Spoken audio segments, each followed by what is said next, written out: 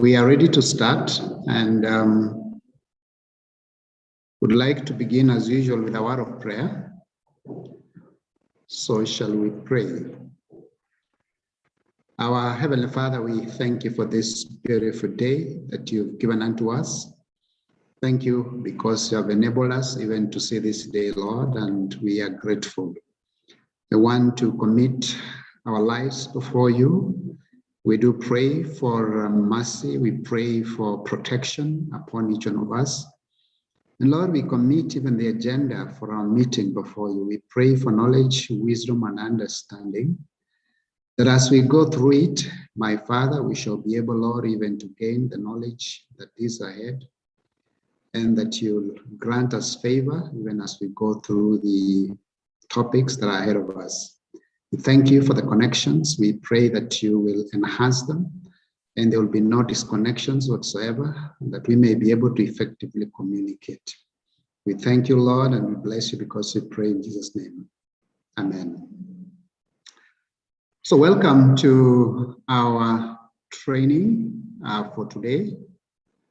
My name is Boniface Wekesa-Wanyama, Acting Director for Research, Accreditation, and Quality Assurance of STI. On behalf of the Commission, I want to welcome you, those that have joined. I can see about over 145 participants have joined so far. And we want to begin on time and also hope to complete on time. Again, we request that you use the Q&A if you have any questions that you'd like to ask. I have a team of about 10 officers here with me. They'll be ready to be able to respond to any questions that you may have, so that when we get to the end of every presentation, we'll have answered, if not all the questions that you may have raised. But we also give you an opportunity to be able to ask questions, and we would like you to use the raise hand icon that you can be able to see there. You click on it, and when we see that there is a hand that has been raised, we shall be able to give you an opportunity to speak. So that is how we're going to operate today, and we hope that we can be able to go through our training smoothly. Nonetheless, we welcome your comments at any time of our presentations. I want to begin by taking you through the introduction and objectives of the training. And just to let you know that this training on STI mainstreaming indicator for MDS is organized by the National Commission for Science, Technology, and Innovation. This indicator, the commission, is being handled by a committee, which I chair, and I've said we have 9 other people on standby who are members of this committee to be able to respond to any issues that you may have.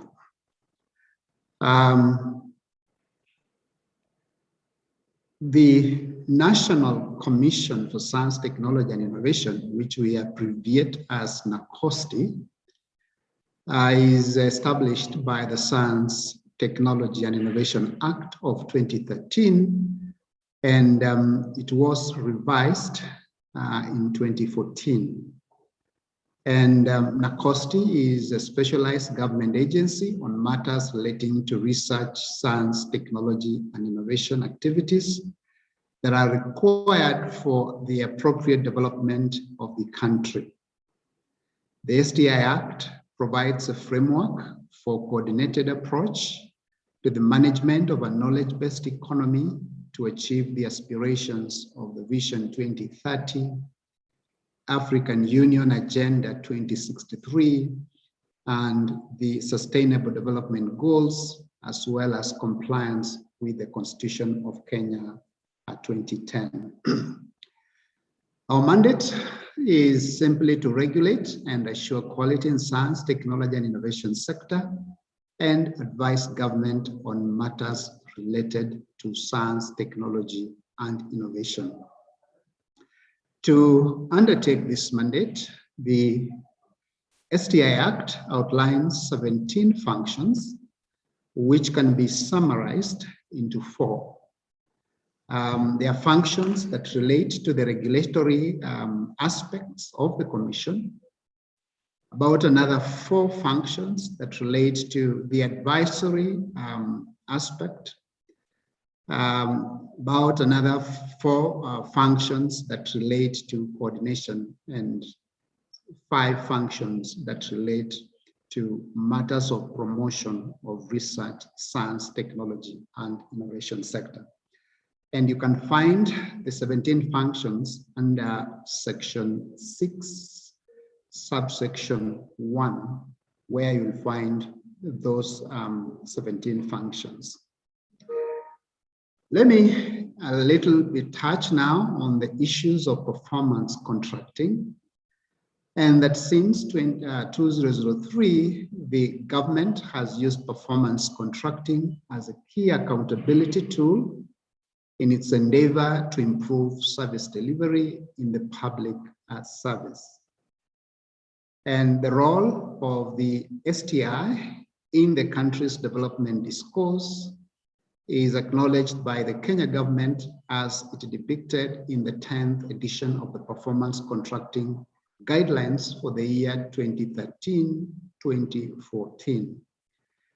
During that time, MDAs were expected to report on research and development as one of the means by which institutions can apply new knowledge to experience future growth by improving and expanding their operations. This indicator has not featured in subsequent PCs guidelines, and consequently resulting in a gap in tracing the extent to which the MDAs are generating and applying new knowledge to improve their production processes and service delivery to the country. And in 2021-2022 financial year, which is the 10th cycle of the PC, 2 new performance indicators were introduced in the guidelines. And these were business process reengineering under the service delivery and the science, technology, and innovation mainstreaming under the core mandate. So that was the new inclusion in the current cycle, just to emphasize particularly those who have been actively involved in performance contracting. With the inclusion of the STI mainstreaming indicator in the performance contracting cycle for this 2021-2022, and NACOSTI being the specialized agency for this indicator, we at NACOSTI have prepared the necessary documents and uploaded them on our website to be able to guide the MDAs in implementing the indicator. And I want to highlight some of these documents, and we would ask that you can be able to see that on our website. We have made a deliberate effort to be able to put an icon on our website just at the top menu, or if you scroll a little bit on the front page of our website, you'll be able to see STI mainstreaming indicator for the performance contract. You'll be able to see it there. And when you see that page, you will see the following documents, which we have uploaded there. First is the summary of the STI mainstreaming PC indicator for the 2021-2022, just giving you what is it all about. Two, we have quarterly reporting template for STI mainstreaming indicator. So again, you'll find how to report. Three, there is a template for institutional STI strategy. Again, strategy is a very important component of this indicator, and that is the reason why we have put a template there to be able to guide ministries, departments, and agencies. Four, you will find a guide to development of the STI strategy. And five, we have a framework for STI mainstreaming indicator, performance contracting. Six, responsibilities of focal person and STI champions. A number of you, of course, have been asking us to distinguish the responsibilities of the focal point as well as those of the champions. And as a result, that deliberate effort to be able to put a document on our website to be able to guide the management on how to be able to appoint this and assign them responsibilities. And finally, we have also uploaded a list of institutions to implement the STI mainstreaming indicator on our website. So in terms of initial preparations, that is what we've done to provide the reference materials that are going to be useful for you as you go about implementing this indicator. Further on, in terms of our preparation as NACOSTI, we undertook a sensitization training for MDAs from the 13th to 17th September 2021, where a total of 669 STI focal persons and champions attended that training. Of course, we did that again deliberately so that we can be able to prepare you on how to report. And today and yesterday, we have organized again a second capacity building training. We had the first cohort of the trainees yesterday, 21st. And today, October 22nd, we are running the second cohort. Now, let me delve a little bit on the roles of specialized agencies as per the PC guidelines for 2021 and 2022.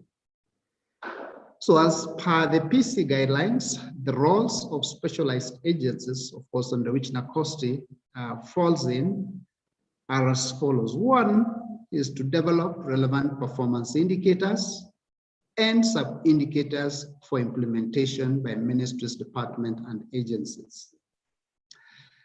The second one is to receive, analyze, and provide feedback on the relevant performance indicators within 15 days from the date of submission.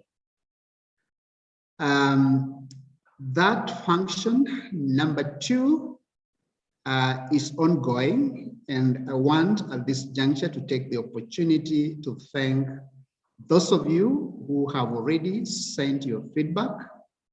Of course, the deadline for receiving that feedback was the 15th of October 2021.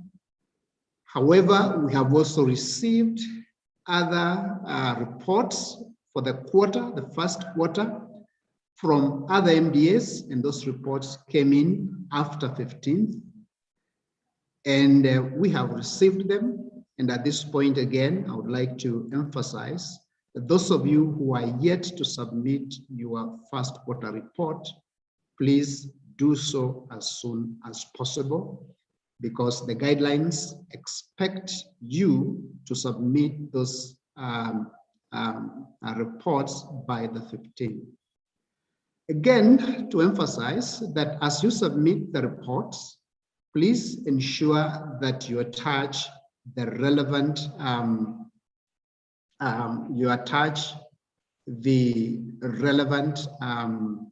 evidences that are associated with those reports. Thirdly, the other function of the specialized agencies is to provide technical support, again, to MDS in implementation of the relevant performance indicators, including capacity building. Again, with respect to that function, number 3, we have also put a team on standby to be able to address some of the issues that you may wish to address with us. And we encourage you, if you have any challenges or any queries that you want to make, please get in touch with us. We have dedicated 2 desk officers specifically to be able to address and to help you as part of supporting the ministries, departments, and agencies. And of course, in terms of capacity building, we have already conducted one, and this is the second one.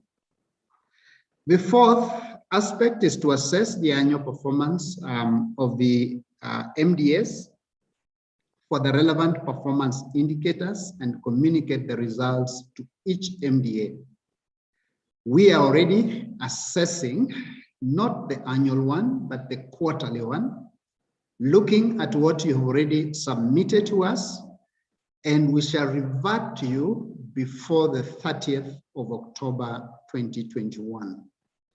And of course, the last function of the specialized agencies is required to submit and complete list of scores for all MDAs to PS MMU not later than 15th of July, now in this respect of 2022.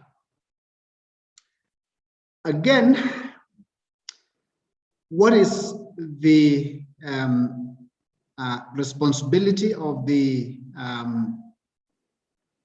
MDS as per the guidelines? MDS, on the other hand, shall, I hope you understand the meaning of shall, meaning it's not a choice, submit quarterly and annual reports online to the agencies that have oversight mandate, in this case, the specialized agencies, within the prescribed timelines for the respective performance indicators.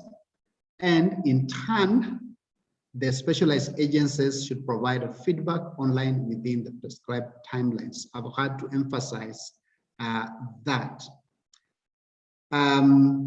Then finally, continue compiling and submitting their reports online using the existing agency-specific reporting platforms until the government performance contracting information system is fully developed and all reports are integrated within the system. So we are looking forward to when that system is going to be completely fully in operational, and then the whole operation shall be fully online. And then the specialized agencies again shall communicate details of performance indicator, which I just said we have done, to the and reporting guidelines and information on how to access the reporting platforms directly to the MDAs, and as well as posting information on their official websites in addition to any other support literature. Again, of course, we have been able to do that, and that's why I began by emphasizing what we've done in terms of making our website visible, and particularly with respect to the performance contracting. Just to emphasize that the guidelines timelines, which is 15 days at the end of every quarter, giving out reports, and then of course the specialized agencies taking another 15 days to be able to get back to you, and you'll be hearing from us before the 30th of this month. So that brings me to the last part. The question is then, what is the objective of this training, and how is this training different from the first one that we did? The overall objective of this sensitization or training, if you like, is to prepare the ministries, departments, and agencies to effectively implement and report on the mainstreaming indicator for the period 2021 and 2022 financial year. But specifically, what are we going to do today? One, we want to provide a forum for information sharing by the MDAs and NACOSTI. So that is important. We want to engage. We want to give you an opportunity to engage us and to have some discussion with us. Why? We take note of the fact that those of you who have reported have interacted very closely with the indicator. Those of you who are still reporting, again, have interacted very closely with the indicator. And us as NACOSTI, we have been able to look at some of the submissions that have been made. And therefore, we want to use this opportunity to exchange and share information to make the reporting more easier for you, so that we can be able to get data that is authentic data that can be used to make decisions that will guide this nation to the next level in matters of science, technology, and innovation. And therefore, in this respect, that's why we are encouraging you to use the chat, the question and answer, field as many questions as possible. Let us hear from you. We'll also give you an opportunity as you raise your hands to be able to share your experiences and so on. Objective number 2 is we're also going to provide an overview again of the STI mainstreaming indicator, just to refresh our minds, and particularly those that may still having a challenge in understanding it.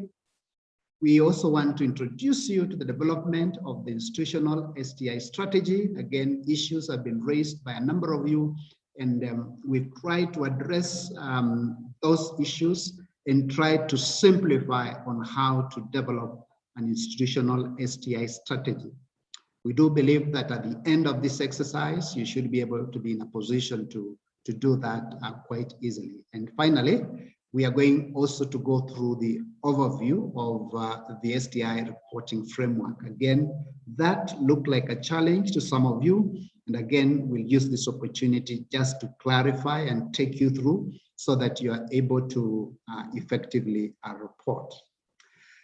How is the program today? The program is going to be as shown. You can be able to see it there.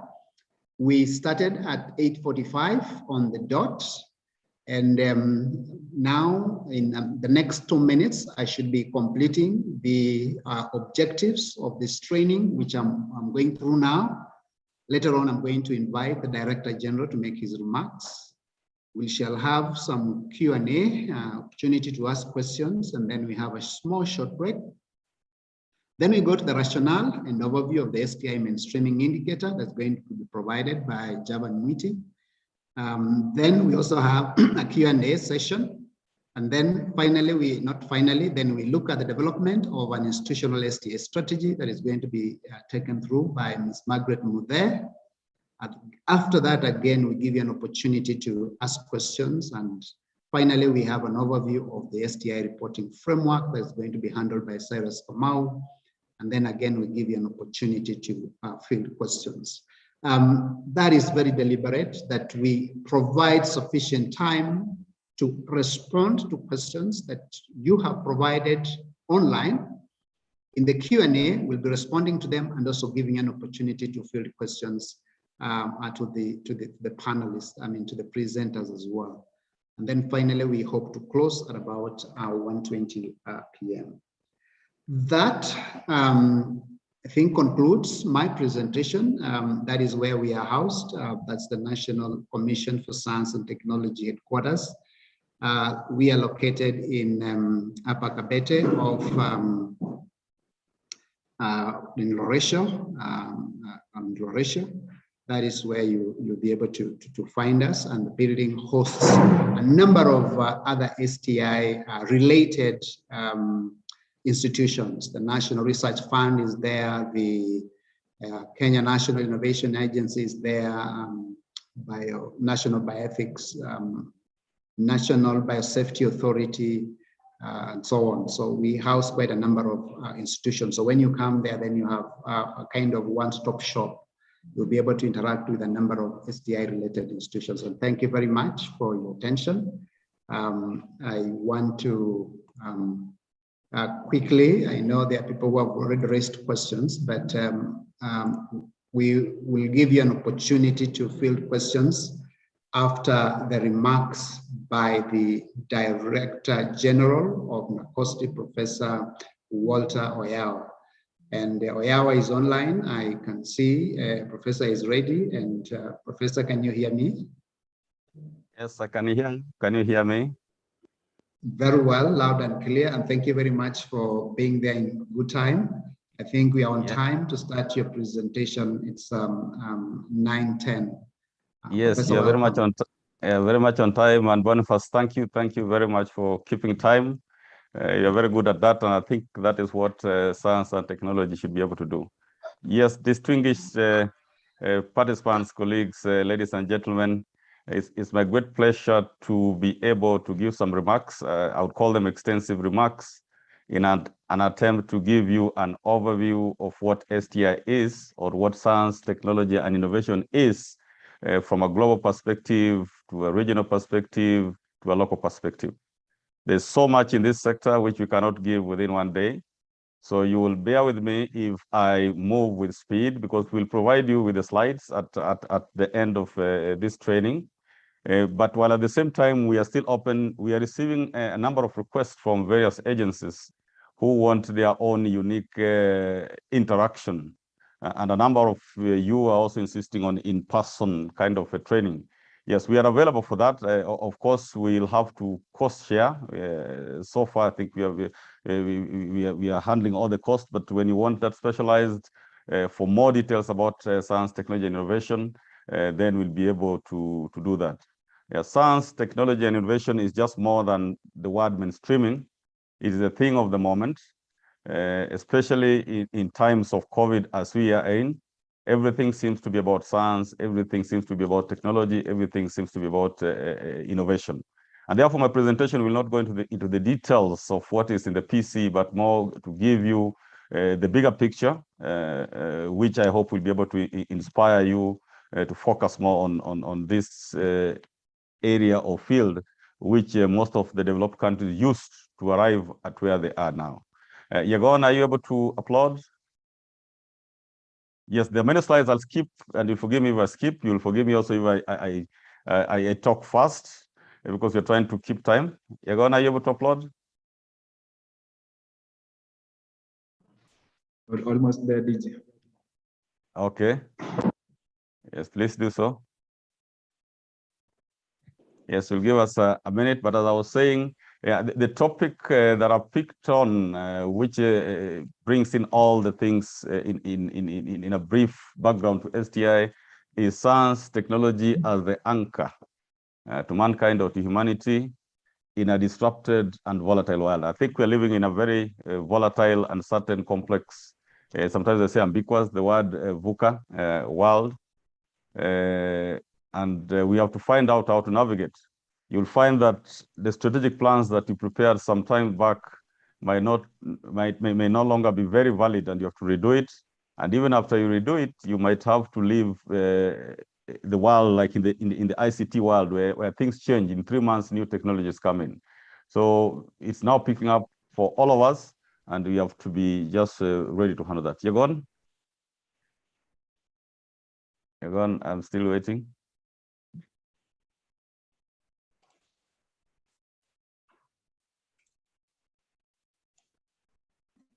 Or can I try and share from my side? Although there'll be bandwidth issues, we went that route. Yes, thank you, Yagon. Yes, so that is the topic that we picked on this. And from the word go, if we go to the next slide, Yagon, I would just wanted to say that the science, technology, and innovation sector is driven by the Science and Technology Act of 2013. That is what informs what we are doing here today. That is what informs STI mainstreaming.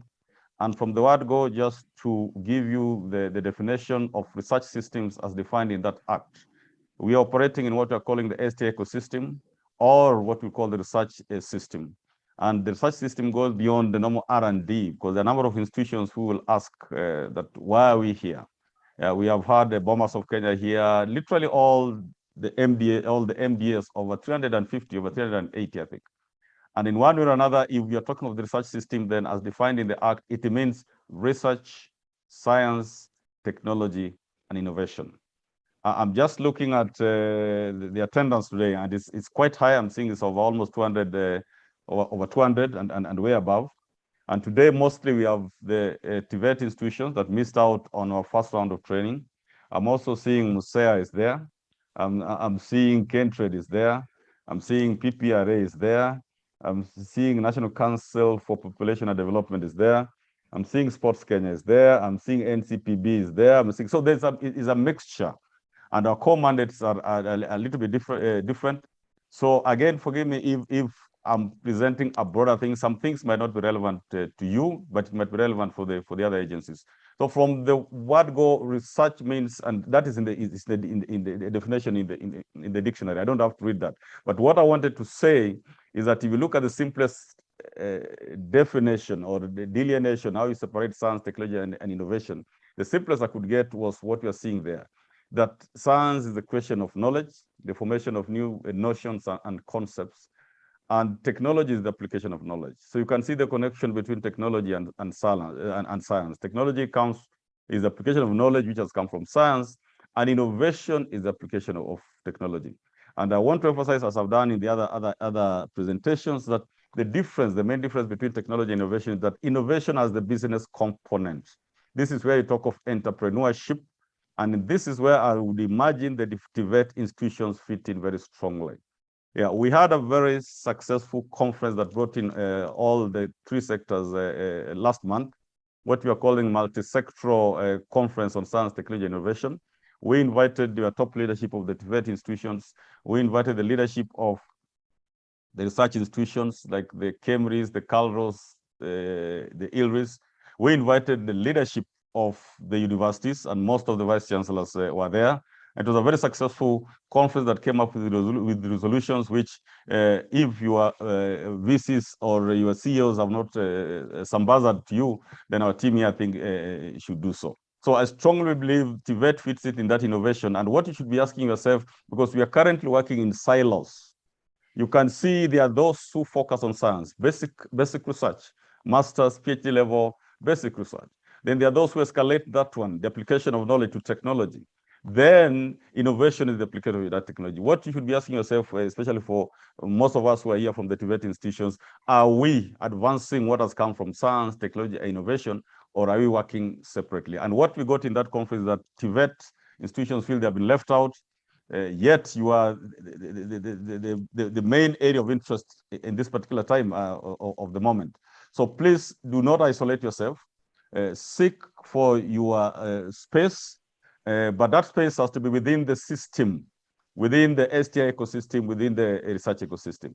So if we go to next slide, Yagon, I just wanted to bring some things which you maybe already have knowledge, that science, technology, innovation are key drivers of economic and social development. I will not go into the details of that. And that is from this side. Anything? Yagon, are we okay? Yes, DJ. You can hear me? Yes, we can hear you well. Yes, so if you look at that second slide, it talks of science, technology, innovation as key drivers. That is captured in our vision 2030. But I also want to emphasize, or just as I told you, I will talk about the global perspective, that indeed science, technology, and innovation has played a significant role in the rapid socio-economic transformation of countries, turning some of them into superpowers. E.g., we have heard of Korea, the Singapore, the Malaysias, the Japan. By making significant investments and strides in science, technology, innovation to support their long-term economic growth, these countries have undergone a rapid economic transformation. And I strongly believe the concept of TVET was to take us now to come up with the services and products that directly translate into the lives of the people. Most of us in the universities, we do a lot of research, we publish, and once you've done that, it is gone. It is the TVET institutions which have to come and work together. You don't have to start with basic research, go to technology, go to innovation. Already that is done. So the question is, whom do you link with? Which universities do you link with? And that's where now NACOSTI we come in very strongly. From the UN side, and you're going to go to the next slide, I would want just to very quickly, these are information that's available if you Google very quickly, the UN's Agenda 2030, which has been there, because there's a global perspective that informs even us, because we are part of the global market. The UN Agenda 2030 aims at transforming our world, and it has 17 sustainable development goals which aim to achieve decent lives for all on a healthy planet by 2030. The SDGs were adopted in 2015, and at the core of achieving SDGs is research, science, technology, innovation. It talks of the creativity, the know-how, the technology, and financial resources from all of society is necessary to achieve the SDGs. And that's why all these sectors literally must work together. The universities, the research institutions, the TVET institutions, and the MDS, the other ministries and facilitating state agencies. The Agenda 2030 emphasizes that technological progress is key to finding lasting solutions to both economic and environmental changes. I want to give a statement, verbatim statement, which really gives us the essence of STI mainstreaming. A recent statement by the President of the Republic of Uzbekistan, and you're going to hope we are there, and it captures what STI mainstreaming is really about, according to me. And he said very recently, I think, when he visited the UNESCO, we must build up intellectual potential. Intellectual potential, that's a key word. We must build up knowledge, we must build up the experience, and turn these factors into points of economic growth and resource development. Now, until you reach that point where you're able to turn all we are doing, what the TVETs are doing, what the MDAs are doing, what the universities are doing, until you're able to turn these factors into points of economic growth and resource development, we have not achieved. We are still hanging somewhere. And there'll be a lot of input on technology innovation, but the Wanjiku there are not feeling it. And the president says for Uzbekistan that this can be achieved through research, the desire for innovation, and you've seen I've underlined that word innovation because it's unique. It has a component which not so many people are very good at. It has the marketing component. It has the entrepreneurship component. And that component, actually the TVETs are the specialists in that. If you occupy that space, everybody will be coming to you. That is where I think in the universities we are very weak. We do research, but we can't market it out there because there's scientific politics that is required to convince the public. Like now in the case of vaccines, you can see there's that people are being encouraged to take the vaccine. Others might be going left, others going right. It needs that marketing, that scientific communication, how we do this. And the last statement he says, and I'm emphasizing on this, after this I'll move much faster, is that we need to understand one thing: without science, without innovation, we'll never achieve our goals. I strongly believe that's the reason why we have this STI mainstreaming, that without moving up to the last stage of innovation, we will never achieve our goals. And I want also in the next slide that just demonstrates to us how the US government elevated the status of science right from way back from 1976, when they established the Office of Science and Technology Policy, OSTP. And this office reports directly to the presidency in the US. It advises the president and others within the executive. The mission, if you go to the third bullet, the mission of OSTP is to maximize the benefits of science and technology to advance 1, health, 2, prosperity, 3, security, 4, environmental quality, and 5, justice for all Americans. I want to put it to you, or humbly submit it to all of us here, that science, technology, and innovation is not just about prosperity. At the forefront and foremost is about national security. You cannot secure your borders, you cannot secure even the cohesion that we are seeking if we do not deploy science, technology, and innovation. So STI at the front is about national security, is about public safety, is about our own health at these times of COVID. Then it's about prosperity. You cannot talk about prosperity if you're unhealthy. Then it goes to the global agenda of environmental quality and justice for all Americans. I come back now to our African Union Agenda 2063, which I also believe you're familiar. And I just want to pick, there are so many stories there. You can read it in the Agenda 2063 when you download, but focus mostly on the pink. I don't know whether that color is pink or for us, we are very weak in colors. Just focus mostly on where I've marked with pink, that Agenda 2063, which is adopted 2014, just 1 year earlier than the UN agenda, is Africa's strategic framework and blueprint for transforming Africa into a globally competitive continent. It aims to deliver on its goal for inclusive, sustainable development. It's a Pan-African vision for an integrated, prosperous, peaceful Africa driven by its own citizens, representing a dynamic force in the international arena. So leave the ones below there, you can read. It has 7 aspirations, but there are keywords that keep on appearing in the UN agenda, and now you're seeing in the EU agenda. We all desire to be prosperous. We all desire to be peaceful. We all desire to be integrated. And in many areas, science, technology, and innovation is what has been deployed to bring in integration of our people, to bring in the security of our people, to bring in prosperity of a people. If I continue with what the AU is doing, next slide, Yagon, to effectively and efficiently contribute to the implementation of AU Agenda 2063, the AU Assembly adopted 3 distinct strategies for advancing education and science and technology and innovation. And this is where, like the Tibet institutions and other MDS, you'll find you must be somewhere there. The first strategy was on the Continental Strategy for Education, CESA. The next one was the Continental Strategy for Technical and Vocational Education and Training. It is there right up from the global to regional up to Kenya. And then the third one was Science, Technology, Innovation Strategy for Africa. And that's why you are here. Now, the unique thing about science, technology, innovation is that it cuts across. It cuts across almost like education, which cuts across from kindergarten going through. As NACOSTI, where we belong, we are supposed to even to advise on the kind of curriculum, the technology content of your curriculum in Tibet. It's one of our functions, which we are coming to assert ourselves fully. I think there were other transitional challenges we are now overcoming. We're supposed to advise right from kindergarten, like the ongoing debate on CBC. Our interest will be what is the content of science, what is the content of technology, what is the content of innovation in the training, vis-a-vis what is happening in the rest of the world.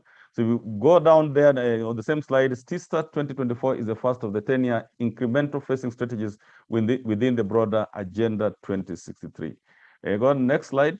Again, it talks about TISA.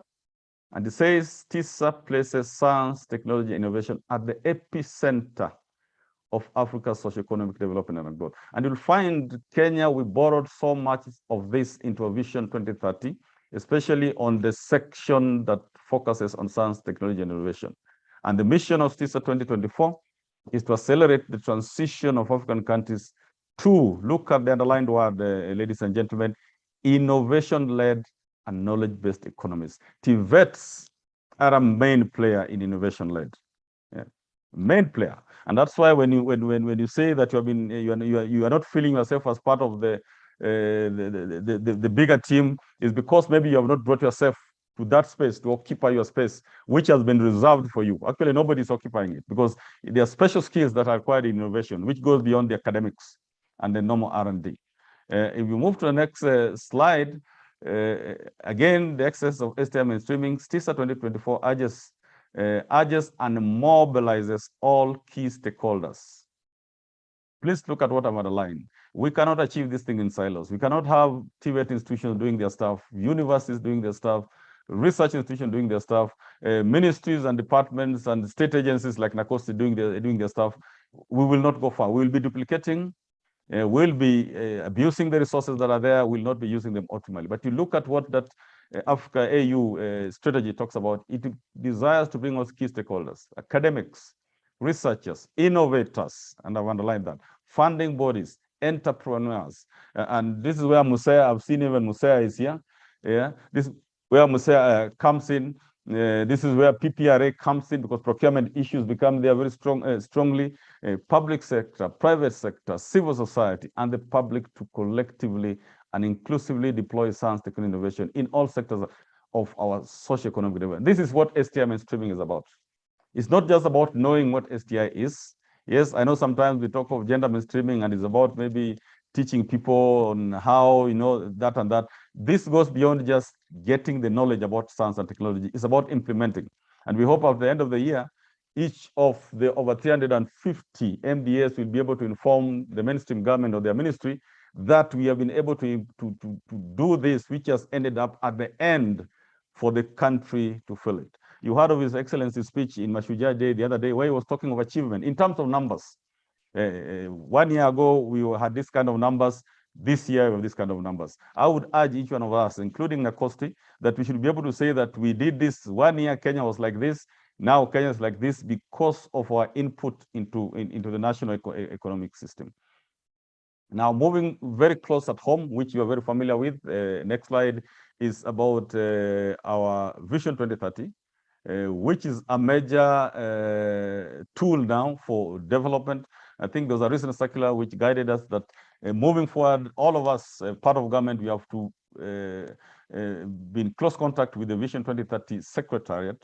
And the things that we do, we have to prioritize them in such a way that they speak directly into the aspirations of Vision 2030. This is the country's development blueprint, and its objective is to help transform Kenya into a newly industrializing middle-income country, providing a high quality of life to all its citizens by 2030 in a clean and secure environment. It has all the issues there: prosperity, security, cohesion, the environment, which is global, is captured there. Now, the keyword is industrializing. So again, the TVETs are so favored because you are the ones supposed to take up the leadership. Universities, research institutions, state corporations like Nakosti will do what we'll do within our institutions. But our visibility depends on the industries that come out. And the people that are trained through the TVET institutions are supposed now to demonstrate that those technologies have ended up impacting on the country. The Vision 2030 strategy focuses on reforms and development across 10 key sectors. That is the second bullet there, one of which includes science, technology, and innovation. And most of the policies established under the various pillars of Vision 2030 are largely anchored on an all-round adoption of science, technology, innovation as an implementation tool. Again, that speaks about STI mainstreaming. The vision requires, this has not been effectively implemented because we still persist on working in silos. You'll have universities working separately, Nakosti working separately.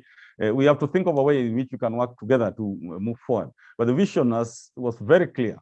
It requires a multi-sectoral initiative to develop science, technology, innovation solutions that can address current and future development problems. And very similar to AU, if you look at the AU, the STISA 2024, our own vision talks of inclusion, professional associations and community science networks, non-profit organizations, large business, early childhood development, primary, everybody, universities are there, technical institutes are there, and that's why you're here.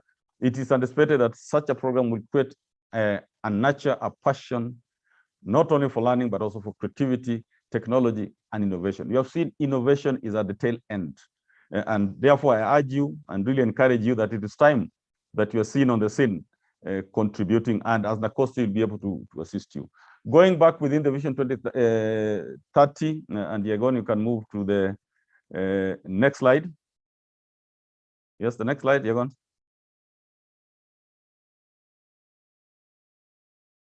Next slide.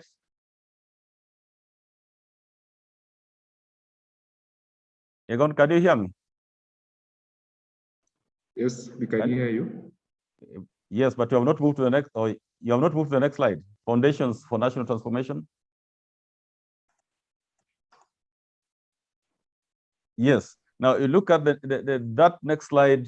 It's actually inside MTP3, which all of us, I think, as MDAs are implementing. And if you go to section 3.3 of MTP3, you will see that the mantra or is it like the war cry of the science and technology STI component is accelerating the transition to an innovation-led and knowledge-based economy. That statement has come from STISA, right from STISA. Innovation-led, knowledge-based economy. Who are the best in innovation? TVET institutions because they are frontline. But innovation is based on technology, which is based on science, which is based on research. It just tells you cannot wake up and just do things alone. Neither universities can survive alone, neither TVET institution can survive alone, neither the other MDS can survive alone. But we believe every institution needs, every institution literally in Kenya, you must be having a science component, you must be having a technology component, or you must be having an innovation component. You cannot say you have nothing. Innovation is anything. Yes, it doesn't have to come from the lab. You can just be sleeping and dreaming about how to get a local COVID vaccine, and it just becomes an innovation. Yeah, so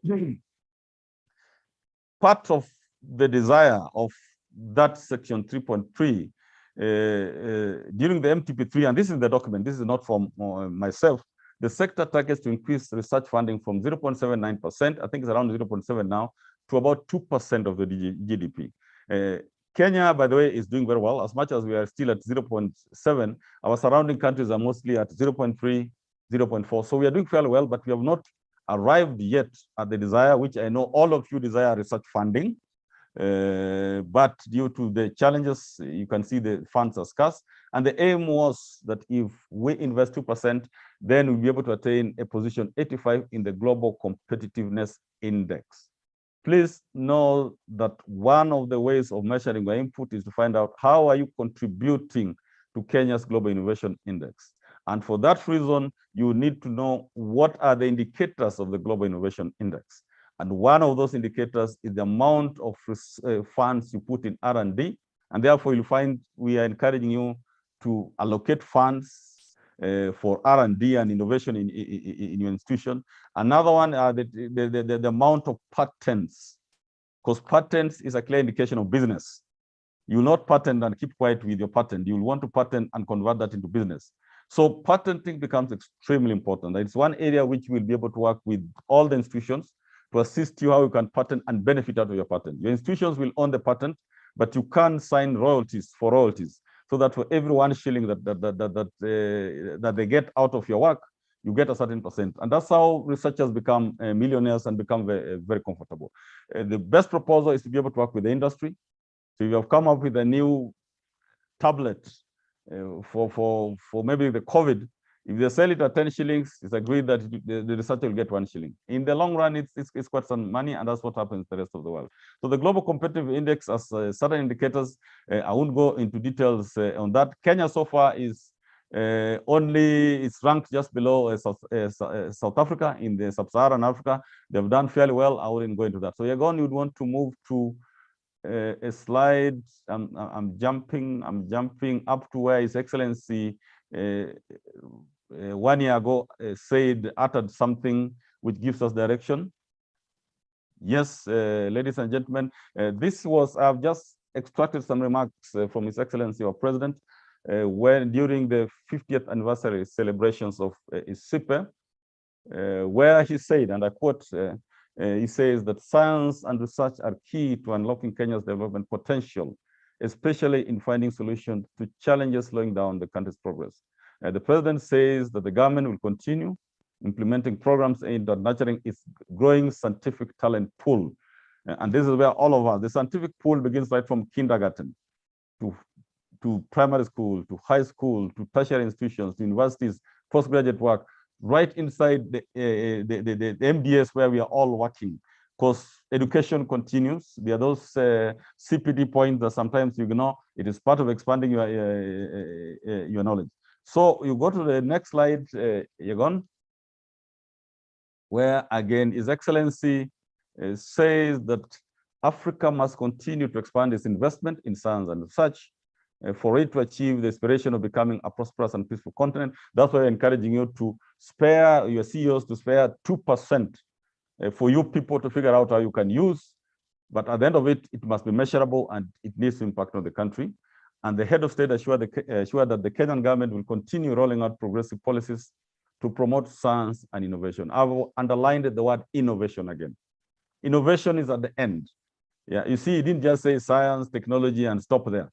It's at the end. Innovation means now the Kenyan people are feeling it. If it's not being felt, then it's not an innovation. Yeah, maybe that's an invention. We have seen situations where people go to the Nairobi National Show, the exhibition, and then universities are culprit of this. Great we call it what, technologies on display. People have come up with tractors, and then somebody comes, can I order 10 of those tractors? And it's like, no, wait, we are not yet ready. Yeah, innovation is when you are ready, when it can be practiced. And I motivate institutions because you have been hosting your exhibitions, and we are soon talking with your leadership to see how we can participate fully and bring others on board, or the private sector on board, in your innovations. Please be informed that your innovation is not complete until it's being either given out to the people or it's being used by the people. Otherwise, it's just an invention which is displayed and returned back. And before you go to that stage of innovation, you need to figure out how to patent or even how to register what they call utility models by KIPI, the Kenya Intellectual Property Institute. And of course, we are fortunate to be in a number of these, the boards of these institutions like the KIPI, the CALRO, KEMRI, and the rest. So take advantage of our positioning to be able to access quite some information, and also colleagues that you can collaborate with. The last statement there, he says, we have made a commitment to invest up to 2% of our annual national budget in research and innovation, which is in line with our national development program. Your budget and our budget comes from the exchequer. So when His Excellency says we have invested 2%, that's why we encourage, it's a national policy. It's not an ACOSTI policy, it's even in the STI Act, that 2%. So when you're saying it's come from the government, entities run through capitation from government and the A that you're able to make from the services maybe that you provide. That is still government money. If you combine the direct capitation and A is government money. So reserve 2%. What you're seeing, a number of you have already gone beyond that 2%. So in the strategy that you're forming now, the STI strategy, would want you to commit higher than what you have now. If you're at 4%, commit to 5%. If you're at 7%, commit to 8%. And a number of you are doing very well on that one. I also want to quote globally from the president of one of the leading countries, the US. You're gone again, if you could go there. Yes, the US president, when he was, inaugurating his science advisor, after he took over on the 18th January, he launched his science team with a leader, Dr. Eric, whom you can see how serious they take their science, technology, and innovation sector. That advisor was elevated to the level of a cabinet secretary, and I think mainly motivated by what is happening or being caused by the pandemic. But he talked of the 5 priority areas for science in his administration for the next, I think, 4 years when he will be there. He talked of 5 areas which I want to put to you, because some might be similar to our situation, others might not, but this is for debate purposes. He talked of his administration when it comes to science, and in the US, to them, science means science, technology, and innovation. So science is the bedrock. He talked of his first interest for his government will be the pandemic, and when we can learn about what is possible.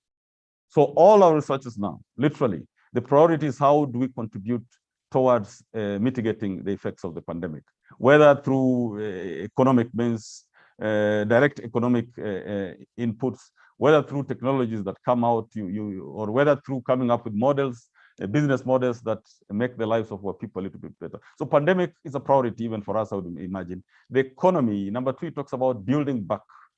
And all of us are talking about economic resilience. Even now, that's why His Excellency, I think, removed the curfew. It's about economic resilience. So you look at the first 2 in American priorities. It's literally the same for many other countries, and Kenya is not excluded. Pandemic is a priority. Economic resilience is a priority. And number 3, it talks of how can science help us confront the climate crisis. That now has taken a second because of the pandemic, but climate crisis is another very serious issue. You have seen the rising lakes, Lake Naivasha, Lake Victoria, and so forth. But the pandemic has taken priority. The 4th one is leadership. Yeah, when you are a leader, then you do good business. Kenya is a leader in the East African region. We want to extend our leadership to North Africa and South Africa, and that can only be achieved through science, technology, innovation. There's nothing else that you can achieve that leadership. When you achieve that leadership, you are able to trade and send out the products that come out of the innovation system to those countries. And the 5th one is to ensure the long-term health and trust in science and technology. There's a lot of debate now of the trust in science. Yes, it's a debate. Science does very well. But sometimes also people doubt the science. And it ends up with the last paragraph there. And if you allow me, I'll read. I'll try to save on time. I'm almost 30 minutes or 35. So I have 15 minutes. I'll move faster, if you forgive me. Yeah, last paragraph there, President Biden says, we are on the cusp, which another word is we are on the tip, is American English. We are on the cusp of some of the most remarkable breakthroughs that will fundamentally change our way of life. He says, we can make more progress in the next 10 years than we made in the last 50 years. Are we ready for that? Life is no longer normal. And if you don't change, anybody doesn't change, you are just overtaken by events. COVID has really turned things upside down. We thought it is a pandemic, but the expert says now it's an endemic maybe. We'll be living with it, surviving with it. Those who have been vaccinated in the UK, I'm hearing they're talking of booster jabs and so forth. But the president says we are likely to make more progress in the next 10 years from now than we made in the last 50 years. But we also face, he says, but we also face some of the most dire crises in generations where science is critical to whether we meet the moment of peril with the promise we know that is in reach. So we are faced with a situation that can end up in mankind ending up almost like the time of Noah, perishing. Yes, and God is our protector. I'm a strong believer. Below that God is how do we use science to achieve his will.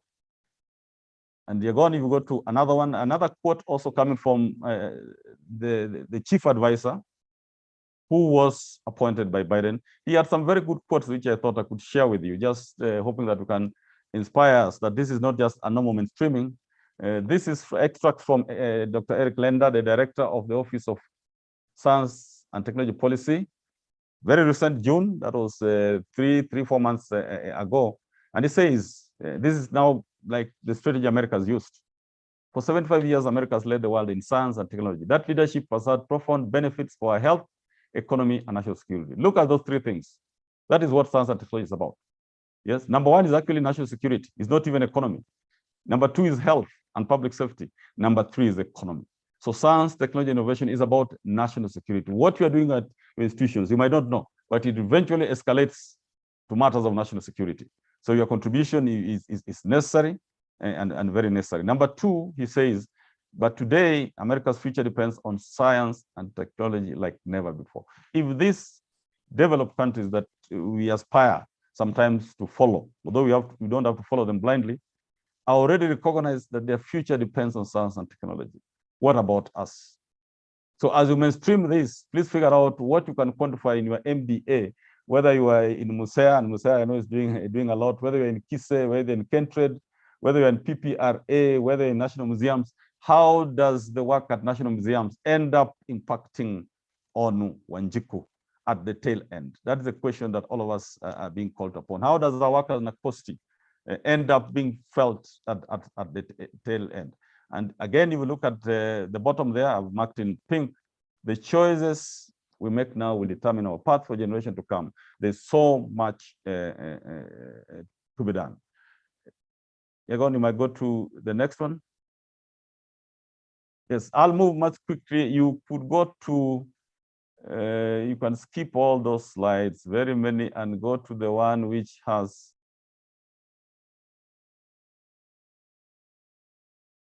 yes, the UNCTAD, United Nations Conference on Trade and Development. Ladies and gentlemen, you'll be able to see some of those slides later on when we send them.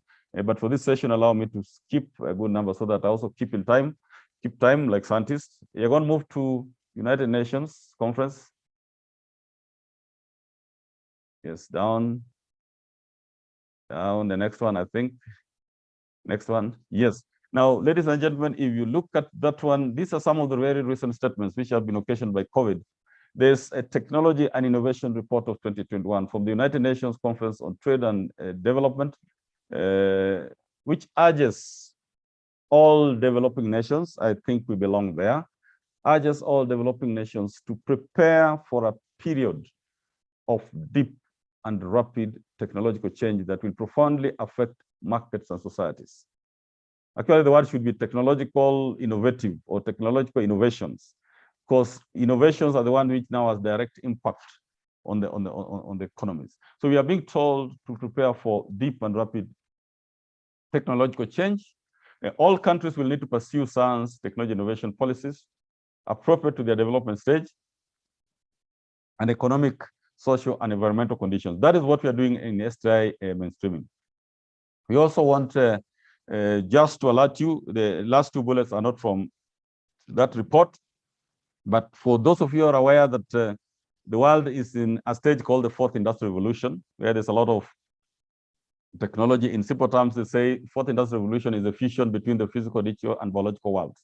But I want to alert you that even before in Kenya and East Africa, before we make significant step in the fourth industrial revolution, the fifth industrial revolution is underway. So you might develop technologies, and the moment they go to the shelf, they're obsolete. and it's this sector that needs to really inform the country, advise the country on what are the latest technologies. You might struggle for years, come up with something, and we're told this is obsolete. You've seen what is happening at the banks, where now human beings have been replaced by just AI. Yes, if you visit European countries, you'd rarely see somebody in a very big bank. You'll find the person cleaning there and one clerk. Everything is digital.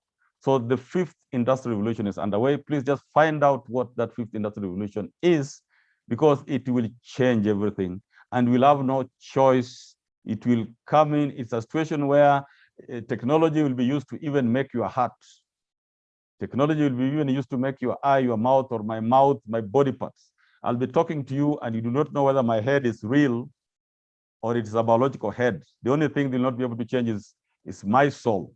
So that's where technology is heading, the fifth industrial revolution, which is actually translating the AI in the fourth industrial revolution into another level, where robots, people will be walking the streets and you do not know whether it's a robot, because it will be speaking the same language in your mother tongue, if you want, or in the national language. Those are the changes that are likely to happen. Next slide, Yegon. And yeah, with the next slide, we're just saying the pandemic is pushing the limits of the fourth industrial revolution, consequently leading to the fifth industrial revolution. And the fifth industrial revolution, if we look there below, can be summarized as the combination of humans and machines in the workplace, and is likely to witness many more people regularly working remotely, the way we are now working remotely, and you're working remotely. Menu administration being performed by machines. You will have a customer service purely automated, a robot there, speaking to you and responding to you based on the questions that you ask. It's already happening, by the way. You will have implantable technologies for health. They're now talking of personalized medicine, that within you, there'll be a gadget which will be able to dictate what kind of medicine you receive. If you have pre-existing conditions, then it automatically takes the doctor, don't give him or her this one, and so forth. 3D printing is already there. You'll have chat boxes. A number of these are already happening. Now, at the TVET institutions, the universities, the MDAs that are here, we are praised of this. Is the kind of research or thought that we're undertaking, aware of what is happening there. This is the purpose of NACOSTI and the purpose of such STI mainstreaming. We want just to reveal to you, like the fifth industrial revolution as is ongoing. This something which came from the internet. Are you there? I didn't want to put this slide, but now that it has come, this one of yes, that one. You just look at that one, how technology is becoming very dangerous. It can also be used very dangerous. This is artificial intelligence. This is there's an URL that I've given you there. If you checked how Iran's top nuclear scientist was fell down by a killer robot machine. The expert shooting was somewhere far away, but the gun was on the roadside and they fired.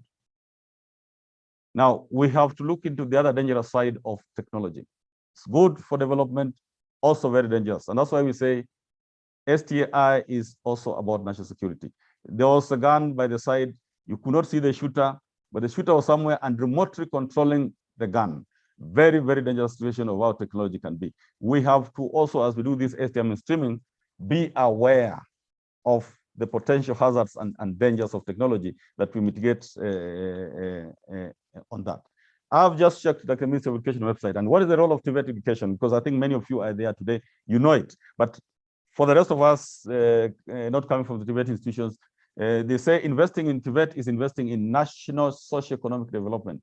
Tibet holds the key to technological progress, rapid industrialization, wealth creation, and poverty reduction. So when we hear Tibet saying that, oh, we have not been felt, I would want to put it to you, you have not occupied the space that was created for you by Parliament and by the people of Kenya. Tibet is the front line of universities, Tibet is the front line of research institutions, Tibet is the front line of so many things, okay?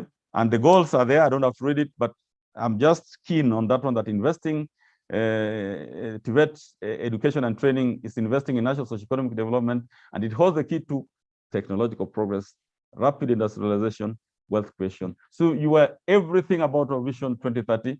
Please occupy your space. I also saw the specific objectives. I'm not reading that. You're going to hope you are there.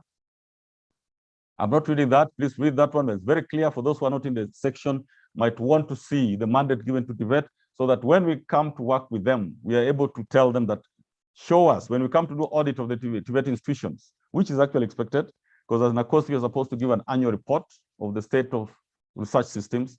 So we would come to audit just the entire Tibet sector. Have you contributed to those specific objectives and inform the country on the same? You can move to the next, Yegon. Yes, shortly. I'll call you shortly. Yes, if we move to the next, based on what you have mentioned, is why we are undertaking this STI mainstreaming. And if you go to the next slide, the details of that are there, and our team will take you through. You go to the next, Yegon. Yes, the details are there, and our team will take you through this. Please take some time. Half a day is not sufficient, but we have done our best. Should, depending on the sections that you're interested in, you might wish to engage our teams later on, anytime. I think they're free of a secretariat for this. For those who require specialized and more engagement, please be in touch with our team.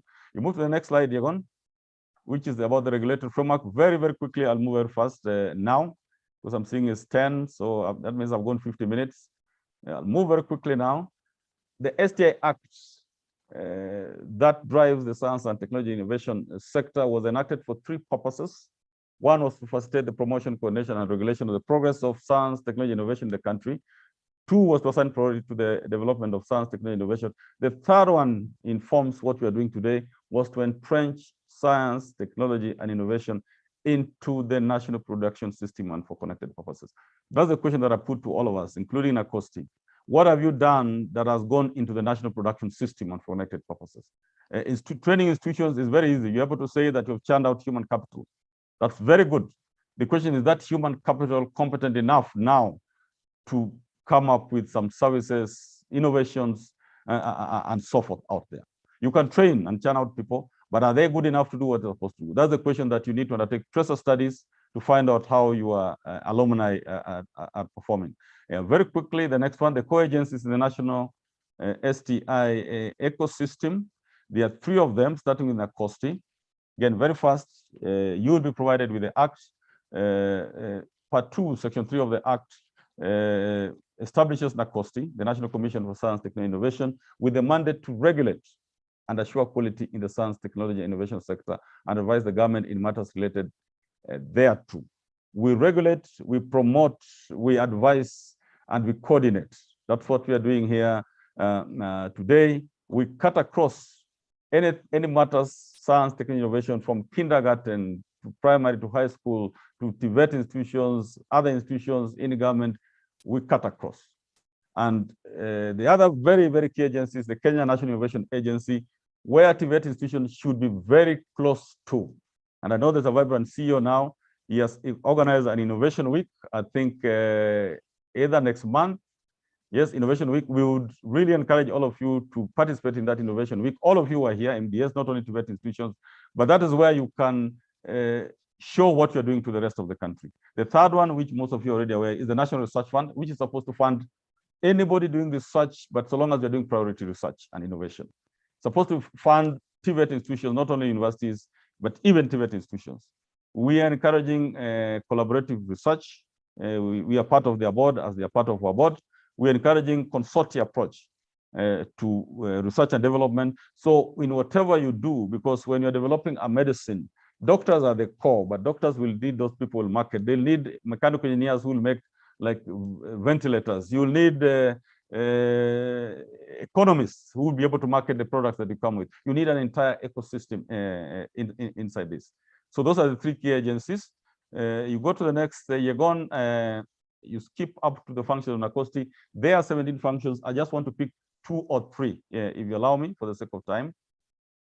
Yes, I just want to pick 2 or 3 functions. There are 17 very powerful functions, which are supposed to help us promote, regulate, advise, and coordinate the sector. Number 1 is NACOSTI, in consultation with stakeholders, is expected to develop the priorities in scientific, technological, and innovation activities in Kenya in relation to the economic and social policies of the government and the country's international commitments. That document has not been fully done, I think, due to the transitional issues, but we're now doing it. There's a draft in our website. Lay your stakes there. From wherever institution that you come from, MUSEA, Kentrade, PPRA, National Museums, and all of you are there, Tibet institution, please check that document and check whether it meets, it's the broader one. We are not going to the specifics because this document is supposed to inform where the monies go to or where there's a lot of focus.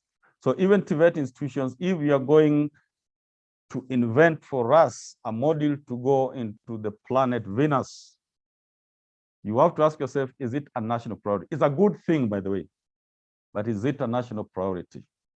Because we have limited resources, which you have to put to save the lives of our people, to improve the economy. So you might be doing a very good thing. You are a nuclear scientist, which is very good, I'm telling you.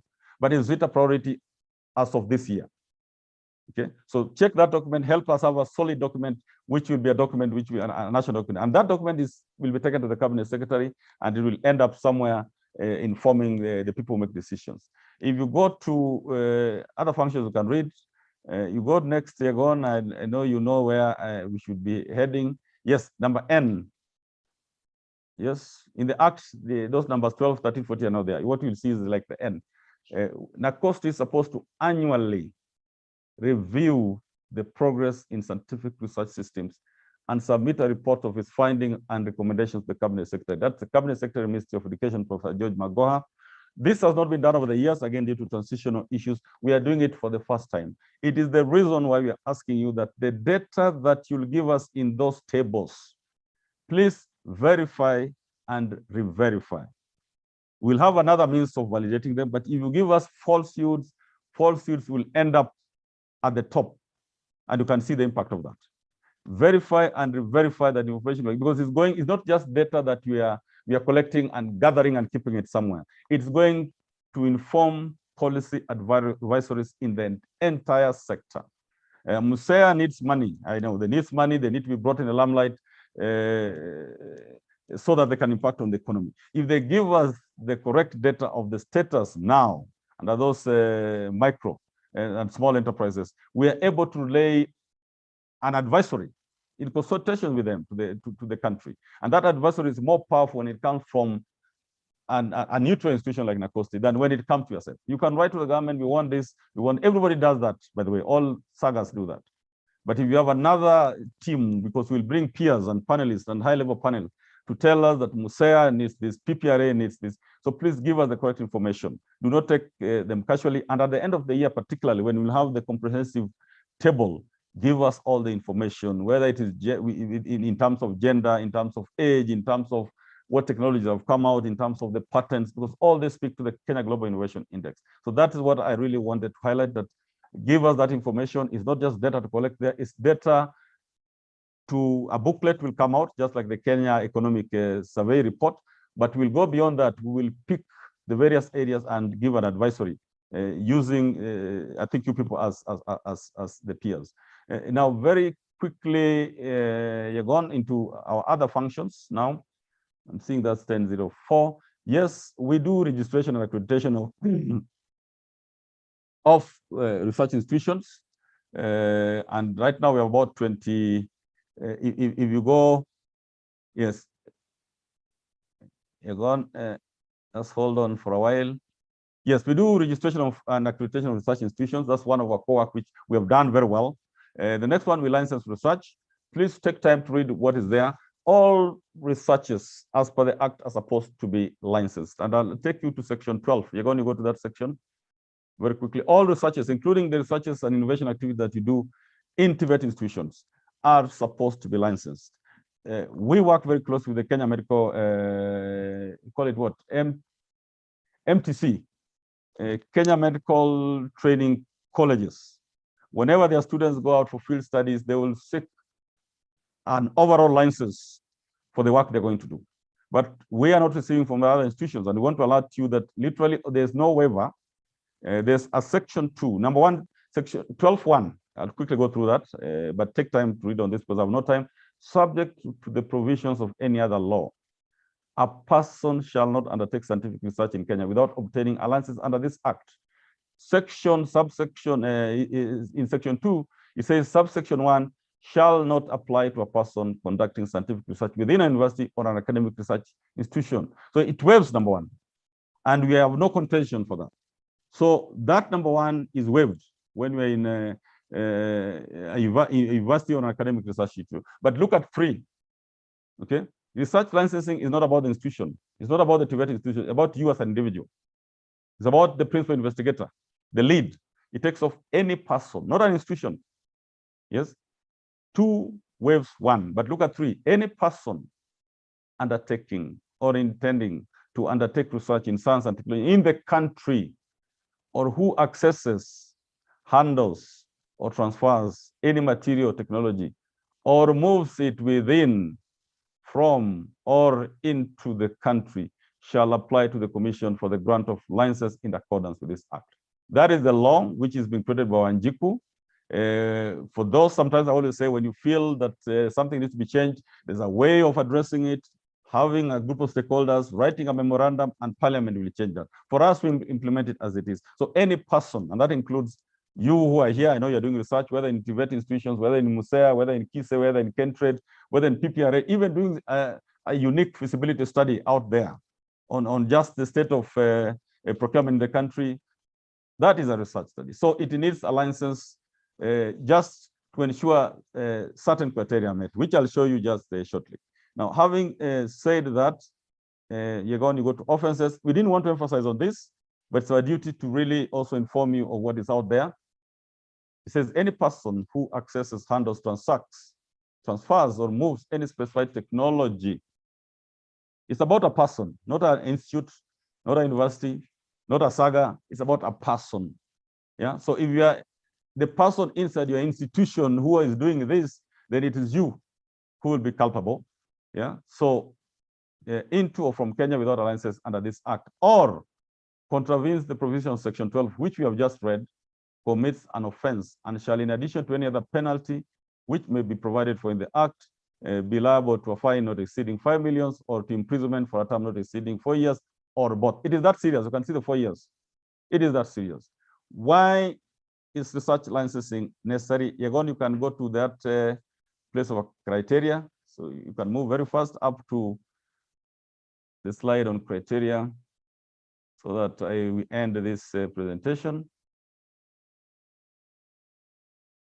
Just move on up to the other details. I think our team will say, have you gone up to the point on criteria for any research? Criteria for any research. Yes, that one. Yeah. So, ladies and gentlemen, the reason why we undertake research licensing, which we are now tightening up, again, as I said, we have taken a long time for transition over the last 6-7 years due to certain limitations, but we are now, despite the limitations, we are now moving full throttle.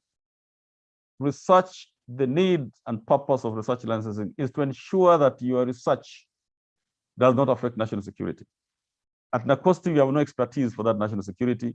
So when our team initially has a feeling that this might affect national security, then we take it to the relevant agencies. Like if you decide to research on gunpowder, yes, definitely we have to involve the national security apparatus on that. We also check on whether your research will affect the lives of Kenyans. Public safety. Your research might look very harmless. You might be mixing just some chemicals. Yes, but how do you know or that you might be intentionally or unintentionally coming up with a chemical that will destroy people? Your research should not affect the culture and IP rights of communities. And we have very strong communities. The Ogieks, the Maasais, literally every community had some traditional knowledge, which external people sometimes try to acquire. So that is one of the reasons. It should not affect nature. This is national, international treaty. It should not affect the environment. Then there is research ethics, how you are going to handle that research. One area is where you publish, like people publish knowingly in predatory journals. Are you doing justice, especially when you have used you have used the government public resources to undertake your research? Then you go and publish in predatory journals. That is about research ethics. Those in the medical field know that research ethics is a major issue, but research ethics cut across, whether engineering, whether agriculture. A simple thing is just how you publish, how you disseminate your research work. Then, very important, we also check whether the research that you're doing is beneficial to the country. You might be doing a research which is aimed at destroying or some aspects of the country. That cannot be allowed. So it is mandatory. And when somebody is seeking a waiver, the question is, a waiver to what? Who will ensure that the work that me as Oyawa am doing does not affect national security? That's the question that I put to you. So if you want a waiver, there must be another agency that checks on that. And Acosta has been given that, and the Act captures that. We are just the coordinating agency which brings in, if it is on health, we'll bring in the experts of health, the medical and ethics practitioners board, or the pharmacies and poisons board, to just check that. And so we have been doing it, and I think annually we license about 6,000 research proposals. We have not been monitoring. We are now going to monitor. We are moving into that regime. And Yegon, if you could move to the next slide, how dangerous failure to license research can affect. This just came from an article in 2016. I think this was the Standard. Standard 2016, May 14th. And I'm just reading very quickly.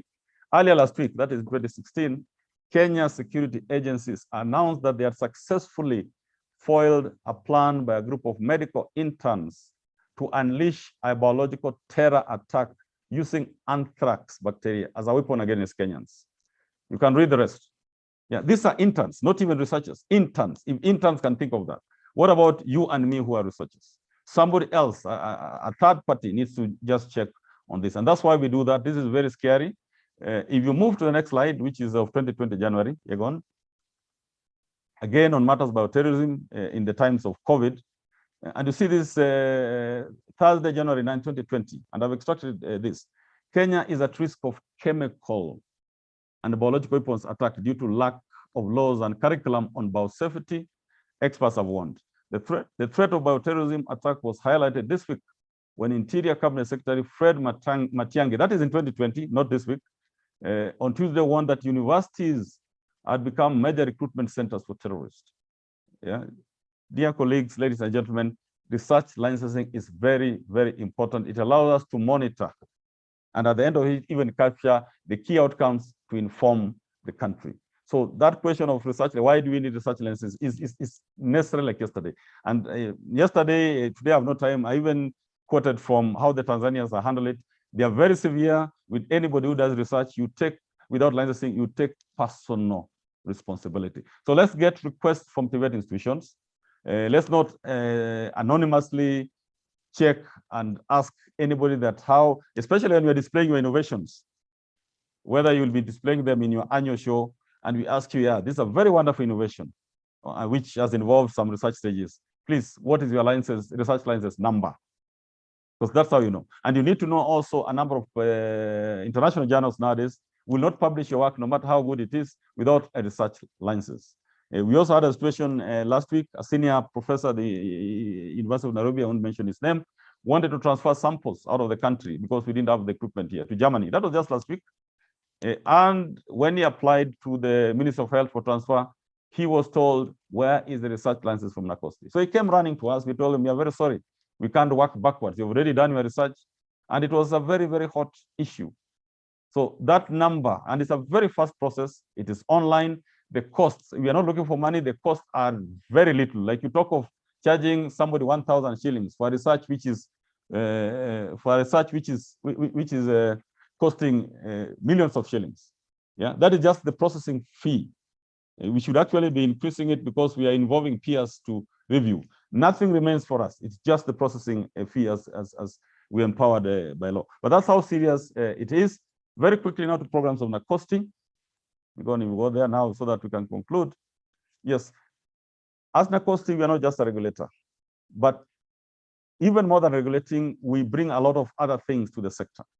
And for this reason, you find the country or the leadership of the country has placed us as focal points to a number of Kenya's international obligations. I just want to highlight them very quickly.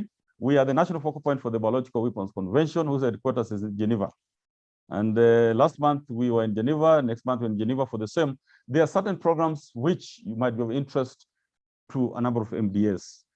Annually, we submit what we call confidence building measures. And for this, we wrote to literally all the institutions. Your CEOs are aware of this. Please be informed as the focal points, as champions, that there could be opportunities here for research fundings. There could be opportunities here just for sharing the status of biological weapons. And they are now transforming from the normal typical country to country issues to terrorism issues, people using this. We're also the focal point for the International Center for Genetic Engineering and Biotechnology. And as we are speaking, we made an open call, expression of interest for institutions that wanted to host a regional research center for this top-notch institution. 7 universities applied, 3 have been shortlisted, and out of these 3, 1 will be picked by February to host a regional research center of the International Center for Genetic Engineering and Biotechnology. It will be probably the only one in Africa, or the second one in Africa. That is our role as NACOSTI. We connect you to other forums. We are also the focal point of Africa, which is connected to the International Atomic Agency. And it's about the peaceful use of nuclear science. As we are speaking, we have over 20 funded research programs of staff in various institutions in the country. We bring this to the knowledge of Tibetan institutions. Those in those areas would avail the same to you. We are also the focal point of the UN Agency Comprehensive Nuclear Test Ban Treaty Organization. And you know we have an equipment, probably there could be only 2 or 3 in Africa, the equipment that detects vibrations, if there are earthquakes, if there's anything happening being handled or being operated by the University of Nairobi through NACOSTI again. We are also currently the chairperson of the governing board of the East African Science and Technology Commission. This commission, by the way, is established recently with the purpose of using science, technology, and innovation to integrate East African region. That is the mandate. And you can see science and technology and innovation being used to integrate East African region. And you can go to the latest one. You can go to the latest one. Oh, my slide. Yes, that one. Yes, you can go to the latest one. The latest one we got is the Director General NACOSTI was just last week elected to be a member of the governing board of the International Science Council. This is a very key organ.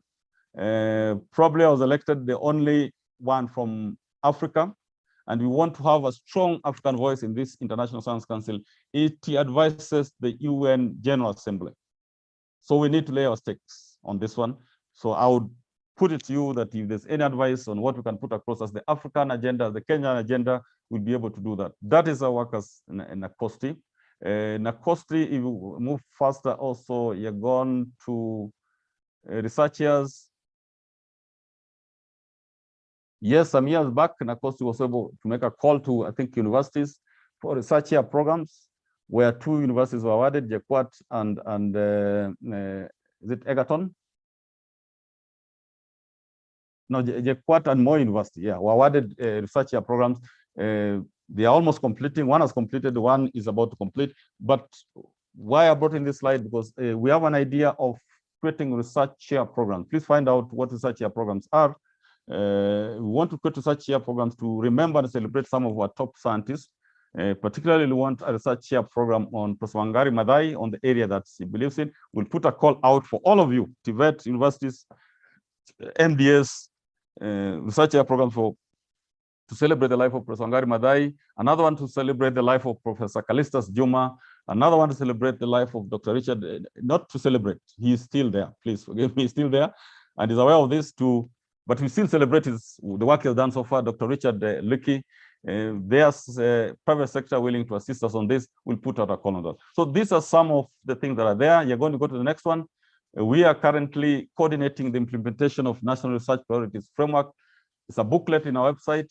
This is where, again, you need to lay your stakes, because funding from the Exchequer will go through 5 research consortia. Everybody, and those consortia involve the Big Four agenda. We are literally forcing people that you must work together. We are going to be product-based. So if you're going to come up with a vaccine, the question is, who are the players there? You need literally economists, doctors, pharmacists, agricultural people, educationists inside there. So take time to read on that consortium. It's being implemented right from this year. The National Research Steering Committee, chaired by the PS Ambassador Bukwesi, is already held its first meeting. If you want to lay your stakes on how to get research funding, please take time to check the information we are giving you. It's a lot. I've tried to squeeze it within 1 hour, but it's a lot of information. We are willing to engage you, again, just to give you more. And Yagon, if you go to our recent focus on gender, I think just want to inform that we would want to encourage you people to really encourage gender mainstreaming in science, technology, and innovation. Those stereotypes and the feeling that, you know, this gender do not like this, is neither here nor there, because currently both males and females, there's a strong interest in science, technology, innovation. Maybe some little bias in one direction, but Nakosti, who are really the best state champion of gender fairness, and we want to extend the same to all of you, that as you do this STI mainstreaming, you also want to see how your staffing on STI or science, technology, innovation is best in terms of gender, in terms of age. We really encourage this. It's a UN also desire, it's an AU desire, it's an East African Community desire, and it's a national desire that the things that we do, let us consider gender in that. In conclusion now, and thank you for listening to me. We just want to repeat some of the things that you have said, that science, technology, innovation are key drivers of economic and social development. Number 2, COVID pandemic has reaffirmed the vital role of science, technology, and innovation. And actually, countries that have leveraged on what you're calling frontier technologies were able to minimize the pain felt by the people, like Singapore was using a lot of digital things, robotics, and so forth. Number 3, Nakosti seeks to partner with the entire STI sector to promote, regulate, advise, and coordinate science, technology, innovation for inclusive and sustainable national development. The last one, STI focal point and champions have a major role to play in the mainstreaming of STI in programs of MDS. We'll be dealing with you directly on many occasions so that we don't tire your CEOs. But when we send you anything, please make sure that the head of the institution is aware of what you're doing. Thank you very much. And the last slide is that let's build a strong STI sector that fosters Kenya's inclusive, sustainable socioeconomic development. So whatever you do, please figure out, are all these players involved? If you're in the Tibet sector, if you're in Musea, if you're PPRA and you're doing matters STI, are universities involved in your work? Are research institutions involved in your work? Are Tibet institutions involved in your work? Are civil society involved in your work? Is the private sector involved in your work? People do research and then it becomes very difficult to convince the private sector to take up your work. I conclude with that one. And once more, thank you for your patience. I'm seeing, whoa, the number is very high. I'm seeing 288 online. We thank you for that perseverance. I'm joining other meetings, but I'm sparing some 10 minutes on questions that we feel are very urgent. Otherwise, our team are ready to answer your questions throughout the day and even after today. Thank you, and back to you, Boniface.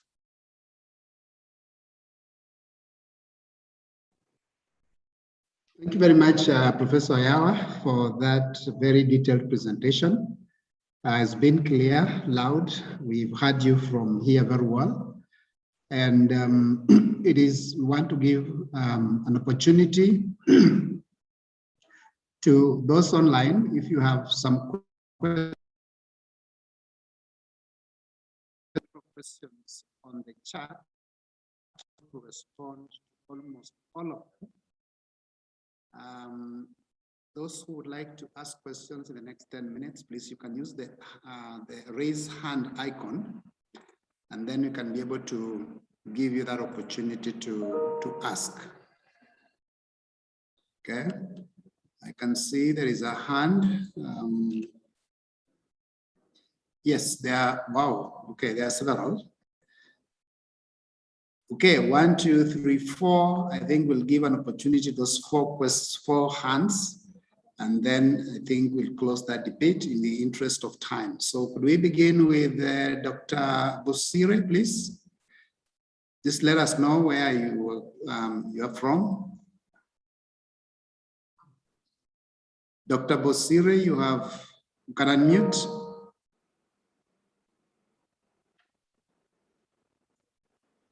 Looks like Dr. Bosire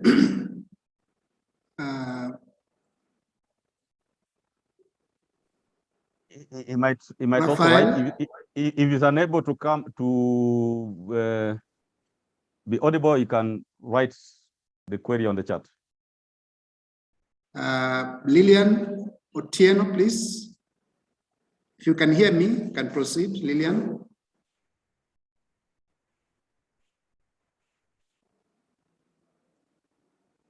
Lillian, unmute.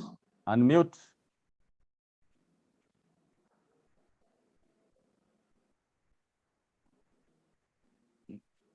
Wow, I don't know where they are. Just continue. Yes, they will be able to write.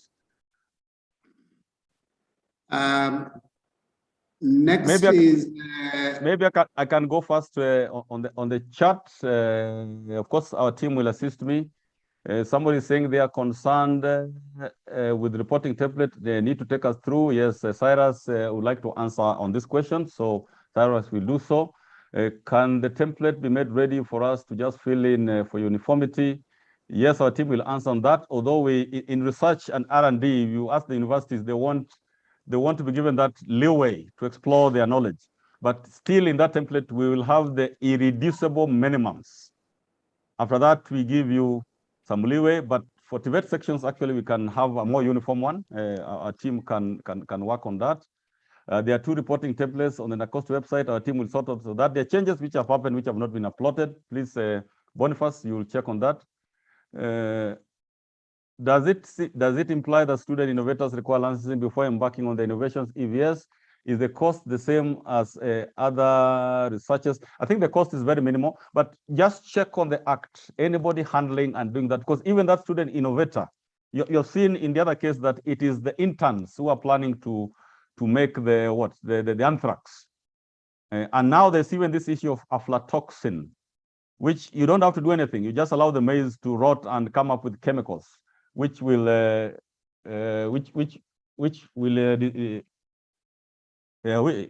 So you just allow. I was just chatting to somebody.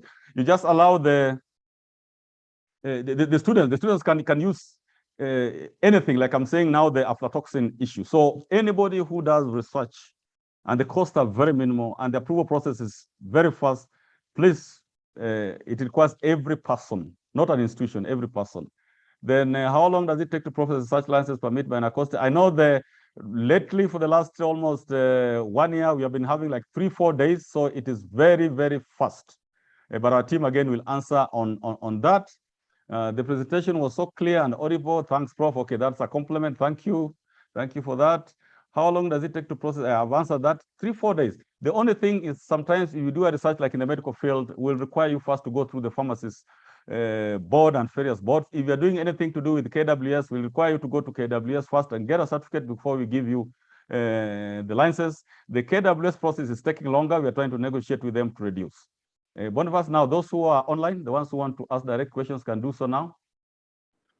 Yes, you can see the hands have been lowered, but if there is any other hand, please, let's have it. Yes, Catherine, we are giving you an opportunity to ask a question, please. You can unmute and proceed. Thank you very much. I'm Catherine from Anti-Counterfeit Authority. I have the same inquiry like NCPB. I've seen they've also written the same. From the initial letter we got from NACOST, the communication had the underlying pretext that we would choose the mainstreaming of STI depending on the relevance. And for us, we saw that since our mandate touches mostly on IPR, protection of intellectual property through the combating of counterfeiting, We did not have specific activities geared towards science, research, or innovation, so it was difficult for us to see how to mainstream this. But from the sensitization of today, it's clear that all MDAs should mainstream this in one way or another. So it's a humble request if you could appoint us someone who could take us through so that we make sure we capture the parameters correctly, and also fast track the mainstreaming, because we didn't do anything specific towards that in Q1, just so that we don't lose out. Kindly. Thank you. I would just want to respond to that before we go to the next. That's a very, very important question that we have been dealing with since this STI mainstreaming started. And I'm happy that based on our presentation, you're acknowledging that you're part of it. We had a similar request from the National Arbitration Center. And they're saying, and they wrote officially actually, they're saying we're only doing arbitration. How are you involved in this? One, we went and downloaded the Enabling Act. And right inside their functions there was to undertake research. It was very clear there. And when we responded, I think that matter was resolved. And even if your mandate does not specifically talk of research, so long as you're contributing to the Big Four agenda, you cannot contribute to the Big Four agenda without involving either research or the science of it, or technology, or innovation. I mean, if you're not giving out that, naturally you'll be like a static organization. So it's literally for everybody. You just need to figure out where you fit in. If you're dealing like particularly on the counterfeit, the IP matters are at the core. And as NACOSTI, we are moving ahead now, and we have talked with KIPI that all research is being done before they are published. There has to be an institutional intellectual property management office that will tell you, please don't publish this for the next 1 or 2 months. This needs to be patented. This is to secure national interest. It's happening elsewhere. I've seen the new regulations in Tanzania on wildlife research. You cannot publish without the approval of the authorities, because you might be publishing some information which is very important for the country. And so particularly for anti-counterfeit, we also believe you'll do survey. You do survey, so there's a lot to be done. So we're in agreement of that. Even Bomas of Kenya was here. And you can imagine the kind of research they do to come up with a song or a dance or the things that they do. You need a research, you need a survey, even procurement. So I'm happy you have agreed in that. And even the other question which was coming from your other colleagues, I hope you're able to answer that. Our team is able to work with you so that it is tailored to fit your core mandate. If you're on IP, there matters IP in that template. For example, we just want to know the number of patents that you're dealing with when it comes to these counterfeit issues. And counterfeiting is a major, major issue where people work very hard, and then there are another group of experts whose work is just to counterfeit what you come up with. It's a very, very important issue. Thank you for being able to address it. Next one, Boniface. Yeah, let's do, if you are told there are any. There are two. That is, Yeah. was it? They're done. Yes, there are no more questions. It looks like they have lowered their hands, I think, after your response to that one. But, oh, yes, I can see Jonah. Jonah, please proceed. You can unmute, Jonah.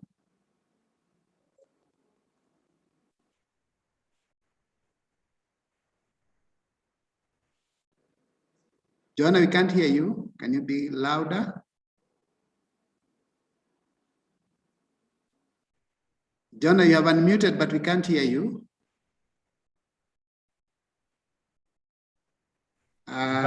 He can increase the volume of his laptop, on his laptop. You know, you can unmute and your volume is almost zero. There's a volume part at the bottom of the screen. But he can write on the chat still. But maybe before he says, there was a question that perhaps Professor, you may wish to answer. I know I had responded to a bit of this. Somebody was asking that the reason why they have not reported is that there was lack of commitment by their CEO to commit to 2% of their budget. And secondly, they did not have sufficient funds to buy equipment. Maybe you'd like to respond on this one? From which institution is that one, please? You are reporting your CEO. But it's good to be open, it's good to be frank. Yes, one is, and our team will explain this, it's not a must that you must have the 2%. If you have gone through some of the trainings by the SCAC, that is the State Corporations Advisory Committee, they say comply or explain. So if you are not able to comply with the 2%, there must be an explanation. We are faced with that and that and that. That's number one. Number two, a team will be able to explain to you that there could be a number of things you are doing which you have not quantified as part of the 2%. Yes, you might be even just to go for such a training, if there's any money spent on this training or any other training when you go for your CPD, the amount of money that is spent to take you for that training is part of R&D, sort of. Yes, learning some new skills. So that informs your contribution to the 2%. You might be involved in STEM education. Yes, one of the areas of functions of NACOSTI, one of the areas of STI mainstreaming is to be able to give education. So you might be spending money, you have sponsored some of your staff to be abroad on some PhD, masters, on whatever. So from this training of today, I would request our colleague go and have a chat with the CEO and explain that yes, we might even have made the 2%. There are a number of things we are doing which are A, B, C, D. Let us quantify this. That's number one. Number two, if we lack funds, let us write, because you see those guidelines came from the head of public service. So you either comply or explain, because the only thing that NACOSTI will do is report back to the mainstream ministry that this agency has not taken this activity. That's not comfortable. That's not comfortable. So at least assist the CEO. Any other? These last two, they should be the last one, I think. We have Bridget and then Benson. Bridget, please, you can unmute and proceed.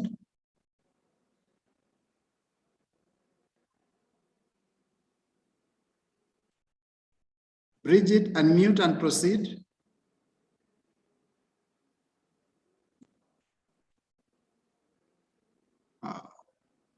Benson, are you there? Benson Kiru, can you unmute and proceed?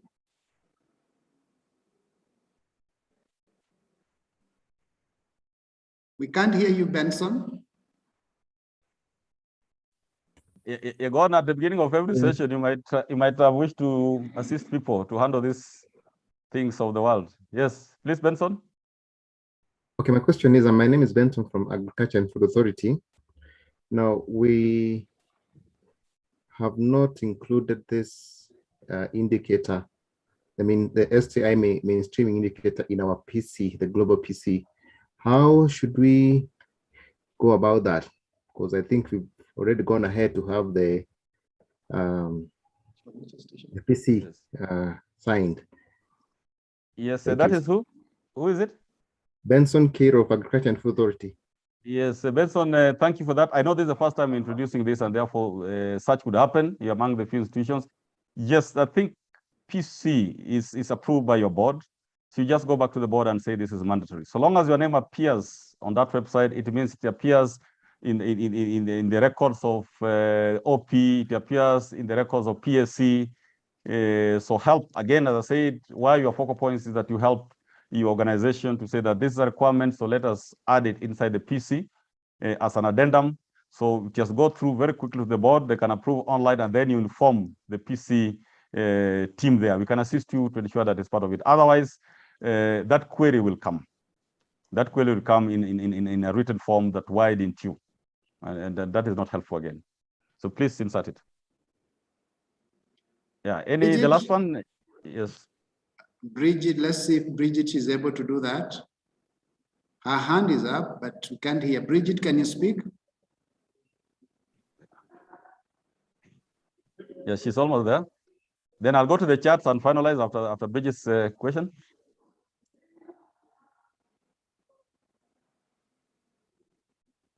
Bridget, we can't hear you. She can write to the chat. Okay, you may write your question on the chat because we can't hear you. Yeah, so Boniface, I'm quickly going to the chat, but still our team will respond to this in the chat. In writing, I'm just quickly having an overview. Is the license application online?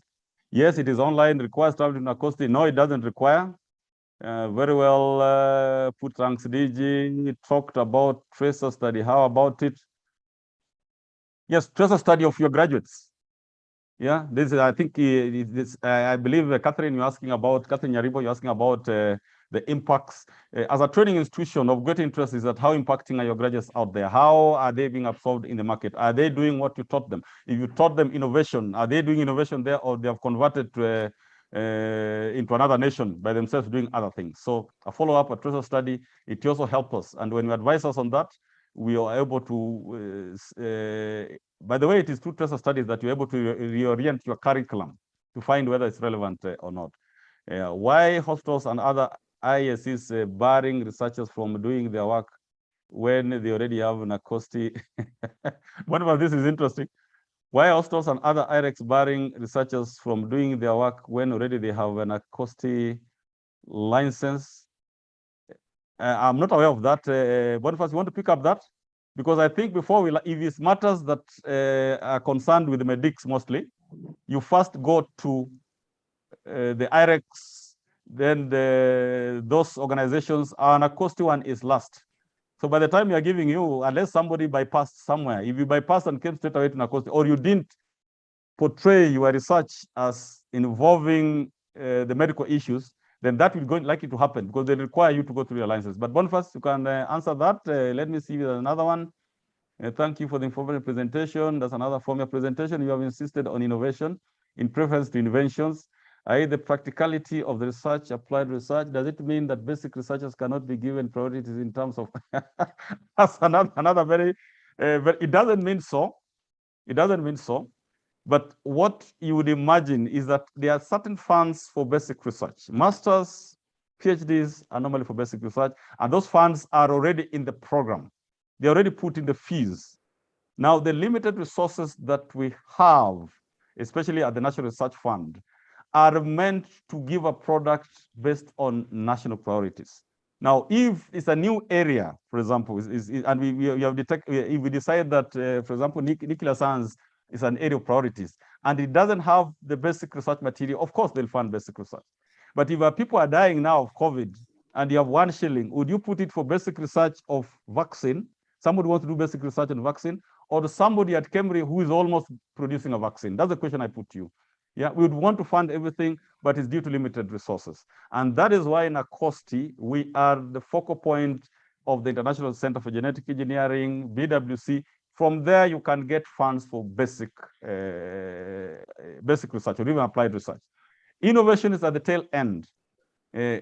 Our current record shows that there's a lot of research, but very few have trickled to the end. So that is of concern. If you Google, you might find it that even the research that you want to take in basic, you are calling basic research, a lot of has been done. We are now funding one consortium, not us, but the National Research Fund, of which I'm a board member, is funding a research consortium on using herbs or traditional medicine for to treat COVID-19. When you Google that, I'm not in medics, but when you just Google that even yourself, there are key researches which have already been done on herbal medicines. So why, and we are telling that team that please don't take us back to basic research. Yeah, just go through basic research, confirm it very quickly, but then give us a product at the end because people are dying. Yeah, colleagues, we cannot spend time in the labs when people are dying. That is our work. So my answer is yes and no. Basic research has been funded, but priorities mostly from even the political side will focus on what directly impacts on the people. Are we getting any certificates from this training? Yes, Boniface, I think you'll give that. How will allocation of 2% of the budget be enforced in the institutions? Boniface, you'll explain that. Of course, you'll give us the data. We are getting your budget, so it must have been allocated. A budget for that, we start with that one. David Ochieng from Kabete, how much is an ACOSTI license? It's in the website, but our team will say that. How long is the license effective? It is every year. It's for 1 year. Then you ask for extension so that we can monitor. You know, you can, if we give you 3 years full, you might change the research along the route. So it's every year, and when you need extension, you come and ask for extension with reasons, and at that time, we will monitor and ensure that you're still maintaining the same. For how long is the license effective from the days obtained? I think that is the 1 year I talked about. No, yeah, that one. Then are you targeting the students or are also the trainers in terms of innovation and research? We want a team, students, anybody involved. The students are there, by the way, and are very, very useful, very handy. We want an entire team. So it's not for us to decide. It's for you to come with your consortia and say, this is the consortia. We have a mix of gender, we have a mix of the different classes students, we have a mix of different entities. Musea is there, PPRA is there, Kenya is there, and the institutions there. Even for international funding agencies, they give scores.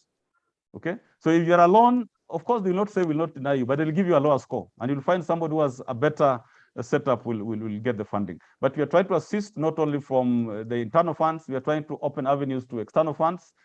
I know Esteco, of which we are, I'm the chairperson currently, has a lot of interest in funding people in East Africa on traditional medicine. And traditional medicine just doesn't involve the doctors. They are even the herbalists.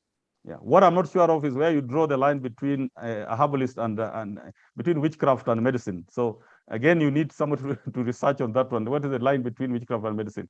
It's neither here nor there. Ladies and gentlemen, with the permission and the permission of Boniface and team, am I allowed now to exit briefly? I'll be in and out in this session. Am I allowed to exit now, Boniface? Sure, DG. Thank you very much for the for that response and the presentation you've made. We will continue to respond to the questions that have been asked on the chat, and at some point I'll also be able to come back to respond to some of them. I think in the interest of time, we want to have a short break, 10 minutes, so that we move on to the next session. We are now 10:45, so we resume at 10:55 for the next session. So we are suspending briefly just to allow you to stretch up, and then 10:55 will be on the next presentation. Thank you very much, and have a small break.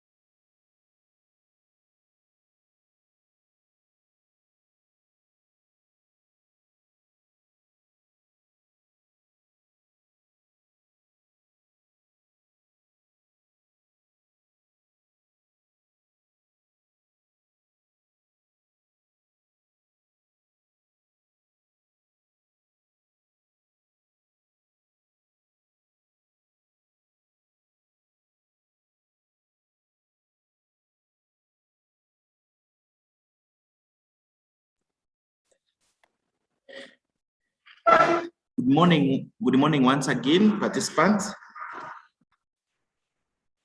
Good morning. You're gone. You're gone. Oh, good morning, ladies and gentlemen. Sorry for that. We want to start our next presentation. And my name's Javan Mwiti. I'm from Matiminde University, basically in charge of performance contracting, matters strategic plan implementation, and more so on all areas planning. And for today, apart from sensitization, in this forum, I'll be joining you as a resource person and as a panelist for NACOST. And apart from presentation, I'll also be sharing some experiences in terms of how you can have a very successive and effective implementation of this indicator. Having been in this process for the last 10 years, we'll be able to interrogate the best experience, the best strategy, the best way we can put in place to ensure that you as an MDA, you are able to successfully implement science, technology, and innovation as a performance contracting indicator. So I'll be dealing with the rationale, and basically I'll be looking at the indicator purely as a performance contracting indicator. And for the year 2021, 2022, this performance indicator was brought on board. And because today we are dealing mostly with the champions and focal persons, the idea is that we need to build your capacity so that fully you can be able to implement this indicator successfully within your institution, and of course working with the offices like performance contracting offices and all other offices that are in charge of planning, quality management systems and all that, so that you can have a successful implementation. But the background of this indicator is that ideally this indicator was brought on board this year, 2021-2022, although previously we used to have the same, and that has been covered by my previous presenters, that this year we normally have an integrated national stakeholder panel that meets every year. And I happen to be a member that when the team met this year in Embu, that considers various performance indicators that want to be brought on board in relation to specialized agency, and more so in relation with the guidelines, the performance contracting guidelines, and for this case were performance contracting guidelines for the year 2021-2022.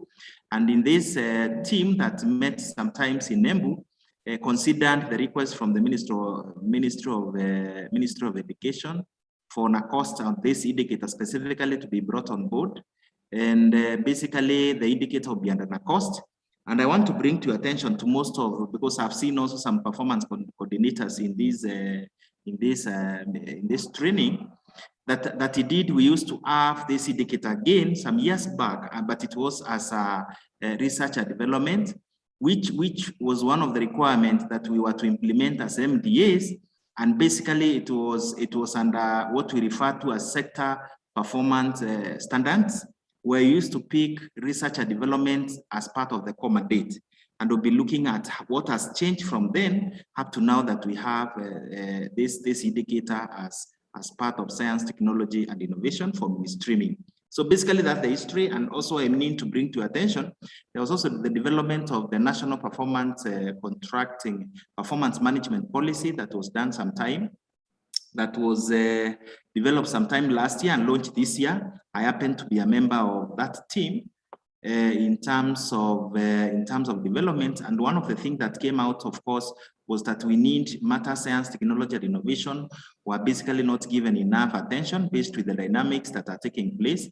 And of course, if you look at the policy, it has given a lot of weight. And more so, of course, looking at the Big Four agenda, looking at Vision 2030, and remembering as MDAs at a particular point, the government requested all MDAs to review their strategic plans and align them, number one, with the Big Four agenda, MTP3, and of course, with the aspect of the Vision 2030. So basically, that is the bigger need that resulted in us having this indicator. And I've given the history. I've said in 2021, 2022 is when we have started implementing this indicator.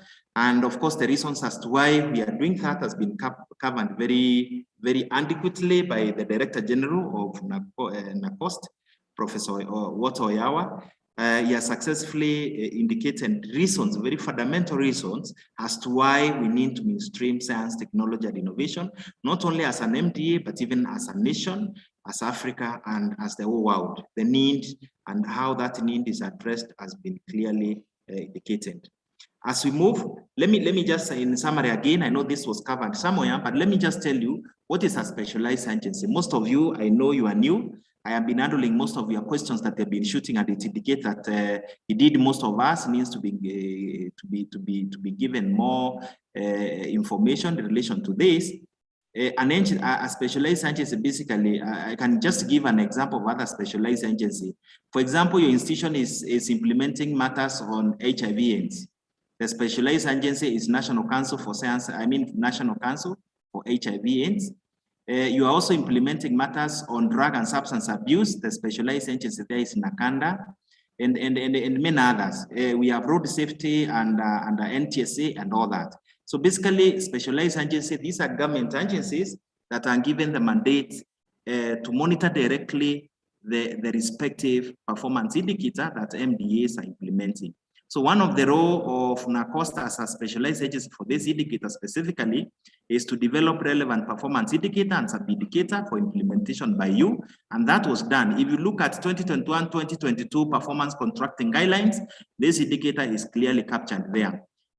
Please also, as you implement as MDAs, as champions and focal persons, please also refer to the guidelines. The guidelines are very, very clear. So another key role of NACOST is to receive and analyze and provide feedback on the relevant performance indicator. They received your indicator, your report of first quarter, which you reported by 15th of this month. And this is part of analyzing and giving feedback. Of course, there was a direct response, and with the time within the course of this month, you'll be getting an analyzed report on exactly how you performed on based with what you submitted. Number 3, provide technical support for MDAs in implementation of relevant performance indicator, including capacity building, as we are doing today. They are also supposed to assess the annual performance MDA performance for your institution, and of course, communicate the results to you. That will be the 4th quarter. As we come to the end of the 4th quarter, that activity will be undertaken. And then, of course, submit a complete list of scores for all MDAs to performance contracting units, and not later than 15th of July next year. So basically, that is the role of a specialized agency, and this cut across for all specialized agencies. And very quick, I need to bring to your attention that in performance contracting, or the performance contract that your institution have signed with your various ministries, it is very, very, very clear that there are many indicators. So this indicator is just one among the cross-cutting indicators, but you realize very soon this is the only performance indicator and a specialized agency that is within your core mandate. If you look at the template in performance contracting guidelines, that has been clearly put. So why STI? I will not belabor so much to explain why we need to go that route. Partially, I've talked about it. The Director General NACOST has clearly indicated from a very fundamental perspective why we need STI.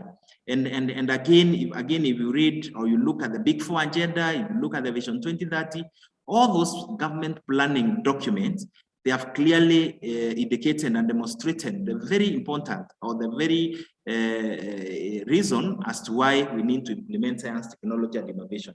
But basically, it's to the issues of national security, the issues of inclusive socioeconomic development is very, very, very critical.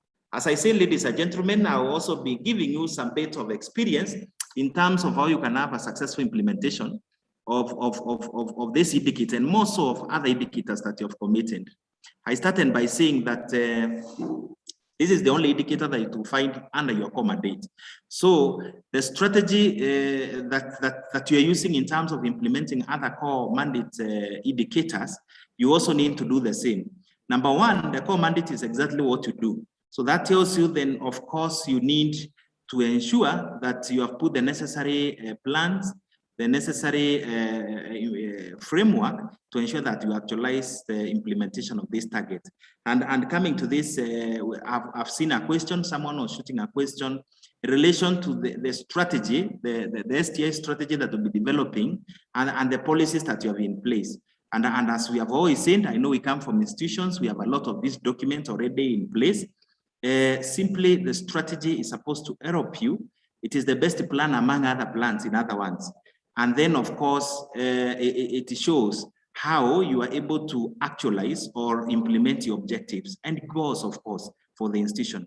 Policy is basically, these are regulations, these are guidelines and the regulations that we normally follow on day to day so that you can be able to achieve what has been planned for us. So basically you can see the difference, but basically the idea here is that the STI, Science, Technology and Innovation, is supposed to help you sustain the growth of the various objectives that you have as an institution within the comma date.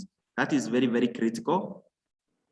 I've already talked about this, and I think the Director General also covered the same. Of course, I will not belabor so much to talk about the importance. I think we all agree. The fact that we have it as our comma date, then of course it has a lot of weight, because that's where our real weight as an institution, as an MDA, is normally allocated. The foundations for national transformation, this has been covered very clearly. Only I'll just emphasize one thing. Please remember, in the last 2 years, we have been aligning our various planning tools as institutions. Number one with MTP3, and now for information, we have MTP4 that is coming up. And then of course, with the Big Four agenda, Vision 2030, of course, MP2, we improved MP2 to MP3. And if you look at the various plans that we have as institutions, we have already integrated this. That then means when it will come to time of, for example, developing your STI strategy, already you have enabling environment in terms of documentation. You have already customized your various documentation to help you achieve the objective of mainstreaming science, technology, and innovation. So this is very critical. Again, I request that for the purposes of successful implementation, please liaise with the various offices. Most of the institutions will have the planning office, where personally I belong. And again, you will have PC's office within it, or probably separate. And just liaise with those planners, liaise with those stakeholders who have been involved in implementation, successful implementation, monitoring and reporting of your strategic plans. Already they have this information. So basically it's a question of building collaborations and working together to achieve the common goal. So basically STI is not all that new to us. As I've said, it's already within our document. So basically the essence here is to attain your mandate as an institution to help you achieve. And that way, again, I said it is under your core mandate. And I want again to point back to you, because once we develop our PCs in our respective institutions, we normally develop a framework on how to implement it. And we realize that each indicator, for example, under core mandate, we normally develop a frame on how do we want to approach it in terms of implementation. Again, please liaise with the people who are in charge of implementation of strategic plans. They already have a very nice framework, and they will help you to be able to know or to ensure that you successfully implement this indicator. So we, of course, one of the requirements of the guidelines is appointment of focal persons and champions. And I've seen a lot of questions coming through the chat on focal persons and champions. One, I want to say this is a requirement of the guidelines, 2021, 2022. And again, under this indicator that you're implementing, under NACOST, of course, NACOST is in charge as a specialized agency to ensure that you do it. So you're supposed to appoint. And for this to happen, NACOST communicated to all MDAs and told them to appoint the various focal person. They communicated the roles of this focal person. Please, if you have not come across the specific roles of each, look at even their website. That information is also uploaded there. This is very practical because I know that we're in the second quarter, which means a lot to all of us. Mostly first quarter, we may not have an opportunity to do what is expected simply because of the various processes that are in place, like the approvals of the PCs, the approvals of the budget and all that. But now second quarter, we do the actual implementation. So basically that's a requirement. And what are the roles? The focal person, and this was touched somewhere by the previous presenters, by one of the previous presenters, but ideally is to ensure you manage coordination of the PC. You ensure that the PC as an indicator is managed well, is coordinated as a focal person. So you need to have all the information that you need about this indicator for your institution. You need to have the capacity, you need to have the necessary sensitization and the ability to implement, but basically you coordinate. To coordinate simply means, remember, these activities cut across your institution. There are many departments that are implementing. So ideally you're supposed to coordinate and ensure that what needs to be done is done as per the requirements of the guidelines and what has been shared by NACOST. Number two, provide the necessary support to the various levels in the institution. You have various levels that are implementing. Your role, number two, is to ensure you avail the necessary support. To avail the necessary support means you give them the information that they want because you're already trained. You also liaise with the respective offices, if it is the CEO's office, management, and all that, to ensure, to bring to their attention what needs to be done. Already, the communication, as I said, to your CEOs already, they are already converted because they already have this information. It is your responsibility to ensure that that information is cascaded downwards, and of course, everyone has the same information. So that's a kind of support. Plan and ensure sensitization capacity building. We have already trained you. The expectation is that since these lines will be shared to you, you have this information, go up there and of course develop schedules and roadmaps of how to sensitize and how to build capacity for others, so that as they implement, they're implementing the right thing. Because we can only comply if we know exactly what needs to be complied with and if it is successfully communicated and documented. Please do that. Establish and implement monitoring and evaluation mechanism. Again here, as I've seen some questions on it, you don't need to reinvent the wheel. I said every institution have offices that are in charge of planning, and those offices plan everything from strategic plan, from work plans, and all that. They already have a mechanism to monitor what they have already planned for. So please liaise with them. If it is performance contracting, if it is standalone on its own, if it is the offices that are in charge of strategic plan, you realize mostly implementation of strategic plan go hand in hand with the PC. So those offices have a monitoring and evaluation mechanism. Please liaise with them so that you don't need to reinvent your wheel. But what we are saying in monitoring and evaluation is that you're implementing this target on quarterly basis. And since you're implementing them on quarterly basis, then that is one way of monitoring. So you must ensure that before the end of the quarter, what needs to be done is done and of course communicated. Promote collaboration, partnerships, and networking. This is very important. As a focal person, remember you're on top there. So ensure that you have the necessary collaboration partnership within your institution and other stakeholders to ensure successful implementation of this target.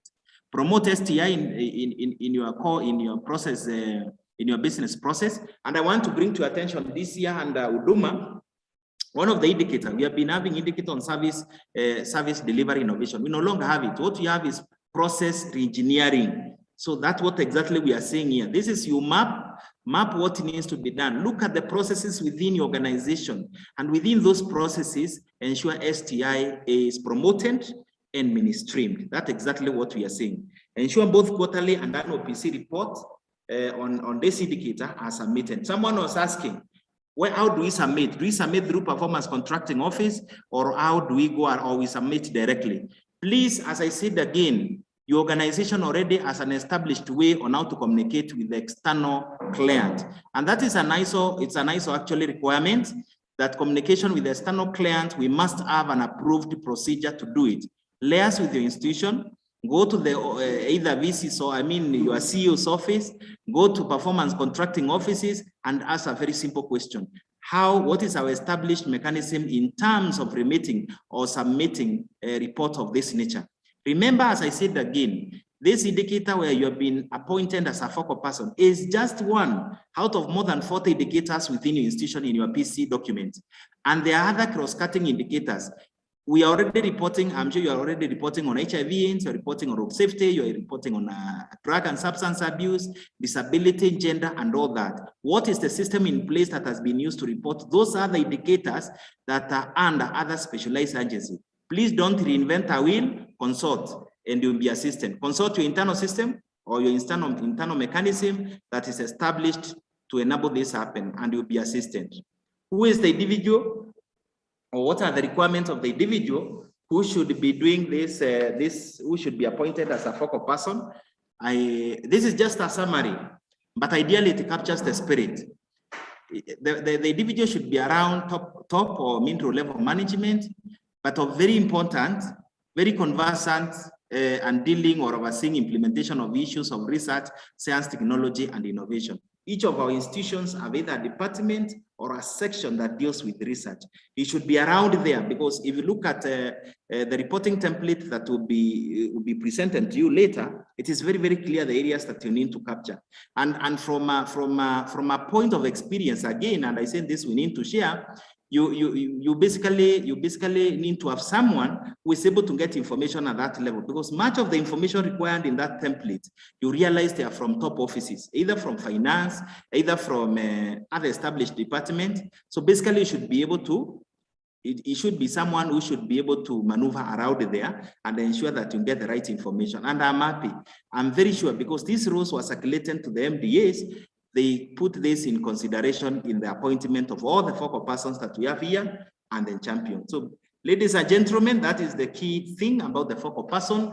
He is simply the person who is on top to ensure that science, technology, and innovation is mainstream and implemented. How he does it, we said you can do it through collaboration, you can do it directly dealing with this department, but basically you ensure that how you report, and I want to emphasize again, don't invent the reporting process. I mean the way to report. Just fall back to what has been happening, to how others, how they have been reporting other indicators and a specialized agency, and will be assistant. More so, how do you communicate with the external client? That is a fundamental thing to look at. Champions, they can be many, they can be one. It all depends with the unique need of your organization. So depending on the need and the size, then you may decide to have 1 champion, 2 champion, 3 champion. That is within your scope. What are the roles? You ensure day-to-day implementation of STI mainstreaming in your respective area. Champions, basically, there are people who come from specific either departments or sections. And I know we are not appointing champions for the first time. We have been having a lot of change management in our organizations, and these are the guys who have been appointed in most cases to ensure that the necessary requirement or what the organization wants to attain within a period of time is done effectively and efficiently. So basically, I know, and since most of you have already been appointed as champions, I'm sure you meet that criterion. But the role number 1 is day-to-day implementation. You ensure that what has been articulated in terms of science, technology, and innovation, on daily basis, it happens. What are we saying? When we look at your work plan, your work plan, let's say for the quarter, for example, we expect to see how you have scheduled the various attainment of these activities on weekly basis. Basically, you need to be able to know on weekly basis, on monthly basis, before the end of the quarter, whatever was marked for implementation has it be done. Facilitate in cascading of STI indicator, of course, from the focal person. It is your great role to ensure that you cascade up to your level, up to the lowest person. The way we do it, even in the PC, where we cascade the PC to the lowest person or to the lowest level in the organization, so that our appraisal can be successful, it is the same requirement. Preparing and forwarding quarterly report on implementation to the focal person.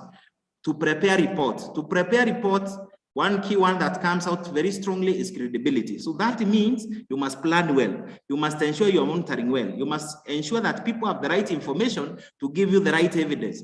Because as we said earlier, whatever comes out of you as a report is an output. And someone else will be using that output as an input to make very serious decisions. So you must get it right. So preparing of these reports, you cannot wait for report to be prepared if you have not built the capacity, if you have not cascaded the information, you have not monitored to ensure that people indeed are implementing the right thing, so that you can have a mitigation plan in case you find there is a deviation from what was planned. Provide timely information required in evaluation of this indicator. Again, as I said, this indicator will be evaluated at the end of it, at the end of the financial year, and quarterly, both by NACOST and yourself. So you need to ensure that that is done. The next is monitoring, continuous monitoring and evaluation. Why it is very critical, I don't want to emphasize, because again, we want credible data. We want to ensure we don't just implement things for the sake of it, but we implement based with a set objective. In fact, at this time, you need to be auditing the objective that set out this role. We need to be asking ourselves, how are we, where are we in terms of attaining the set objective that we had in terms of monitoring and evaluation, in terms of implementing this indicator. Ensure continued STI capacity building. We are already doing that to you. The materials will be available to you. The expectation is that you go down there and do the same, build the capacity. And in case you find you have challenges on how to go around, or probably don't have sufficient information on the same, NACOST, you can use the contact in the website for NACOST. Please call that number. You'll be assisted. And in case you need more sensitization, that can be organized by NACOST. Promote STI, again, in the business process of the organization, department, and the areas where you're in charge, and provide necessary support to the various process owners. It is your responsibility at that level to ensure that you provide that information. So basically, ladies and gentlemen, that's how we look at someone called champion. And I'm happy again because these roles were communicated, the various MDAs look at them and they are appointed. So basically, that is the role. It's my expectation that we'll be able to implement and do what is expected accordingly. What is the key requirement? Of course, already you have been appointed, but what was the key requirement in terms of appointment for them that probably have not appointed? You must be conversant with matters research, science, technology, and innovation. The key one, passionate. You must be very, very passionate. And I said again, this is one of the key considerations anytime organization wants to appoint a champion or people to drive certain message, certain agenda within the organization. So basically, you must be passionate, you must be committed, and the ability, of course, to champion, to transform and lobby others. It's very critical because once you understand what needs to be done, you must make others also understand. And remember, understanding, of course, in organization is a process. So you must be able to adequately ensure that everyone understands what needs to be done, and you must be committed to it. And that, of course, will ensure that at the end of the day, you are successful in terms of doing what is expected of you. That is as I conclude, the institutions that are supposed to implement this STI, that was discussed. There are research institutions, universities, TVET institutions like you, or public institutions with component of research, MDAs involved in national research, and all that. This information is already in the NACOST website. Please visit the website and you'll get it. But I'm happy because already a communication has been made to you and you know why we're implementing it. A quick one, what needs to be done? For the year 2021-2022, this is what has been prescribed to you in the guidelines and the communication from NACOST. Develop an STI strategy using the template. The template is already in the website. The template presentation on the template and what needs to be done in the template will be provided in the next presentation that is coming. Someone will handle what is this strategy and how it's supposed to be done. So I don't want to believe on that. Implement STI strategy by actioning the following. So number one, when you develop, you get that the score is 30. I know you're interested with that score because you'll be evaluated, but ideally you'll be shown in the reporting template, how do you get the 30? It is broken down for you. So that one is very clearly indicated. The interventions you need to implement is document research, programs, and projects. Again, when the presentation on reporting will be done to you, you'll see how you get the 10. The percent of 10 that is there, you'll be able to know how to get it. This will be done in the next presentation, so I don't need to preempt that. Ensure annual budgetary allocation for R&D is at least 2%. This is I've seen a number of questions again addressing the 2%. Someone was saying our budget, the CEO is saying that our budget doesn't have the 2%.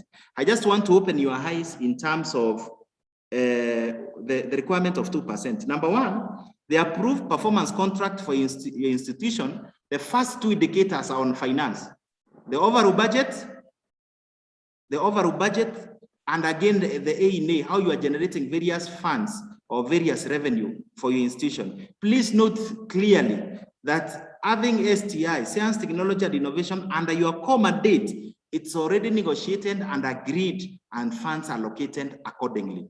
They may not necessarily be a certain amount directly to research and development, but look at other activities within your budget. They could be activities on the equipment probably that already you have.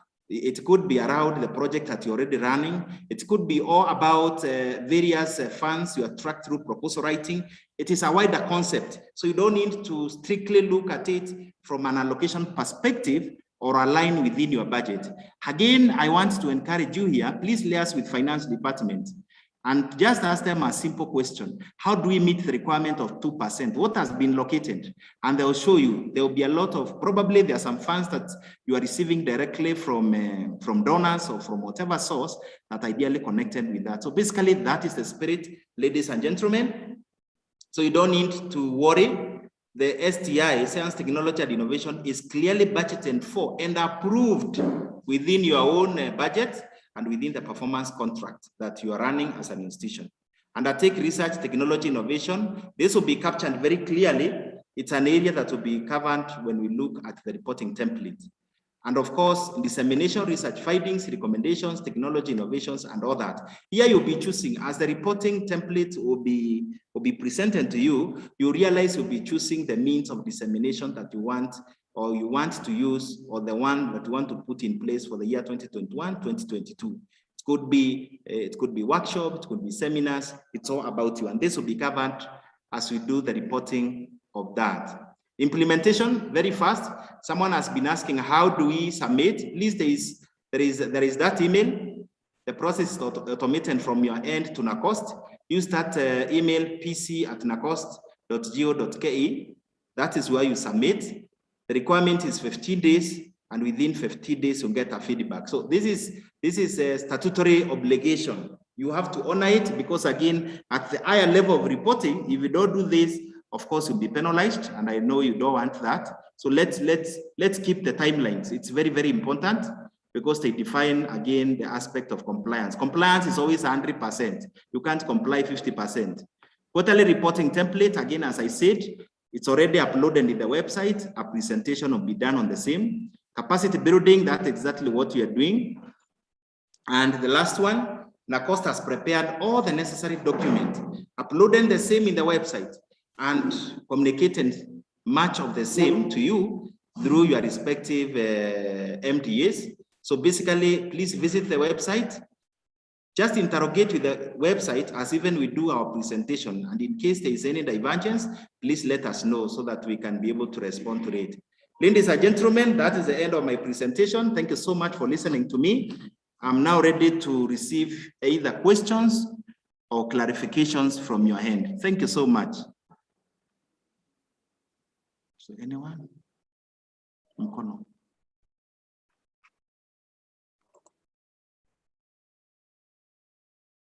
Like we do. Okay. So yes, we have Orista Mwinzi. Orista, kindly unmute yourself and please just talk. Raise your issue. Orista Mwinzi, are you with us? Am I have to unmute? Okay. Orista, you can hear us? I think we are not getting you clearly, Arista. I recommend that please you can bring that issue through the chat or question and answer. We shall tackle it there. Next is Stanley Wafula. Stanley Wafula. Hello, sir. Hello. Yes. Good morning. How are you? I'm fine, sir. Thank you for the presentation. It was clear to the point. So my question is, are you interested on, or are you focusing on just students or also trainers in terms of the research, in terms of the kind of published work or the research being done in the institutions? So who are your main target? In terms of research? In terms of research. Like your main objective is developing research and innovation in TVET institutions. Yes. So Mr. Wafula, sorry, yes, continue. So is your target the students, let's say in terms of their projects, and the business aspect or that the college can venture in, or is it even the research development of the trainers in terms of what they do in research and innovation, in their development, in their own development? Thank you, Mr. Wafula. I'll briefly respond to that, and also maybe the same question can be, you can, because of time, you can also ask the same through the chat. We'll also be able to respond, but on quick one, we're interested with all the research that is taking place. Absolutely. In fact, if you look at the reporting template, there's an area where you are forming that committee, the ethics and scientific and ethics committee on the same. So declare the research. And again, it goes back again to the 2%. And that's what I was saying. You see someone who complained that the budget, we don't have a direct allocation for 2%, but you see the funds that have been allocated for research, whether for students or whether for staff, research that is being undertaken at that level, that funds constitute part of R&D. So basically, all the innovations declare. And again, as I said, Wafula, when the presentation of the reporting template will be done, you'll be able to see exactly what, how you are choosing from innovations, technology transfer, and all that. So declare, if you have innovations taking place, if you're incubating any innovations, please declare that. That is our interest also.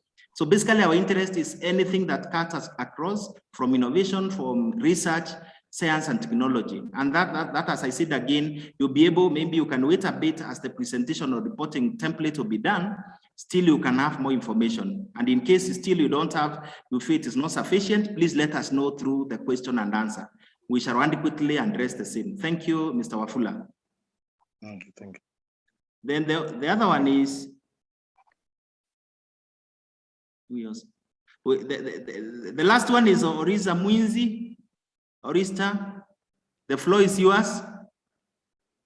If you can't get us, you can hear us, Mr. Orisa Mwinzi. I see your hand is up.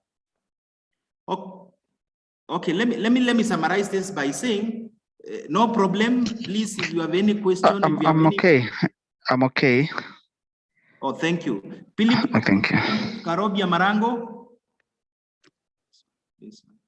Philip, Mr. Marango, the floor is yours. Thank you. It seems probably we have some network issues from his end, but the encouragement, want to encourage you, please bring up those issues in the chat or in the question and answers. We are going to adequately address them. So if there is no other, and we agree, we have Mr.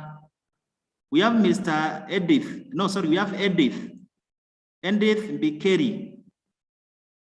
Edith, are you with us? Yes, sir. Can you hear me? Yeah, please do it quickly. Do it quickly because of time. I'm just asking. Our PC has already gone through, and I've not seen any component of the STI mainstreaming. I don't know how we can go about that. Thank you, Edith. Let me bring you quickly on this. All the PCs, the template we normally use in the PC guidelines is the same. STI, science, technology, and innovation, is actually included on in that template. So everyone should do it. What I request is that please liaise with Performance Contracting Office to be able to help you more on that. But it's a requirement, it's within the template, and that is the template we normally use Bikeri to develop our institutional PCs. So it's already there, it's already within the PC guidelines. So if there was an oversight, and probably, which I suspect, maybe in case there was an oversight, kindly also tell the PC person to liaise with Performance Contracting Unit. Of course, the review of contracts ended sometime last week, but still it can be revisited. But ideally, it's a compulsory item. Thank you. So having said that, ladies and gentlemen, I want to request you, if you have any other issues, questions, clarification, please do them through the chat and question and answer. And at this juncture, I want to invite the next presenter, Margaret Mude, will take us through strategy development. Thank you so much.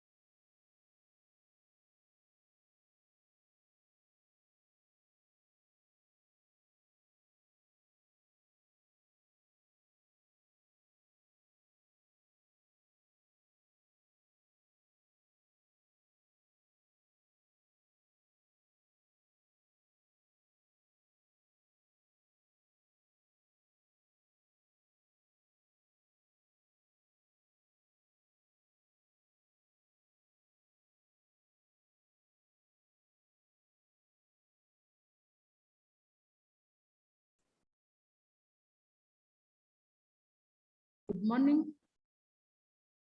I wish to welcome you to this sensitization on STI mainstreaming indicator. As you have heard, my name is Margaret Mode. I work for NACOSTI in the Humanities and Social Sciences Department. This is one of the requirements, the development of an institutional science, technology and innovation strategy, so that the MDS can be able to clearly identify the priorities in STI that they are going to implement for the planning period. So I would wish to inform you that we have simplified the template in such a way that you can be able to quickly develop your strategy and also refer to some of the materials that we have packed in the website for you to access and be well guided as you develop your strategy. So it has several parts, and I'm going to go through each and every part so that you are clear on what you need to put in the part of the strategy.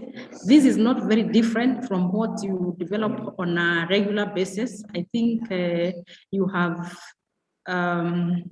your strategic plans that you have developed and other documents, even policy documents that you develop. So make reference to those documents as you develop the STI strategy so that the strategy is in line with whatever else that your institution is undertaking.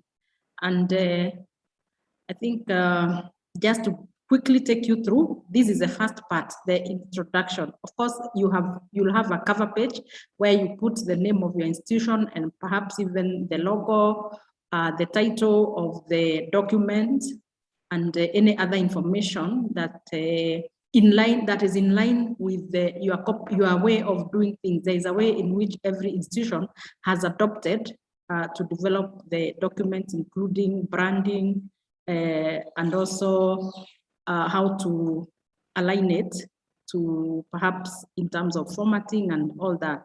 So the first part is the introduction, where the institution will be required to provide a very brief background of the institution and also relating the same to the relevant information on science, technology, and innovation.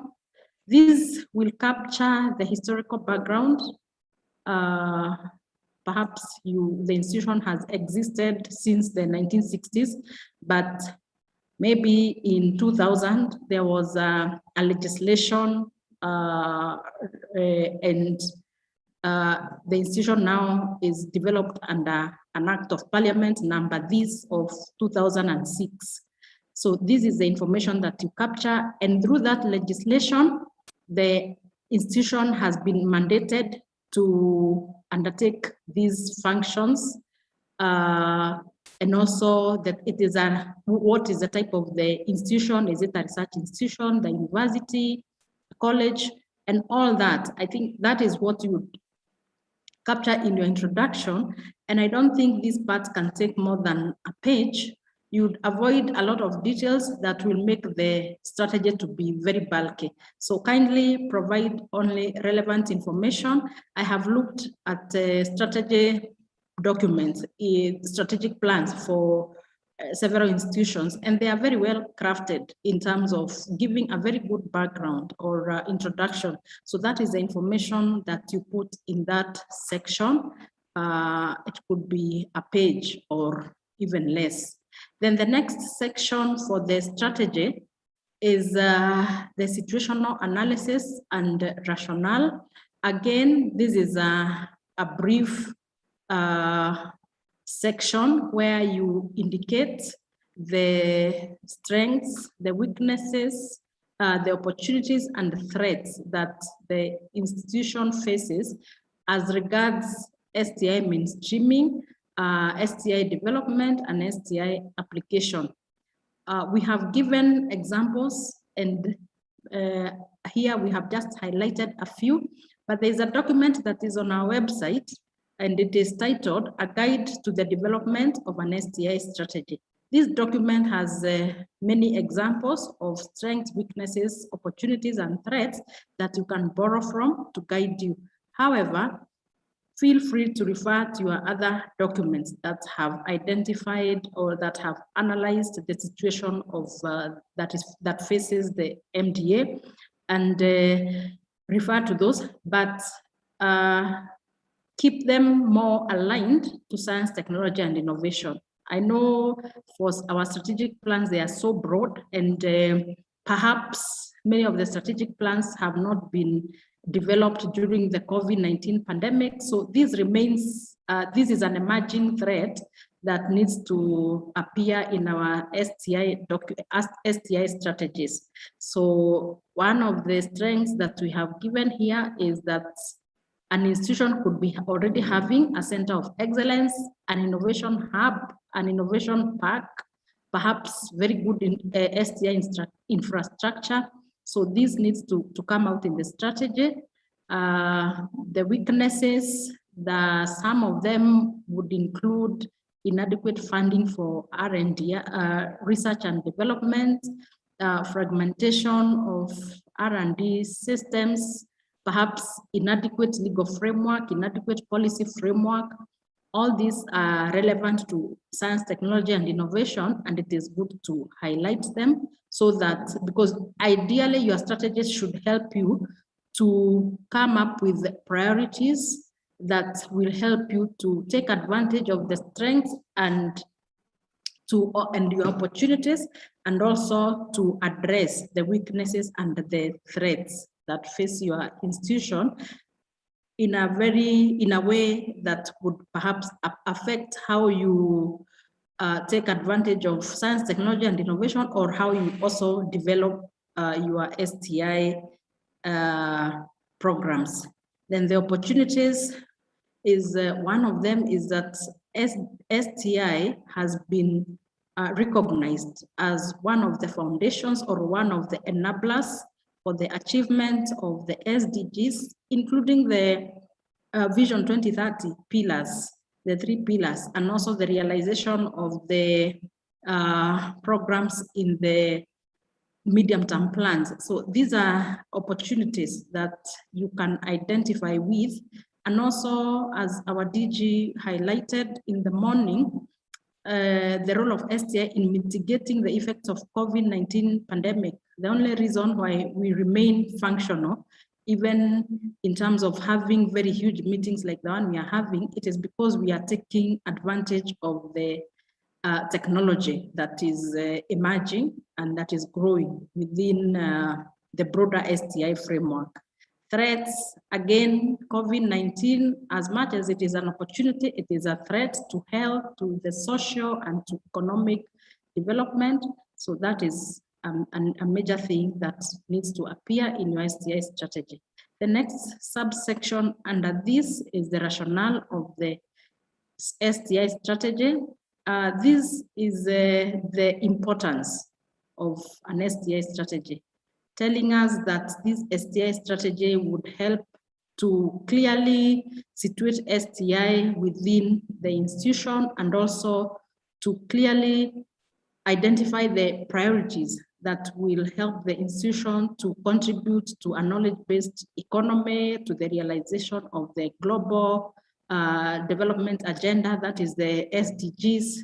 Our DG was also highlighting the Africa Agenda 2063, the STISA, and many others, showing the importance of having the strategy under the rationale section is very crucial. Please feel free, again, I refer you to our website where we have that guide, which is, it has a lot of information.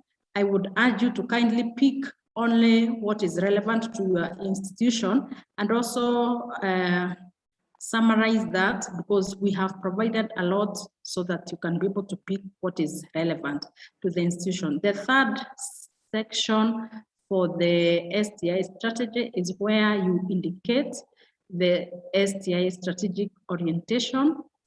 These three, the first 3 subsections, the vision, the mission, and core values, I'm sure they are available in your strategic plans and other documents that are guiding your institution in realizing your mandates and also contributing to the broader national, global, and regional development agenda. So kindly do not feel strained to go developing a new vision or mission, but just pick what is in your documents and indicate it here. Then the objectives of the institutional strategy is the next section. We have a whole load of this in that guide, in that document. We didn't see the need to put them here, otherwise the presentation would be so long. But I think it is very clear that we need STI. We need STI so as to drive Kenya's economy from a factor-driven to a knowledge-based economy, where we are taking advantage of research, of science, technology, and innovations. So I think you can be able to craft very good objectives from the work that you do, and also referring to the documents that I have mentioned. They are very clear on as a nation we are aspiring to be by 2030, utilizing and taking advantage of STI, which is growing in a very fundamental way and in an unprecedented manner. So please refer to those documents. Then the other subsection is the guiding principles of the STI strategy. We have given some of these that will help to guide effective implementation of STI policies and strategies. Some of these include the relevance to the country's Vision 2030 and the Constitution, quality, novelty, and originality, cost effectiveness for desired results, multidisciplinary and cross-sectoral approach. These are just examples. We have many more, I think about 10 in that document, but also feel free to bring in what could be missing here that is relevant to your institution. Always, I would like to emphasize that you make it as relevant as possible to your institution, to your mandates, to the work that you do on a day-to-day basis, and the functions that the institution has been given through the instrument that establishes the institution. The other section, that is 3.6, is the STI strategies for the MDA. We have the national strategies for STI, but we would want institutions to identify strategies that are very relevant to them. However, let me also state that institutions may not, the priorities for STI would not, for the institutions, they wouldn't differ so much from the national STI strategies. So that is why we have listed the ones at the national level, so that then as you develop your strategy, you are cascading what is at the national level to your institutions. And I'm sure after the institution adopts them, then they go down perhaps to they cascade the same to the departments, to sections, to units, for effective implementation. So we have listed quite a number of them, and a comprehensive list of these strategic issues can be found in that guide that is referred to here. And I have also mentioned it earlier, the guide for the development of an institutional STI strategy. So the next is a table that shows the STI strategies. These are again examples, but I think they are very much alive in our institutions. Again, also to mention that this table of these STI strategies is also,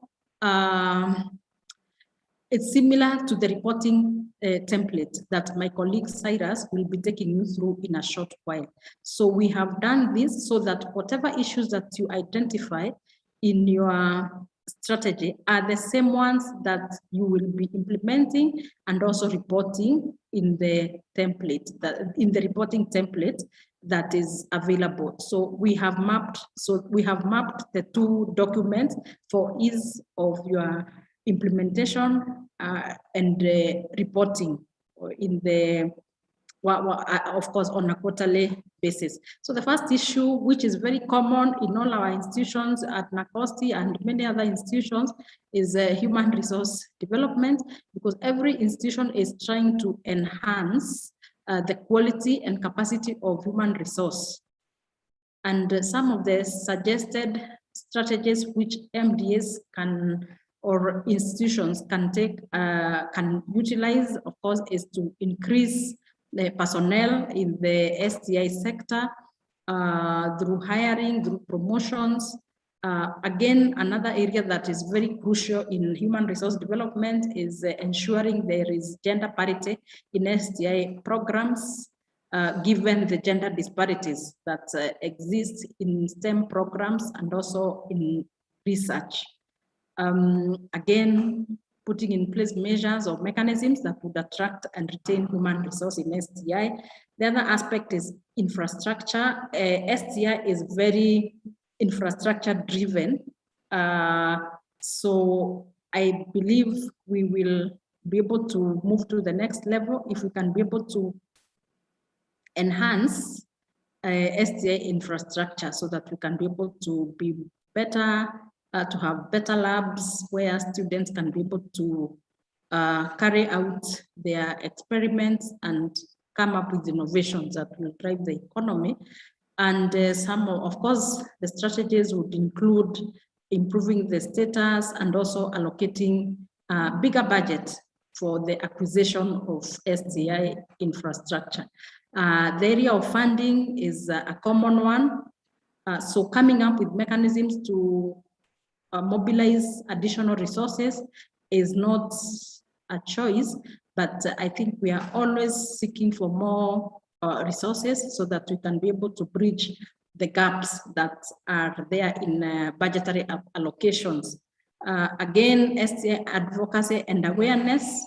There's a very serious gap in how people understand STI, science, technology, and innovation, perhaps seeing it as something that is out there and may not be relevant, but we need to continuously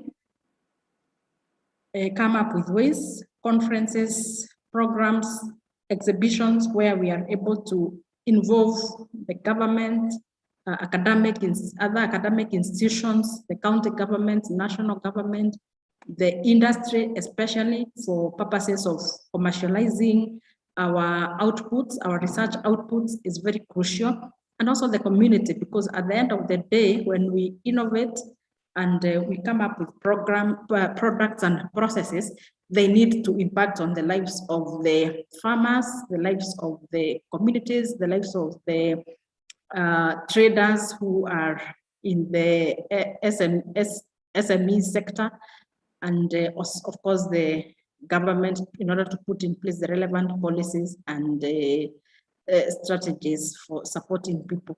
So again, the area of education, training, and research, this is something that we have to deal with on a daily basis by ensuring that curriculum is responding to the needs of the society. And we have a lot of strategies that we have given there that you can be able to refer to as you develop your STI strategy. The DG had also spoken about this issue of technology development, transfer, and diffusion, so as to contribute to a stronger intellectual property rights regime, and also to contribute to establishment of innovation hubs and centers and parks.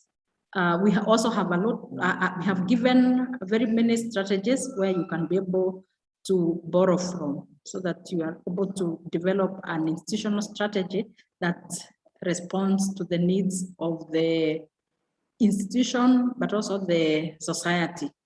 Collaborations and partnerships in STI cannot be done by alone. It's not alone. It should not be a lonely journey, but coming up with the ways of establishing strong partnerships and collaborations is very key at a local level, at the national, regional, and international level. I think that is the only way we can be able to exchange knowledge and also, again, mobilize resources.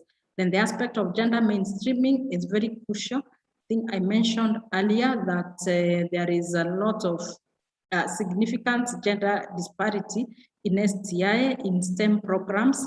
So the need then to promote gender equality is there through establishing mechanisms that will ensure that men and women are able to participate in the opportunities that are available within STI. This list is longer than this in the document that will guide you. So feel free to refer to that document, the guide, and also feel free to add more relevant areas that you think we have not identified on that list, because that is just a guide that we have given. The other area, the second last area, is the developing an implementation framework of the strategy. And we have, again, given an example of this so that you can be able to refer to it as you develop your strategy.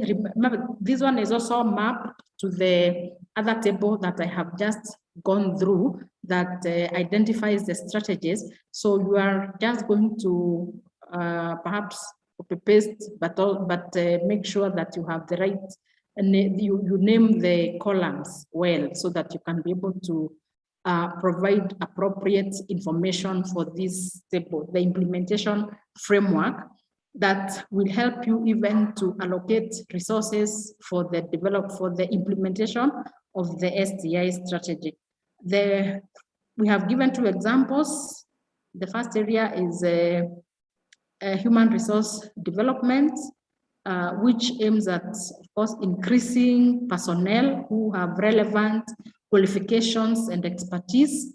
And perhaps you would be expecting, as a result, you would be indicating to us that you want to increase personnel, perhaps from, you may be at 5%, but you want to go to 7%. So indicating that increase, the value of the increase is very important. Where do we find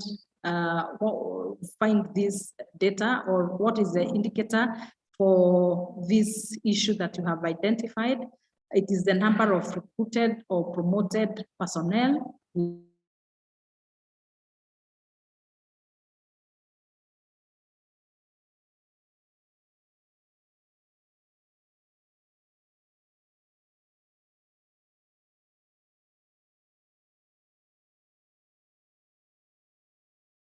For this particular area in Kenya shillings is crucial.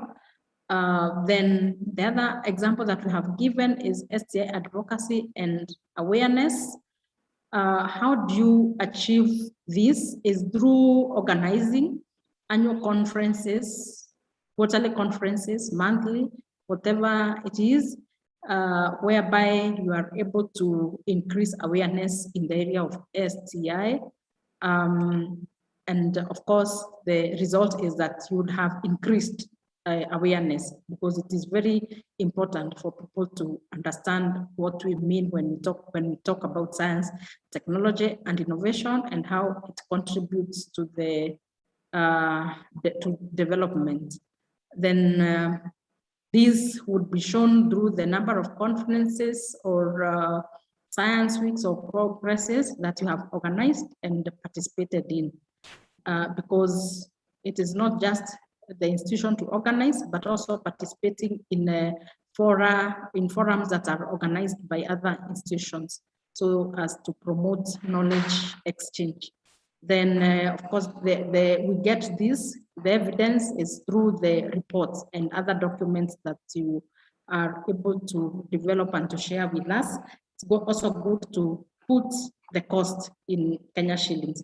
I think that the final section for the STI strategy is the monitoring and evaluation, whereby the institution would be having an internal mechanism for M&E on a quarterly and annual basis.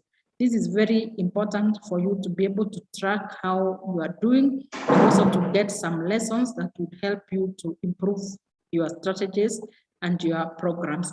And just to mention that we are not advocating for a specific M&E framework for this indicator, but perhaps you'd be including this in the whatever is already available. You have a mechanism for M&E that is in existence, so you pick up some indicators or some targets that you can include in the existing one for you to be able to capture data on how well or to track your implementation of this STI mainstreaming indicator.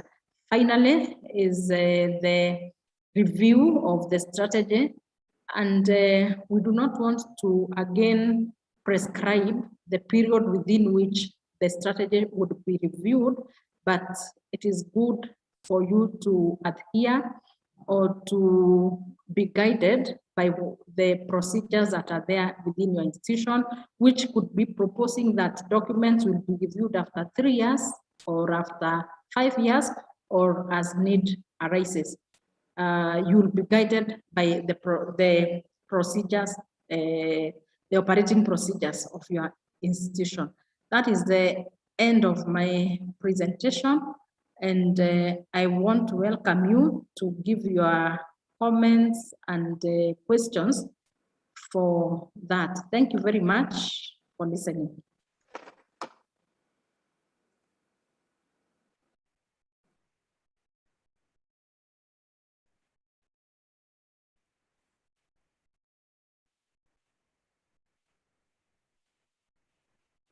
I see there's a hand from Alfayo Ochola. We have unmuted you, so please go ahead and ask your question or give your feedback.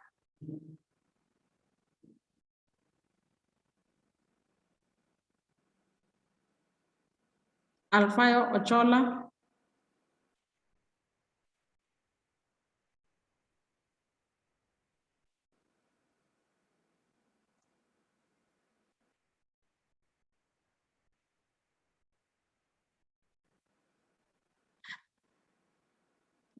Kiru, there's a, I think can unmute Kiru. Mr. Kiru, Mr. Kemani. Yes, please. Please go ahead and. Okay, thank you. Maybe a point of concern. With the strategy, we have to develop another independent document other than the filling of the reporting template. Yes, I think that is the, I don't know whether you have been able to go through the reporting tool or the reporting template, because that is the first requirement for the institution to be seen to be complying with the requirements of the STI mainstreaming indicator. Please make sure that you have a draft or approved STI strategy as one of the, in order to fulfill the STI mainstreaming indicator.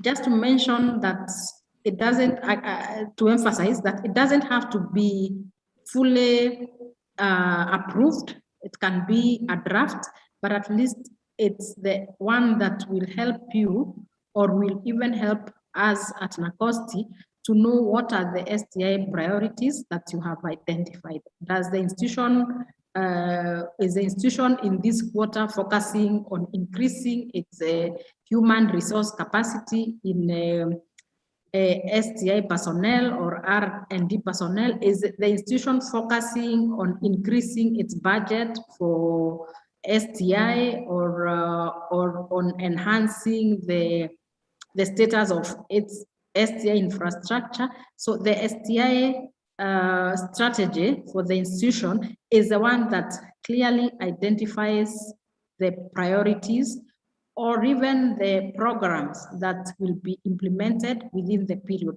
Because for you to be able to complete the reporting tool, you must have already prioritized, or you must have identified the areas that you are going to focus on. And that is that will be within the STI strategy. So yes, the STI strategy needs to be developed first before you can be able to,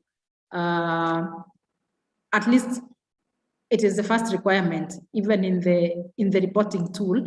And you will see that within a short while when my colleague Cyrus takes you through the reporting template, which is, again, as I mentioned, it is related to the STI strategy. That table where we have gone through, where we have identified the STI strategies, is mapped to the reporting template so that you can comfortably and in a very easy way report on how the institution is faring in the priorities that it has identified for the period to meet the requirements for the STI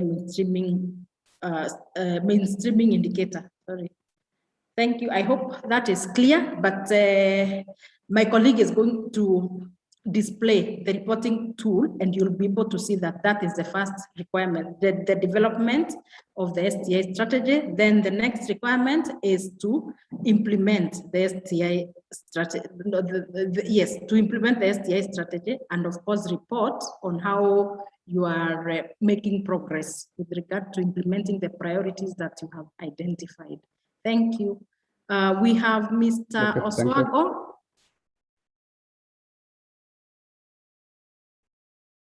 We have unmuted you, Mr. Oswago. Please go ahead.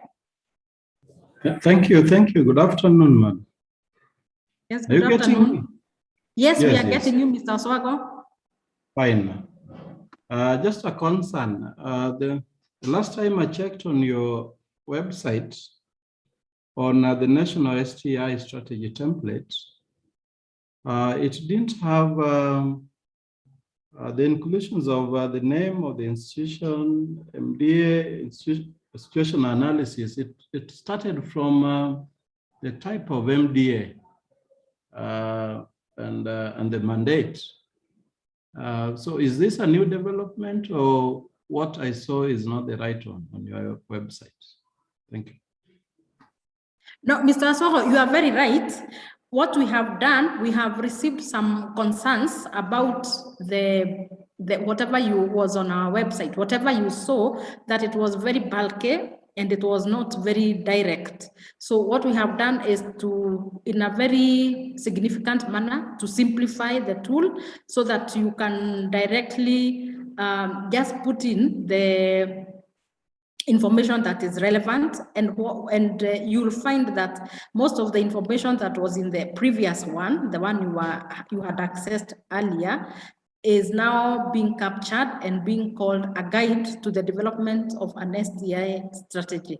So you are right that there is now a new template which is more simplified and more direct, and also it is related to the reporting template, because we realized that they were not matching, and we decided that we need to match the two documents so that you do not have a lot of work to try and report again to develop the strategy.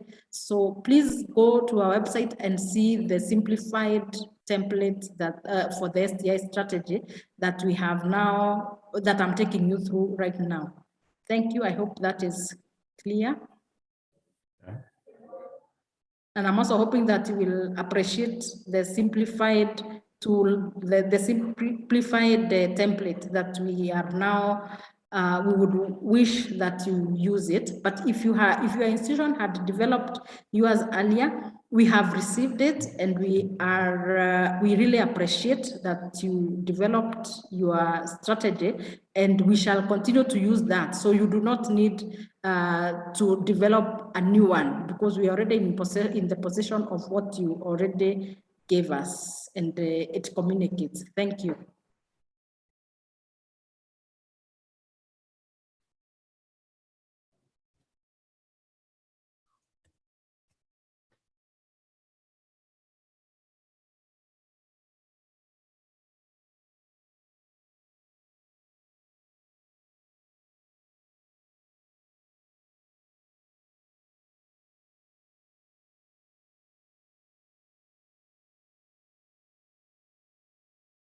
Margaret, you're asking the question, does it then mean that the strategies have to be in place before we submit the reports? That is true. They come hand in hand. When you are doing the report, make sure that your draft strategy is also coming together with that. And as I said, some institutions have been able to develop their strategies already. So the ones which have not, they can now make use of the new template that is available on our website, but we shall also make sure to send it on email, just in case. Do you have a list of consultant institutions can reach out to help in developing the institutional strategy? NACOSTI has staff who are going to assist with that. So in case your institution requires help, please do not hesitate to reach out to us. We will be happy to do that. That is why we are offering this sensitization the second time, and we shall continue to do that to get to give you feedback for anything that you need, including any help that you want from our end. Bridget, you're asking, can you do physical regional sensitization workshops? I think this was clarified by our DG that NACOSTI is available to offer any sensitization once we have a good arrangement with the institution or the institutions. I don't know whether when you mean region, perhaps you are saying that maybe in Uasin Gishu you organize the institutions that are around there, and then you speak to you have an arrangement with NACOSTI. I think this is something, if you send us a request for this, we shall be able to have dialogue with you and agree on how to go about this. But yes, we can be able to offer that. How, Gilly, how I wish you develop a standardized template for tertiary, different from the university, and which is also different from that of research institution and even state corporations. We hear you, Gilly, and that is something that we shall be addressing in the next financial year when we have been able to see the effectiveness of what we have right now. But of course, we are going to be addressing issues or as they arise, and we have taken your concern very seriously, we shall be able to address this in the coming year, because for now, the guidelines for this financial year are out, and we have already committed, institutions have already committed what to do. So let us make use of what we have right now, and then we can be able to perhaps make adjustments in the coming year. Grace, okay, I think it's the same question. Can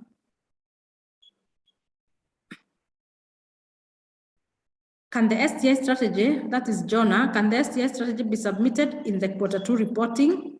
We will be happy to receive if you have not already submitted, please feel free to submit in the second quarter. When you are submitting the report for the second quarter, we shall be happy to receive it and to record that you have fulfilled the requirements of the STI mainstreaming indicator. Can someone resend Q1 report? That is David, who is asking that. I will leave that one to our chairman, Mr. Boniface, to respond to that. Can someone resend Q1 reports? I think you can.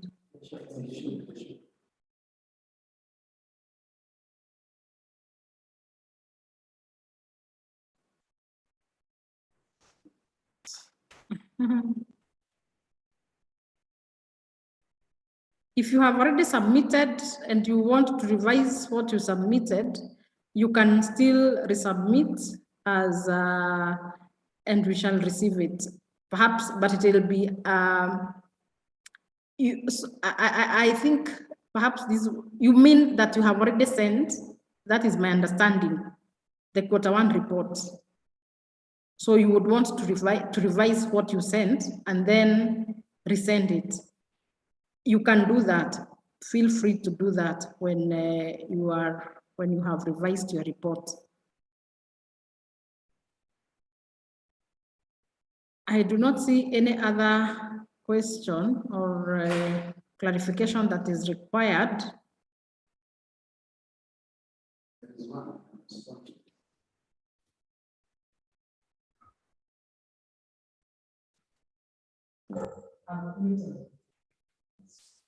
Yeah. Okay. Proceed. Yes, thank you for your engagement. Thank you for your questions. I saw one that somebody was asking that whether they can submit their reports. Remember, during the morning introduction, I mentioned that you expected to have given us reports by 15th, according to the guidelines. But we said there are also other institutions that send us report after the 15th. And we said we can still receive those reports if you send them now. Then somebody is asking, saying that they sent their Q1 report and they have not received the feedback. Now, our system is automated and is supposed to give you a response saying that you have received your report and we shall get in touch with you soon. If you get that kind of an email, it means that your reports have been successfully received to us, and that is through the automation. Then what happens is that we shall respond to every institution individually with comments after we review those reports, and we've given ourselves up to the 30th of this month. So expect to receive from us by 30th of this month. If, however, you have not received, please send an email to the DG so that we can be able to follow that up and we find out what could be the cause. Is it your system did not pick those reports out, or what the problem is? But it is important that we ensure that we do not unfairly evaluate you on the account of a report which you sent and perhaps it was not delivered. So please send another email through the official email, just saying that you did send your report and you haven't received the feedback, and then we'll cross-check with what we have in our system. Thank you.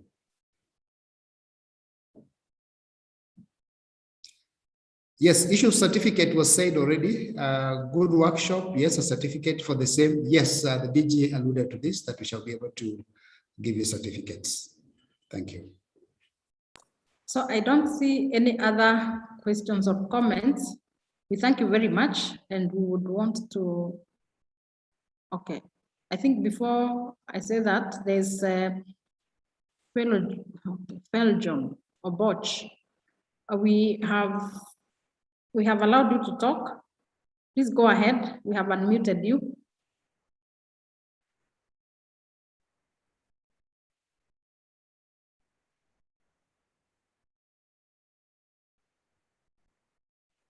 Mr.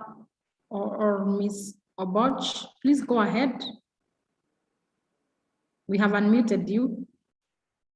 Then I can see a comment from Stephen Onyango. Some institutions did not develop the strategy due to lack of skills before the training. Now that we have been trained, it is good to give at least 20 working days to submit the accurate report. I think my colleague, our chairman, Mr. Wanyama, has just indicated to you that you can still submit your report. Please go ahead and do that. Okay, good afternoon, everybody. My question is that what is the procedure of having the institutional ethical review committee accredited by NACOST, because we have established one? Mr. Wanyama? Since we have come on board in the STI performance indicator, shall we be required to the institution to be registered in order to carry out research? Thank you. Can I respond? Okay. Thank you very much. That was who was asking the question? That is Felgon Oboch from Current Technical Training Institute for the Day. Thank you very much, Karen. And just another question before you answer. Okay. Another question is that Current Technical Training Institute is a special TVET institution, and therefore we have very limited funds even to feed the students. So therefore, even money to spare for research is a problem. Is there a way that National Research Fund can help such special institutions, maybe through NACOST? Thank you. Okay, the first question, you're asking whether your committee which you have established can be accredited by NACOST. The answer is yes. We have guidelines on accreditation of institutions. They are on our website. Again, I think we'll be providing a link so that you can be able to see the requirements. What I would like to say at the outset is that the Institutional Scientific and Ethics Review Committee are accredited on an international standard. And therefore, we will be applying that standard, which is as per the guidelines on the accreditation of those institutions. The reason why it's based on those international standards is that once you are accredited and you approve a research proposal in terms of ethical clearance, then that clearance letter is accepted internationally, because certain journals will not accept to publish works that have not gone through an accredited institutional ethics review committee. So it's a rigorous process just to ensure that we meet the international standards, so that once we give you an accreditation, then your letter can be accepted by those international journals as well. So what we'll do is that we'll refer you to our guidelines, then you can make an application to NACOST, we'll review and be able to revert back. With regard to limited finance and as to whether special considerations can be given to you by the National Research Fund, what I would want to say at this point is that based on what the DG said in the morning, he sits on the board of the National Research Fund, and there are some funding which is given to, they've been giving funds for masters and PhD students. That is really for basic research. But now the trend is towards funding multi-institutional and multidisciplinary researchers through consortia. That is how now they are doing. And perhaps if you want to tap on that kind of funding, then it will require that your institution together with others come together and be able to raise a proposal that can be considered in line with the consortium funding of multi-institutional and multidisciplinary in nature. I think that is what I have to say for now, the two issues. Well, there were two, I believe. Was it the third one?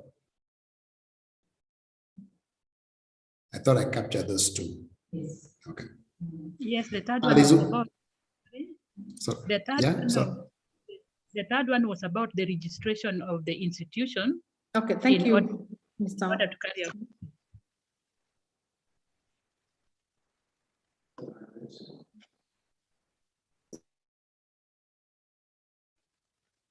Thank you.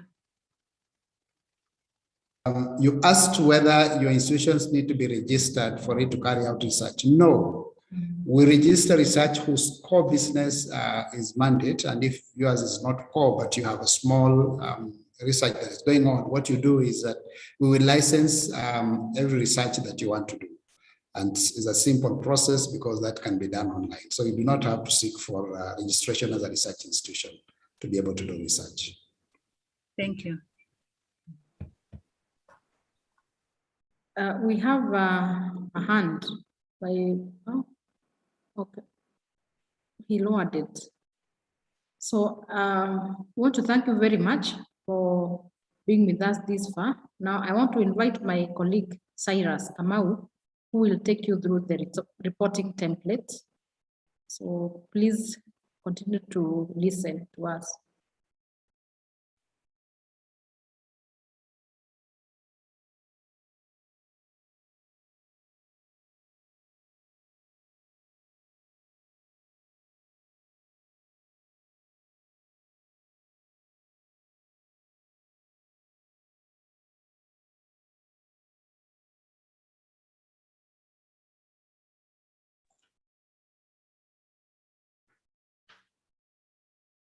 Good afternoon, everyone, and I hope you are well.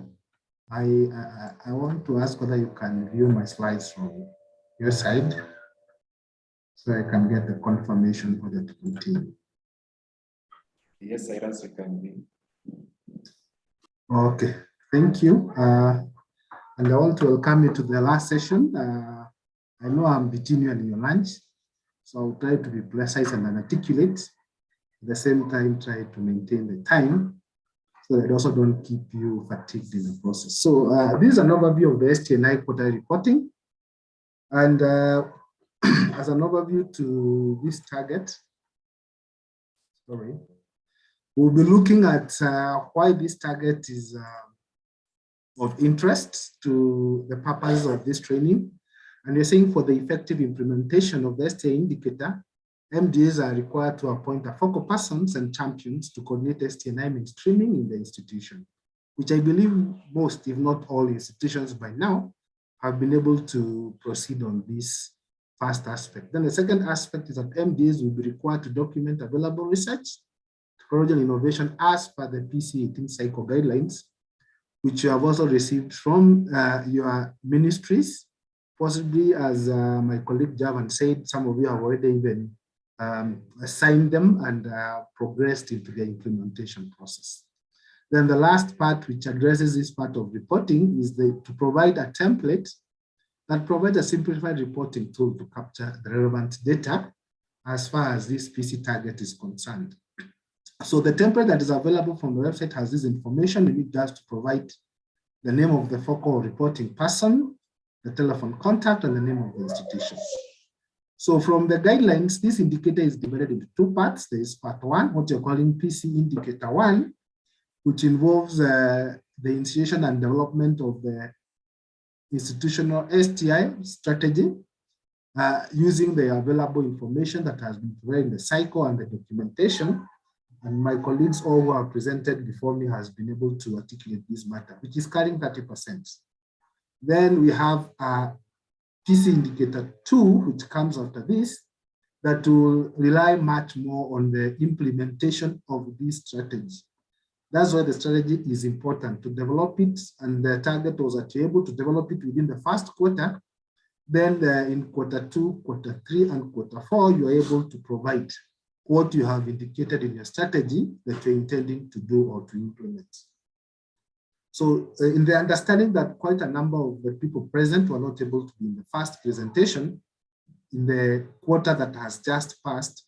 So we are giving this in terms of those who are still within the process that they should be able maybe to put mechanisms in place to implement this first part of the indicator, so that you're able to have sufficient time within the remaining part of the year to finish those indicators that you already identified. So we are saying institutions are expected to provide information which will be used in the assessment of the status of STI competencies and readiness in terms of human resource capacity, research, technology and innovation equipment, status of the institutional scientific and ethic review committees, and research and intellectual property policies, which is carrying a 10 percentage point. Then the development of the institutional STI strategy using the template that has already been explained and provided within the NACOST website by my colleague Margaret. Then in the PC indicator 2, you are expected to implement institutional STI strategy, and you are supposed to undertake the following interventions. So we have tried so much to line the interventions within the strategy to this reporting tool, so that you can see the correlation between what you expected to develop as a strategy, what you expected to implement also as part of your strategy. So in indicator 2, it has 4 romans. The first roman is to document research of all programs and projects that the institution or the MDA is undertaking. Then indicator 2, Roman 2, is to ensure annual budgetary allocation is at least 2% of the operational budget. Then indicator 2, Roman 3, undertake research, technology and innovation, and technology transfer and commercializations. So we'll be looking at the aspects of publications, patent, innovation, development, and technology transfer, commercialization of products and services that your institution has been able to put into place. Then the last but not least indicator is Roman 4, is to disseminate the research findings. This could also include innovations that you have been able to do through exhibitions, and technology innovations through conferences, workshops, seminars, and any other mode of dissemination that is suitable to your kind of findings or technology innovations that you have come up to. So I'll progress to the first aspect of the reporting in that table. So we have given a table on human resource capacity, which institutions are MDAs are supposed to provide, carrying 1.5 percentage points. So the information that you are supposed to provide in first table, we are calling it table 1A, human resource capacity of institutions based on speciality, qualifications, and gender. And it is based on what we call the field of science and technology under the Frascati manual, which is also available under the UNESCO website, which you can be able to refer in case you need more information about this science field of study. So we have natural sciences, we have engineering and technology, medical and health sciences, agriculture and veterinary sciences, humanities and social sciences. Then we have, as per the qualifications, PhD, masters and bachelors. We have got some requests that are coming and we are considering, especially for the case of TVET. We are saying most of the resource persons maybe have a higher diploma from KTTC or any other qualifications that may not be captured in this table. And moving forward, we will look into that aspects of possibly segmenting the various aspects of data that we may require from these MDAs in the next financial year. But for that, this is the kind of information we are requested. And we are wishing that, as the DG had explained in the morning, try to be as factual as possible. And if the information is not forthcoming, possibly you can liaise with the custodians of this information, maybe the HR department, to provide you with this information so that you're able to provide accurate information that even can help even in policy decision and policy making in terms of strengthening the capacity of human resource for the STI or research and development for the MDAs that are calling it that in terms of implementation. The second table is 1B. You are comparing human resource capacity by institutions in terms of specialty qualifications and age. So you require the field of study are the same, the 5 areas: natural sciences, engineering and technology, medical and health sciences, agriculture and veterinary sciences, humanities and social sciences. And the qualifications are within the same 3 areas: PhD, masters and bachelors. But here we are, instead of listing in terms of gender, we are listing in terms of age. So you are going to populate your tables within this aspect. And maybe to raise this up, so there are cases where we are having within the first quarter reporting, people feeling, or members or focal persons or champions feeling not applicable. So not applicable becomes very difficult to understand. Is it that master's qualifications are not applicable to the MDA, or they are not available? So if they're not available when you put a 0, it communicates much. When you put N/A, it's very difficult to analyze that data to know, is it that that field is not applicable to that institution, to that MDA, aspect of how it should be filled. Then you're able to do the summations below. Also be keen on the summations. We are cases we are trying to check. Like now I'll give a case scenario. Allow me to just move to table 1A. Table 1A, you are getting PhDs for this maybe scenario. We have 1 male and 4 female for this MDA. So when you come to age, you're also anticipating the total of this is 5. So this means that this institution has 5 people, 1 person under this qualification under natural sciences, 5 persons under this qualification in humanities and social sciences. So when you come to the same case, we have the same level. We have 1 entry under natural sciences and 4 entries under humanities and social sciences. However, since we are classifying based on age, then we are able to put the appropriate numbers that are matching. So you could see a case where an entry is done, 1 entry in natural sciences. Then when you come to the second table, when you're looking in terms of age, the entry is appearing under engineering and technology. And that means we may not say authoritatively whether the entry was supposed to be in engineering and technology in the first table, but transposed on the long table or the second table. On the second table is correct, the entry should be in engineering and technology, but has been transposed to natural sciences in the table for age.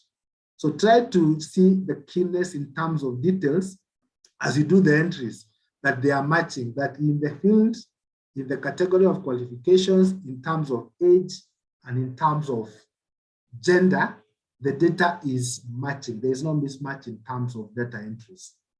Then we go to table 1C. You are doing research, technology, innovation of equipment required to provide research, technology, innovation whose cost amounts to over 0.5 million. Any additional equipment can be acquired in subsequent quarters, will be reported in those relevant quarters and carrying a percentage point of 1.5. The same case, in the entries of equipment, give us the name of the equipment. Like in this case, an example, we have biology safety cabinets, which is where we are saying biological sciences fall under natural sciences. So we expect a biological safety equipment falls under this category.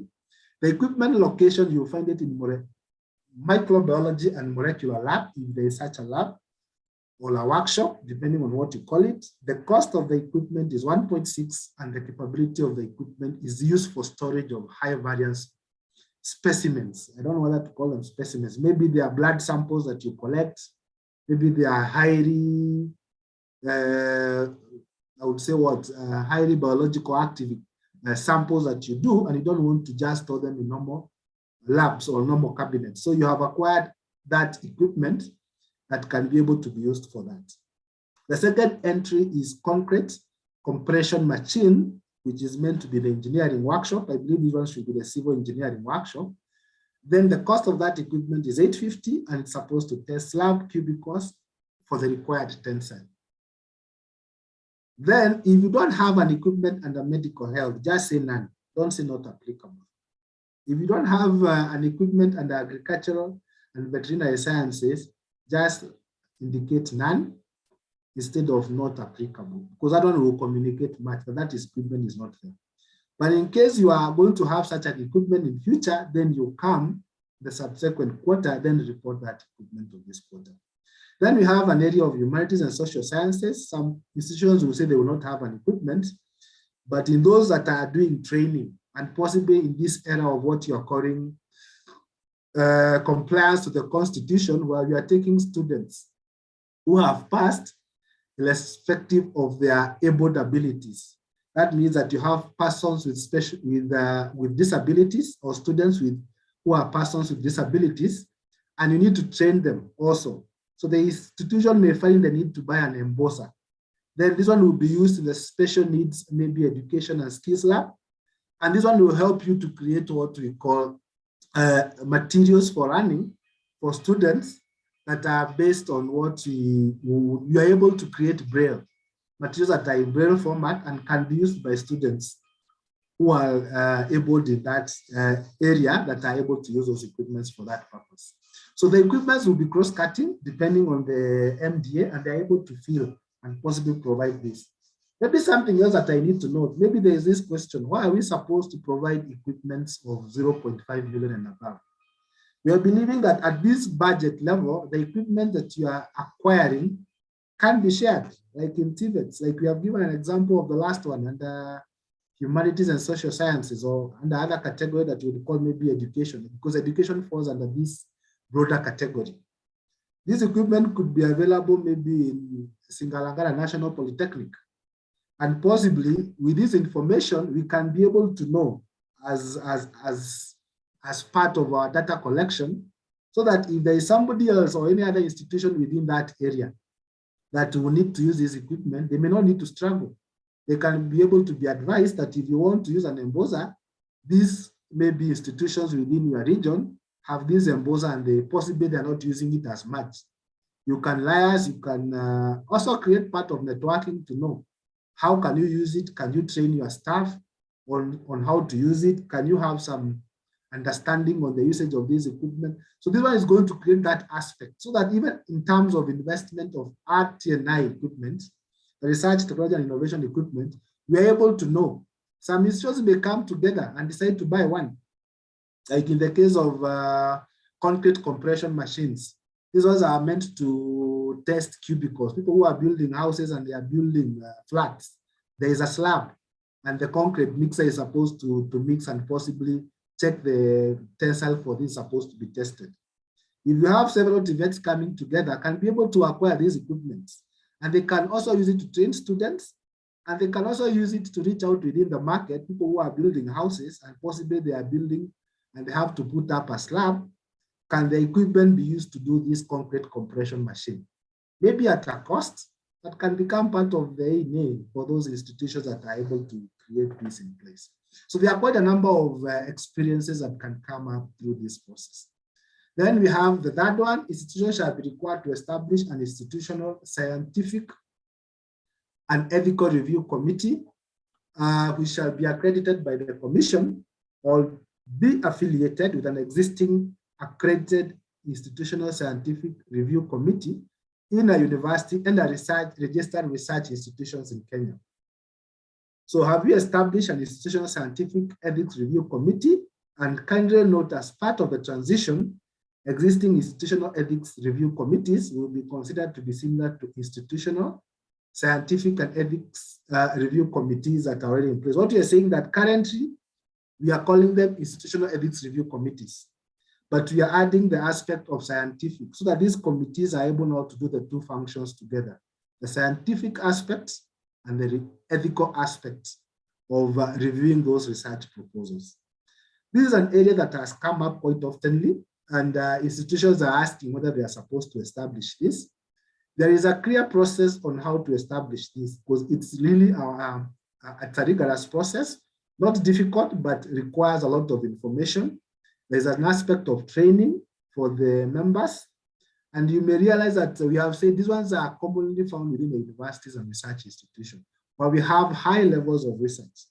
However, this one does not mean that if you are conducting research, you should not go through them. And that's why we are saying for those institutions that are conducting research and they may not have this, they may opt for an affiliation. And possibly you can look for a registered institution on IREC that can be able to assist you within your region. If you go to the NACOST website, you get a list of registered. There are over 30 registered cross-cutting across the country, from Just all the way in Nyanza to Pwani, which is just down to the coast, and also moving to other sectors. They are across the country. You get quite a number of them. So depending on where your institution or MDA is located, you can also tend to reach out and know the process of affiliation And acoustic can also come in handy to support you in terms of affiliation. So that if you're establishing, you can start from a level of affiliation. Then from the affiliation, you're able to understand the mandate, the processes, the activities. Then you're able to build capacity within your institution to establish one that can be able to do this function. Maybe to guide you more on this, they have given a link there. You are able to go to the guidelines on the accreditation of Institutional Ethics Review Committee, which will give you more information on what are the requirements. In case you need more, you can still reach out using the numbers provided for PC reporting to understand more and possibly to be assisted as an institution for this. There is a question being asked in this category. Kindly tick for us. Yeah, there is cases where you also come and write not applicable, or somebody decides not to be sure where this one responds to them, so they leave it blank. So if you leave it blank, still becomes a challenge in terms of us assessing the data that you are receiving in terms of its articulation to the facts. Because once you're able to tick as appropriate, the next aspect is to ask you these two basic questions. If your answer was no about having established an institutional scientific and ethics review committee, we are guiding you to state the plans, strategies, timelines for establishing an institutional scientific and ethics review committee, or being affiliated with an existing accredited ICREC in a university or registered institution in Kenya within the next months from the date of this report or from the date of this training that you are conducting today. You're able to have 6 months to come up with a process of knowing what is this we are calling Institutional Scientific and Ethics Review Committee. Even you haven't established one. What is its purpose and what goal does it achieve? And why is it important for MDAs to get this aspect of registration or affiliation? If the answer is yes, provide a summary report of the Institutional Scientific and Ethics Review Committee covering membership of the committee, functions, number of meetings undertaken and the preceding quarter, and cumulatively summary of cases handled in the preceding quarter and cumulatively for the concluding remarks in a tabular format. For those who that already have established one and they are registered, they have already been taken through and trained about this aspect of reporting. So this one should not be a challenge to them that have answered yes. But in case it's there, still ask guidance, you'll be supported. In case the answer is no, then you just need to provide what measures you're putting into place to ensure that the research you're putting into place is adhering to the ethics of research and the scientific component of it. So the next one is about institutional intellectual property policy. We ask the institution shall put into place policies on research and industry and intellectual property rights in line with the relevant laws for the time being in force. So we are asking you a question: have you established a research and intellectual property policies in line with the relevant laws from the time being in force? Tick appropriate. If you have one, tick one and tell us. You answer the next questions that follow. If you don't have one in place, tick no.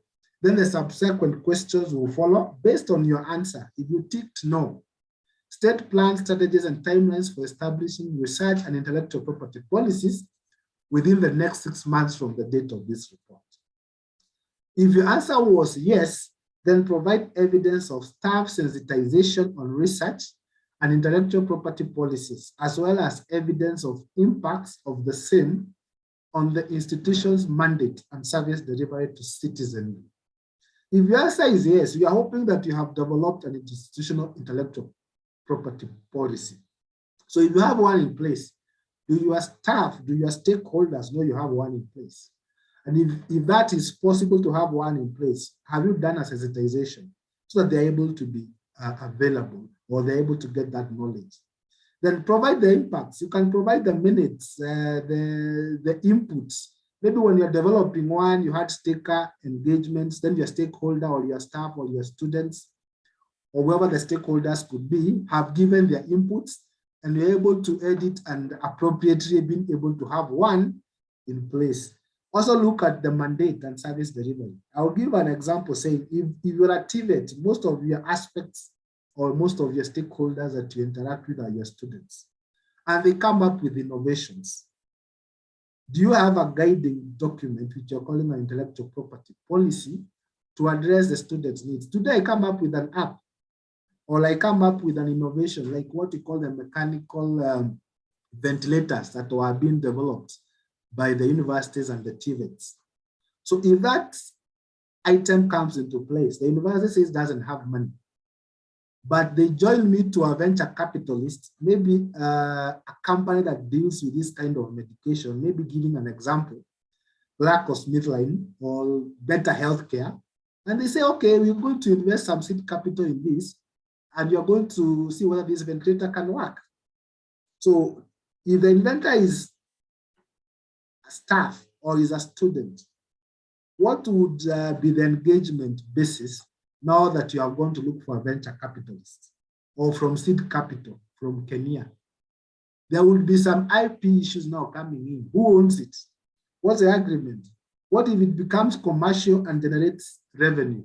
Do you get loyalties? All those questions are now addressed under the intellectual property policy, so that whoever becomes the originator of the idea and the originator of developing that process does not lose out on benefits that are able to address this. Also note that our vision 2030 is to be a knowledge-based economy. And if for us to be a knowledge-based economy, we must put in place intellectual property policies to guide and protect the ideas that our stakeholders have, and they are able to get the benefits out of them in terms of research and in terms of innovations. That's the first part of indicator one. This is the second part of indicator one, which is developing the institutional STI strategy. So we have already given the template within the website. So this was expected within the first quarter. In the first quarter, we were expecting that the organizations are able to appoint a focal person and identification of champions. And then they were able to attend a focal persons and champions training, like we are currently undertaking and what we undertook in the last quarter. Then from this information, MDAs are able to develop and approve of an STI strategy. Maybe approval is a long haul. It may take longer than a quarter because at the first stage is to develop one. Then once you're able to develop, you are able now to conduct awareness and sensitization to staff and stakeholders about that strategy.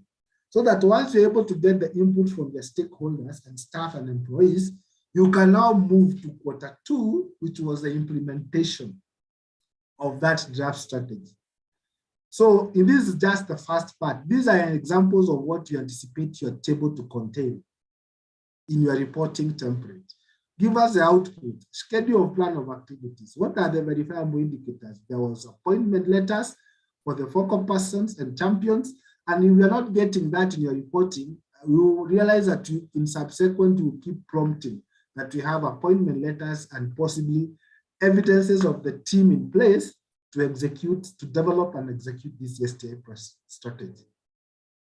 Coming to quarter two, which will proceed to quarter three, we are looking at the rollout of the institutional science, technology, and innovation strategy, which you have already developed.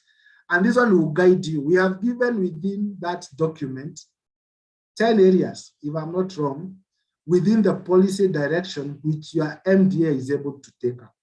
So one of the key inputs of your strategy that will help you implement your strategy is what you call the implementation matrix.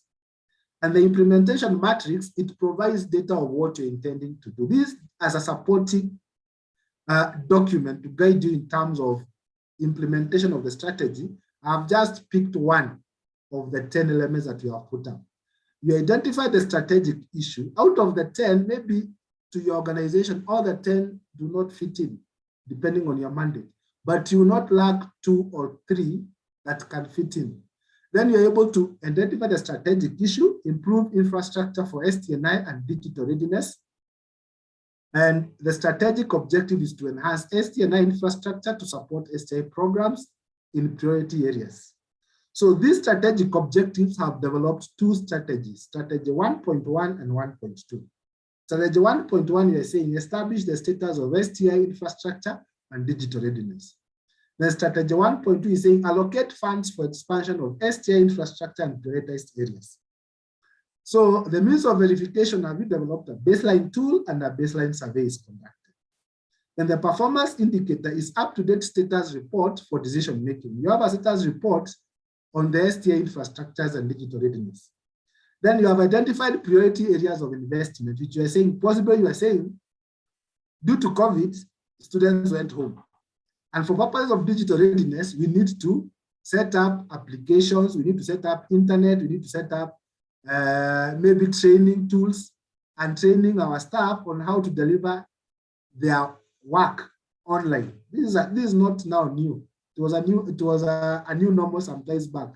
Getting digital readiness and digital transformation is now becoming a norm for every institution to survive. For them to survive, they have to go through this way. So have you identified for you to conduct that in baseline survey? Do your teachers have access to, or do your staff have access to tools that can help them do digital readiness? Have you done a baseline survey and said out of 300 employees, only 200 of them have devices that can work online? Then you have come up with the performance indicators. You have said, you have notified that you cannot buy 200 devices for our staff, but we can identify 50 who are very critical to their work, and you're going to prioritize the 50, then identify a budget that is going to go with that, and you're able to implement it. Then the expected result is that you report the status of STI infrastructures and digital readiness. This was an indicator to establish the status. So the expected results are reports on the status of what you are able to do.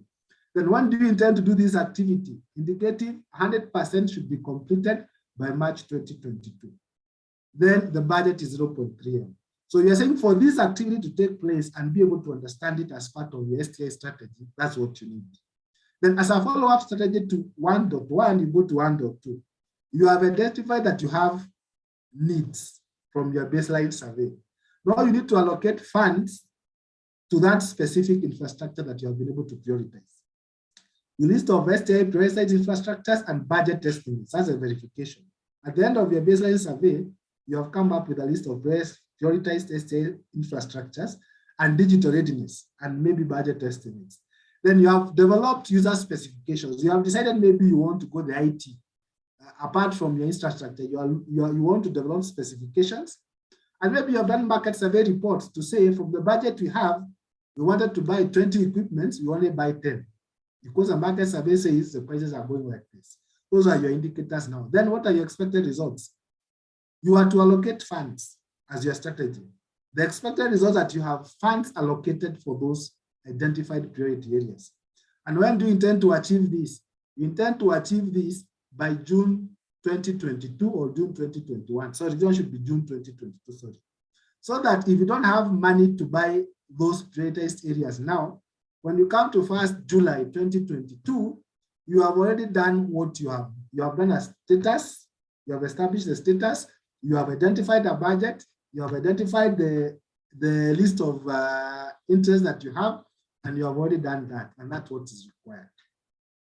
I also want to stress this. This is not something you are doing outside your organizational strategic plan, your MDA strategic plan. So what you're doing, we are streamlining. You're just going to your strategic plan and possibly identifying the areas that you say you're going to do in this strategic plan. Then you look for those that are STI varying, then you bring them in here so that whatever you are doing here is also informed by your organizational strategic plan. And that means that your STI mainstreaming to your core mandate is now working together to that. Possibly you had said if you get budget, you're going to buy computers, and you are going to buy this equipment. So you have to identify those equipments STI. If they are, then possibly it informs your strategy, so that when you're developing your strategy, you don't move away from your organizational strategic plan, which should guide you in now identifying that. I will also give, like in the case of human resource, all organizations have a problem with human resource. So you either want to employ, you either want to replace those who have left by natural attrition or by retirement or by greener pastures. So when you're replacing, you want to replace 10 staff. Then as a committee, you may say, out of these 10 staff, we have identified 2 who will be key as part of STI, human resource, support us in these areas of STI. And note that you're not saying that STI support, they must be people who are doing R&D. You could be having an accountant who is going to help you in populating your table. You may have somebody who is going to come to your committee and help you in terms of developing how to manage your budgets in that area. You may have a HR person who is quite conversant in this area and helps you in terms of reporting, in terms of H&R data. So you try to look at what areas or what percentages within your strategic plan are being addressed by STI. Then you're able now to streamline them in terms of reporting. So the list is endless, but identify those key strategic issues. Then identify the strategic objectives and the strategies that will help you implementing your development plan. I'll go to reporting, or research. I'll go to table 3A, which deals with reporting on research programs. All the research programs and projects been undertaken by the MDA. So if you have 10, you indicate all of them 10. If you have 2, indicate the 2. Then the indicating process goes like this. You identify the program and the title, STI's keys, knowledge, and technology transfer. The principal investigator or the core PI is we have John Doe, starting 1st of July 2020, end date is 30th June 2022. Status of completion is 54.3%, and this one is funded by GOK. We don't have partners funding. The total funding is 30 million.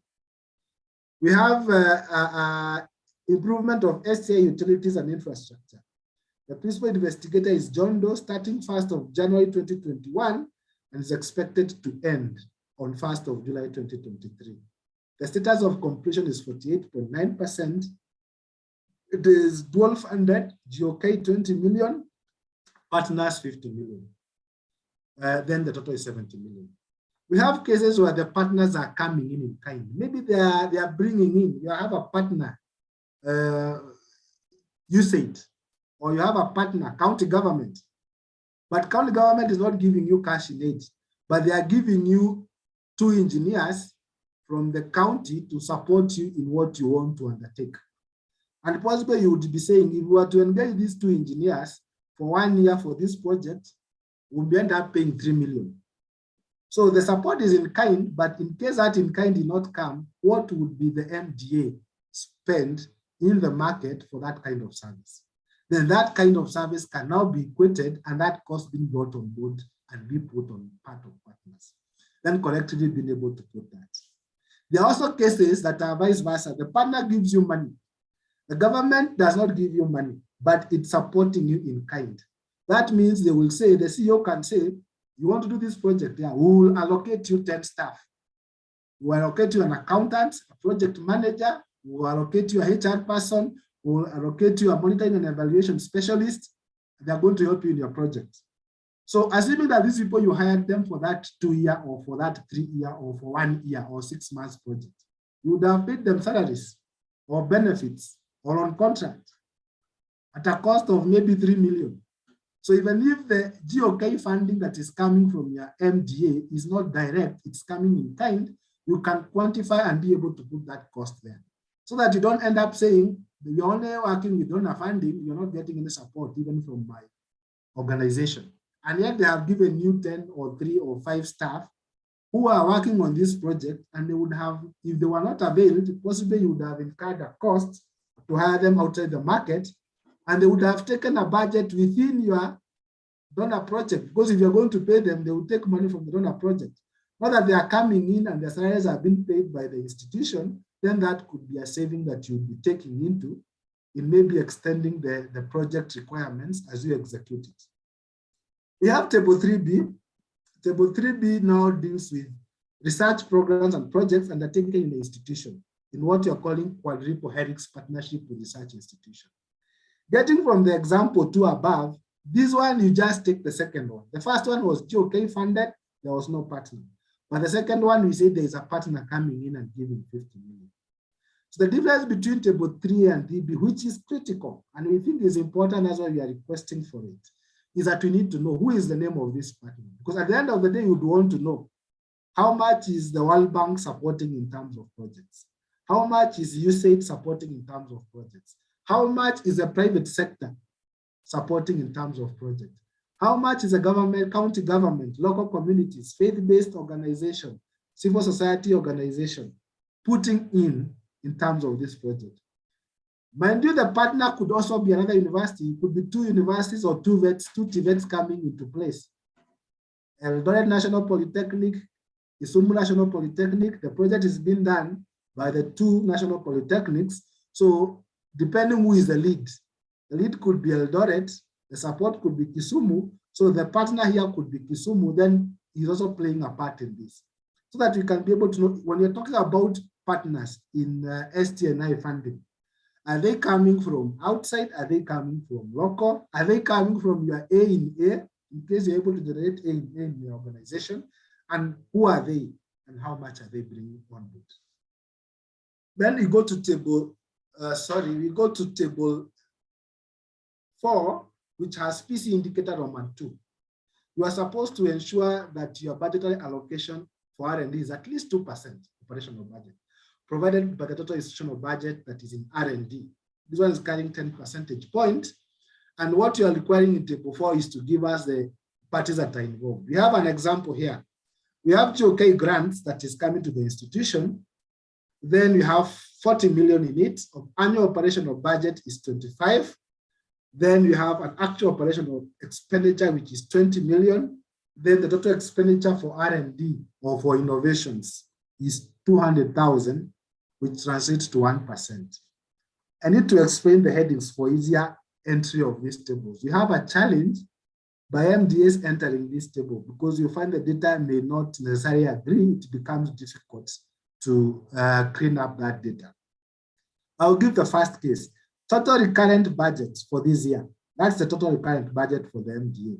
Possibly you are getting 40 million. But 40 million, there are those costs that are already fixed, like employee salaries and emoluments. So those ones you pay, they will not go to the operation, they will not go to the common date because they are already set aside, employees have to be paid. So for this MDA, they are getting 40 million. So when you remove the salaries, you remove the emoluments, you remove other costs, maybe you are taking insurance and you have to pay for insurance and such cases that will come along, you are remaining with 25 million, which will now run your operational budget. However, sometimes you have budget cuts. You get allocation of budget of 20 million, but at the end of the day, you only get 20 million. That means you got a budget cut of 5%. If you're relying on maybe on the extra. Then we will be looking at the total percentage of expenditure of 200,000 over 20 million multiplied by 100. And this one gives you doing 1%, which is good enough. I think at the data that is available, although all is saying we are doing at 0.89, 0.79. So at national level, we are still moving towards that level. And maybe so far you could have reached 1% if we have good and well aggregated data, which we are requesting from you so that you can inform. Then we have the donors coming on board. Assuming that the donor money comes in, you have no operational budget, you're not buying vehicles, you're not getting some deductions, you are not employing new staff, this money will be used by the same staff who are already in the organization, then it becomes that you're going to spend the entire money on that project, R&D project or innovation or whatever that you research that you're undertaking, then that's 100%. And at that level, you can see that the total percentage of your R&D is even higher than what you're getting from the exchequer. You're getting 40 million from the exchequer, but you have a project that is running with 50 million, which is higher than what you're getting, which is a good thing. You could have a business development unit, what you're calling an appropriations of A&A. So like now you are getting, for TVETs, you are getting school fees from the students for those that are charging. You also have maybe government capitation. I'm not so sure how much it's coming in. But if you have government capitation as a TVET, you're going to enter it under GOK grants. If you have students paying fees, then you're going to enter it under what you're calling appropriations in it. Instead of saying business development unit, you'll be saying students' fees. Then you're going to do the entries of the student fees all the way up to the end, as I have explained. I hope that is clear in terms of populating that table. While there are challenges, kindly we are reachable. You can make a call or you can make an email, then the responsible person can assist you in terms of that entry. We have indicator 2 Roman 3, undertake research and innovation technology commercializations. We are saying MDAs are required to identify and implement and report on any 4 outputs. We have given you 9 outputs. You don't need to do the 9. Just do any 4 that you can. But if you have more than 4, well and good, do the 6 if you have them. They will be helpful. So we are saying don't leave any necessary data. Don't say we have been asked to fill 4, and since I had 8, I'll just fill the 4. Just fill the 8, because that data is collected to your organization. It will give us a perspective of how much your organization is doing and how much it's maybe in terms of its preparedness and implementation of STI. Is you could be saying you're not doing so well, only to be shocked that you're doing better than you thought. You could be saying you have always thought you're doing well, but when you come to data and statistics, they are saying they're not good enough. You need maybe to identify better areas to invest. So we are saying details of products and services. If for academia publications, maybe in those journals, maybe for intellectual properties, you have copyrights registered by Kikobo, you have industrial science granted by KIPI. You could have generated a patent and KIPI has, you're in the process, maybe you are not even finished, but it's there in the process of building into one. You can report on that. You can talk about appropriate technologies. Like now, if you are building appropriate building technologies, you can give information. Maybe you are trying to come up with better building materials. Maybe you are trying to come up with, like now you are addressing the Big 4 agenda of housing. Your contribution could be what area of this are you trying to deal with. Then you could come up with a building technology, but you don't have the ability to commercialize it. The product could maybe be a steel, it could be a roof, it could be even a renewable technology. Maybe you have come up with a solar panel or a cell or a battery that can be used for solar charging as a TVET. So that one becomes a product. So it becomes maybe a battery charging tool. You may not be able to commercialize it, but there are people outside there who are able to do this. We have people who do good in batteries. We have chloride dioxide, we have the rest. Maybe you can reach out to them and tell them, I have an idea, I can come up with a rechargeable battery, and this is what I thought, and this is what I have. Then if the idea is good, the commercialized product can go into the market. Then you can deal with people who are working on those markets to help you commercialize that product. Note that there was a question that between basic and applied research, where are we emphasizing? Both of them are important. But our interest is, can we get products in the market? If you're doing research and the final output is a product that can face the market and can be used, it will improve even what you're calling global innovation index. You can be able to report that you're able to not only do research, but also move it to the final aspects of commercialization and give a result. And when you have a commercialized product, you also have partnerships. You may need an MOU with the industry. With steel roofing, you have to Nonoka, maybe you want to do steel. You can do with Mabati rollings if you're dealing with roof. If you're dealing with rechargeable batteries, there are those companies that are good in commercializing those battery aspects. If you're dealing with solar pumps, maybe you have come up with a solar idea that can be used in arid and semi-arid areas and can use solar to pump water. So you can talk to Davis and Shitleaf and other people in the commercial environment to see whether your idea can at least fetch some value moving forward. If you have innovation hubs, then possibly you can say what innovations have been housed within the innovation hubs or have been incubated. Last but not least is indicator 2, Roman 4. We are dealing with the dissemination of research findings and recommendations and innovations through conferences, workshops, seminars, among others. So you're saying in this table 6, dissemination of research, technology, innovation, products, and services. We are looking at the mode of dissemination, details of activity and period undertaken. We have an example. I think this is one of the most popular ones within the MDAs, attending the international trade fairs in Nairobi and Mombasa.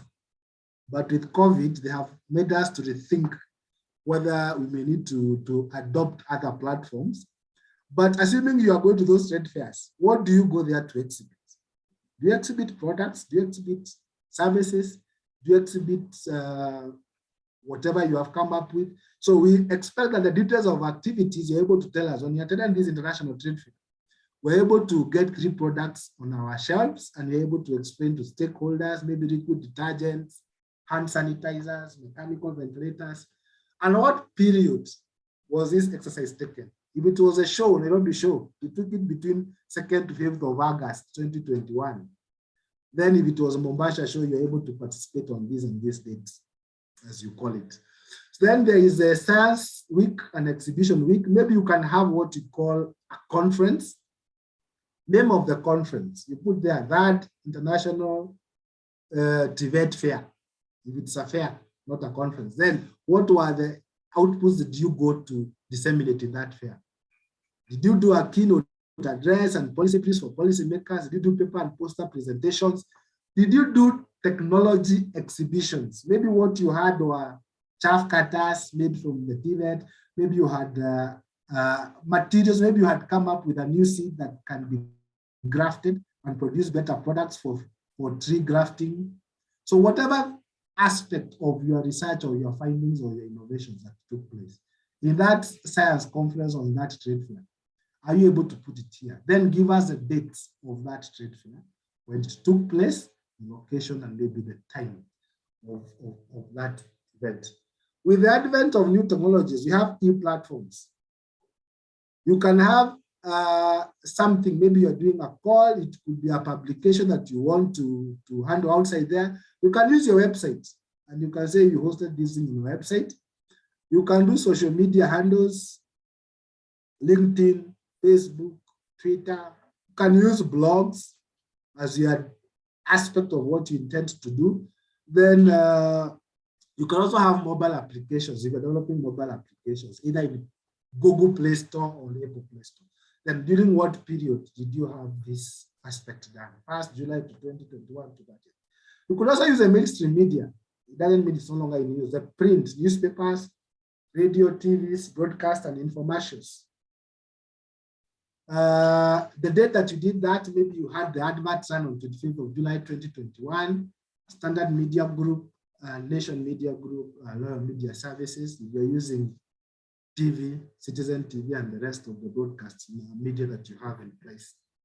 Not the key aspect that I would want to emphasize and articulate on, ensure that your details of the activities are informed by the mode of dissemination. Like now you could be saying you want to do a conference on youth. You will find that the youth between the age of 18 to 25, those are social media people, they'll never buy newspaper. You'll never see them with the Standard or the Nation. Rarely if they do, but you find them in Twitter. So that means that when you look at your target for dissemination, then the mode of activity will inform that. Such that for you to end up having a research or a technology or innovation that you want to reach out, what's your mode of dissemination? What's your target audience? And then the details of the activities will form the target audience. Because at the end of the day, you want your dissemination to get the correct audience. Either they're able to use it, or they're informed about it, or they're able to migrate it to the next level. You can also get ideas from them on how to improve on your findings. And they tell you this was just 10% of what you would have done. You would have drafted this research. If you had thought of this innovation in this direction, possibly you would have got better outputs. Instead of generating one patent, you would have generated 2 or 3 patents from this research or this innovation. So it's not only a matter of them receiving. You also expect that their feedback to your dissemination improves in terms of your delivery as a dissemination process.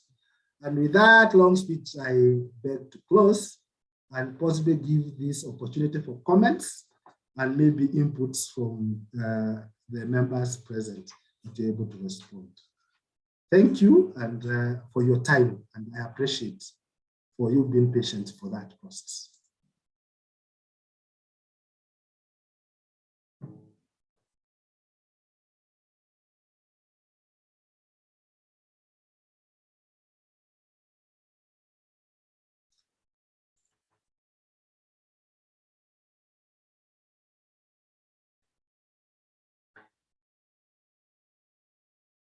So I'll answer some questions, and I'm seeing, I think Robert Magare is saying, good presentation, but feeling itemizing institutional research, technology and innovation expenditure, some indicator may need more sensitization. I think this one you can reach out and you can see how we can support, but this indicator on R&D expenditure, I would wish that you work closely with your finance team, because there is some data that you may not have access. And this is why we are beginning saying, let your appointments come from your accounting officer, so that some of this information that you may need to move on to some of these offices or holders of this information, they're able to give you accurate information. So that when you come to fields like such a table, you don't end up saying you're not sure whether you're getting GOK capitation. And possibly the GOK capitation is there, but the CFO or the head of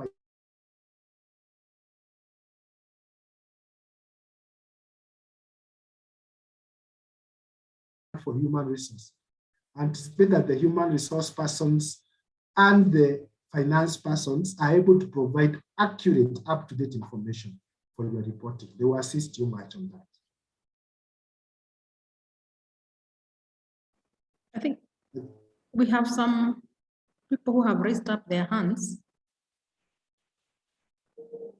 Wilfred, we have unmuted you, Wilfred.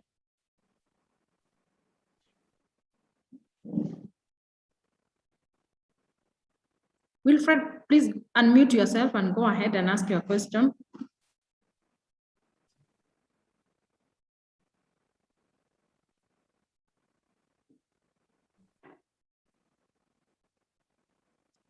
He is still muted, so we can go to Nelson Kipkoskei. Please go ahead, we have unmuted you. Thank you, Cyrus, for that presentation.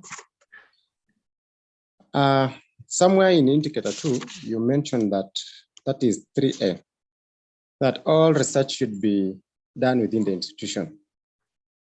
Does it mean that if I'm interested in carrying a research on maybe conservation, am I limited to going somewhere like Mara and do my research? That's my question. Thank you. Okay, to answer you, Nelson, I think when you're saying within the institution, you're saying it's a project or a program being undertaken by the institution. It is not about the location, it's about the ownership. So the location can be anywhere. It can be Masai Mara, it can be, you can even be conducting research collaboratively with a university in Europe, but you are part of it. So it's not limited to geographical location. Okay. Yeah. We have Noah Koskei. Please go ahead and speak. We have unmuted you.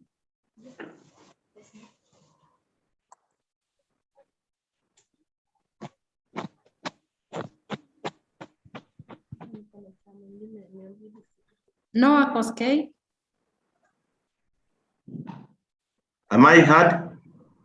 Yes, we can hear you. Okay, fine. Now, there is somebody who has done a comment, anonymous attendee, and I am of the opinion that maybe we still need some time, because I've listened carefully.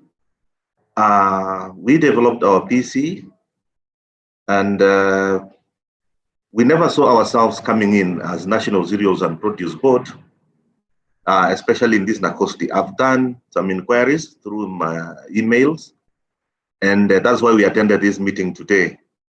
But still, I feel, you know, as NCBB, we might not come in, because if you look at your tool, you know, we are saying fitting in there, probably we need to sit together. Maybe you understand our core mandate as an organization and the commitments that we could actually come in. So really, I would wish if we can have maybe some more time so that we understand, because this is a commitment, and being a commitment that goes into the PC, it has some impact in it. It has a lot of, you know, other commitments that requires an institution to commit. So I would like to request, if those who are participating and feel like they are like NCPP, maybe they are given a chance, so that we can also even meet with Public Service Management Monitoring Unit, so that they can guide us. Because I know by the time you are going to the PC, it's a commitment in the PC cycle. This requires maybe talking to Public Service Management and Monitoring Unit, so that we see how we can come in. Thank you. Thank you, Noah. I think that's right. If you can allow me to respond, and maybe somebody else who is present can assist. If you look through the 10 areas that we said you can be able to deal with, I know the biggest question has been budget and has come up over and over again. And you have said this one is being done in line with your strategic plan.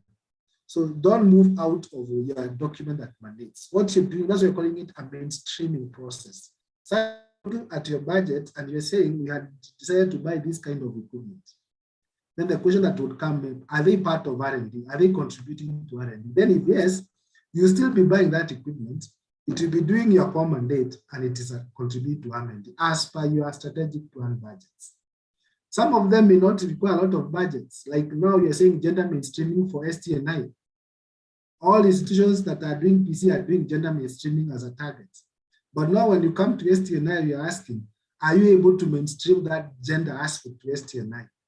That means if you are conducting surveys in your institution or you are doing something that is related to STI, are you looking at the aspect of gender parity?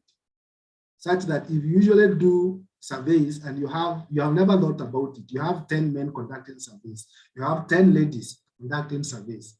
Is it not the point where you say you have 5 females, 5 males who are going to conduct this survey? So that means in terms of that scientific process of conducting that survey, you have mainstreamed the aspect of gender.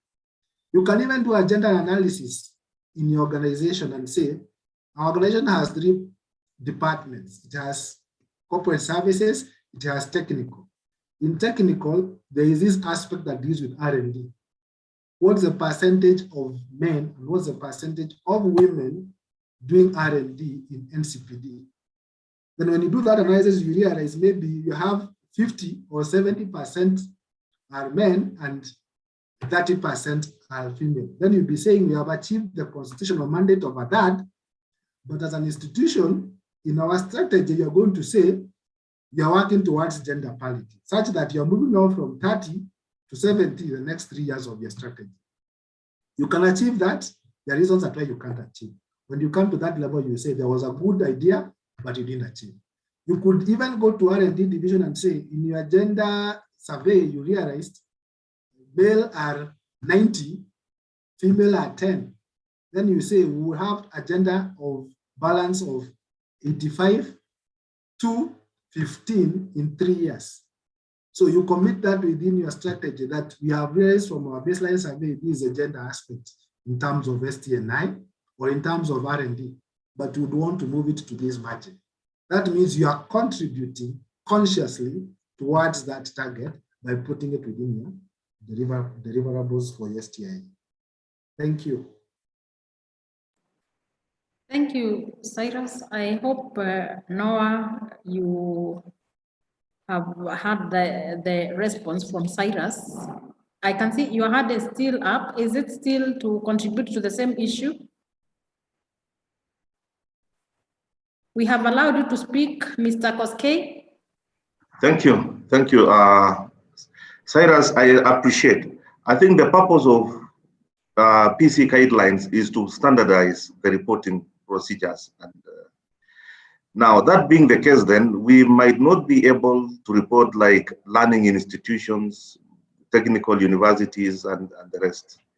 And that's why I was saying, probably as you look at, maybe in the guidelines, maybe the 19th cycle, as part of the NECOSTI, you separate, you categorize institutions so that you study their core mandates, so that you categorize. You have learning institutions, you can have TVETs, you can have MDAs, you can have state corporations that actually will fit in.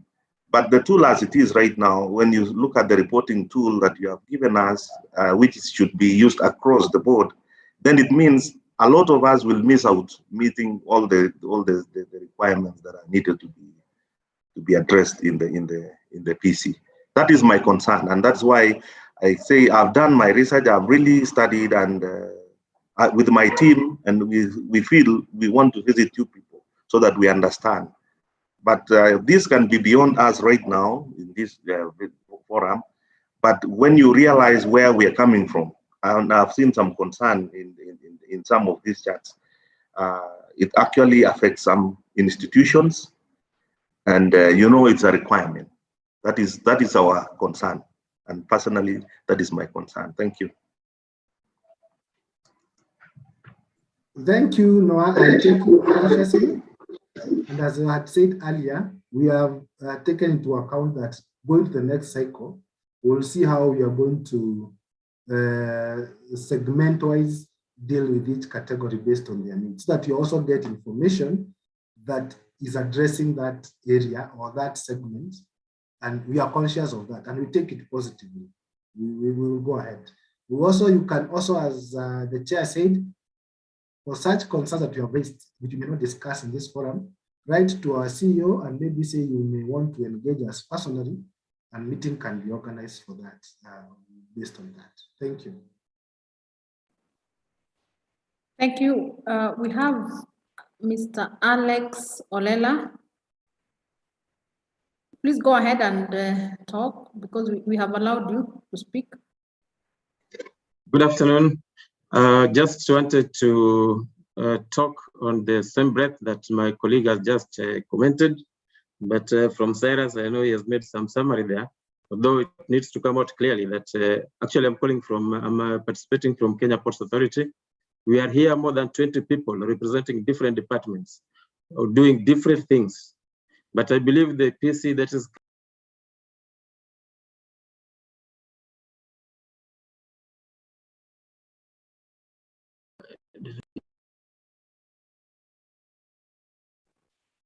Alex, please continue. We can't hear you. Although sorry, I had muted you. Please unmute yourself, Alex.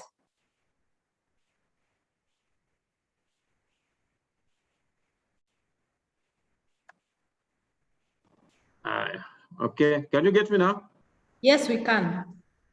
Yes, I was just talking on the same breath as my colleague, although Cyrus has made some summary there that could actually make an individual consultation with the CEO of Nakosi, but it is clear that we are actually already in a running financial year where we are supposed to report on performance contracting. Most of us are participating here as champions. And if you look at what you outlined as the roles of the champions, it's about implementation of things that are supposed to be reported. Now we are getting to this for the first time. The financial year is actually, the reporting period is already almost halfway. And you know, we are represent different departments always. Your reports and feedback should be actually harmonized for the organization. And as you also mentioned, there's more impact or more direct way in which training institutions and research institutions can actually tackle this. But for expansive organizations like KPA, operating so many in a varied, a very large operation text of departments, I think there need to be room for consolidation within our management as well, because I think maybe we've got engaged some senior people on this. Maybe they've given some presentation, but I think that coordination from our top to where we are now, and considering our nature of operation, we need to have actually a good impact at the word go. Saying that we'll just start anyhow to submit anything anyhow, then we'll improve later, may not be really good for us. Thank you.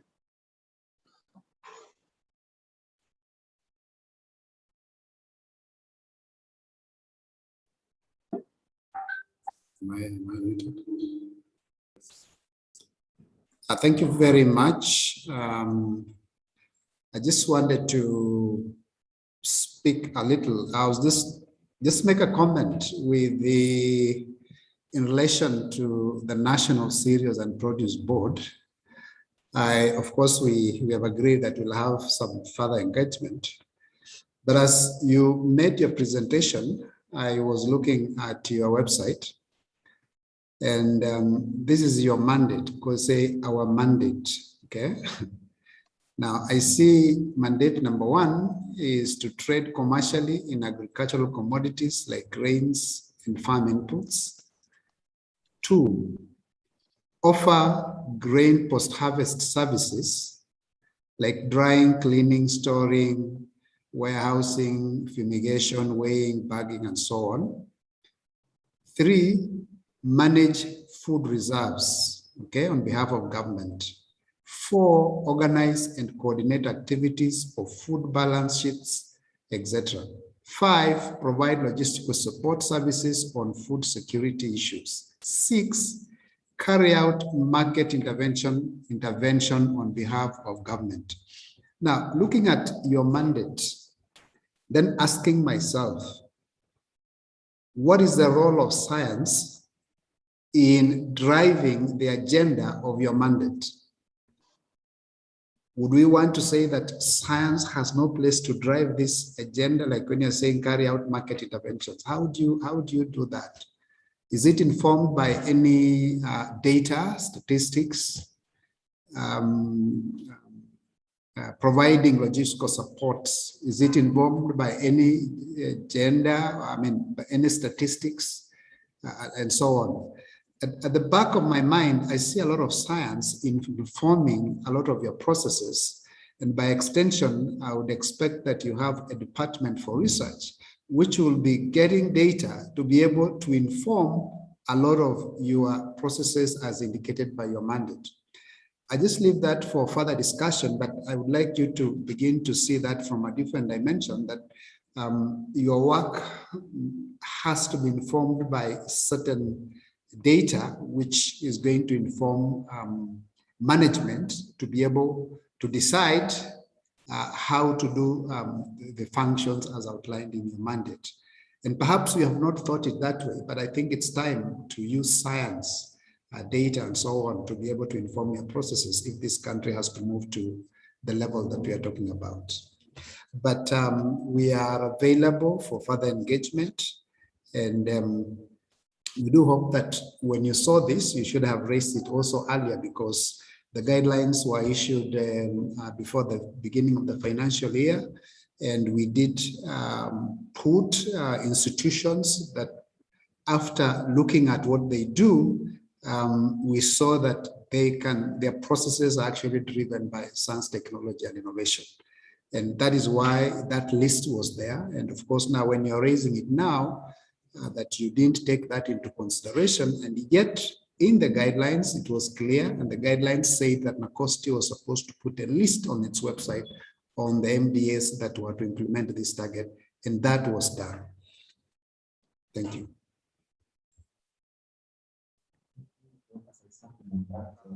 Thank you, Chair. I'm not disputing that, because when we were developing our PC, we went through the NACOSTI, and we even visited the website. But if you look at the tool, my concern is maybe our core business, though science behind it, we might need to look and categorize so that we come in and we know what we will be reporting. If you look at the reporting template, probably that is where our concern comes in. I don't know whether I'm online, but that is my concern. Thank you.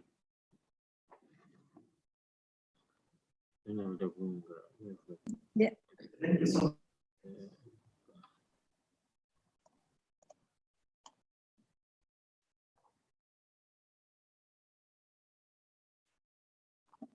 Okay, I'm okay now. Thank you so much. Just a very small addition in the debate that we're having. Number one, we need to completely appreciate one fact that as Mr. Boniface have said, development of the PC is purely guided by the PC guidelines. And at the point in which you decided to integrate STI, science, technology, and innovation, as a PC indicator within your core mandate, that was very, very clear. Number two, you got an opportunity within your mother ministry to negotiate that, and of course you are vetted also on the same. And remember, you went through all the indicators. Probably that information could be not necessarily with you, but of course with probably the office that is concerned with that. What I'm trying to say is that all those indicators, how relevant they are to your institution as an MDA, and all that was discussed and agreed. And of course, the final part of that process is on the review that was done. So basically, what I'm trying to say is that any shortcomings, any deficiency in terms of your mandate in relation to all the indicators, not only STI, is supposed to be addressed at that point conclusively. And again, now when it comes to reporting, if you look at reporting, actually, you report again based with those indicators. If you look at some of the indicators, you are even choosing. For example, if you look at dissemination, how do you want to, or do you wish to disseminate? You are given an option. So at the end of the day, you pick options that are relevant with what you do. But the point is, again, the choosing of who should be on board, and I'm happy we have also under your mandate, is clearly guided by that need, by what you do.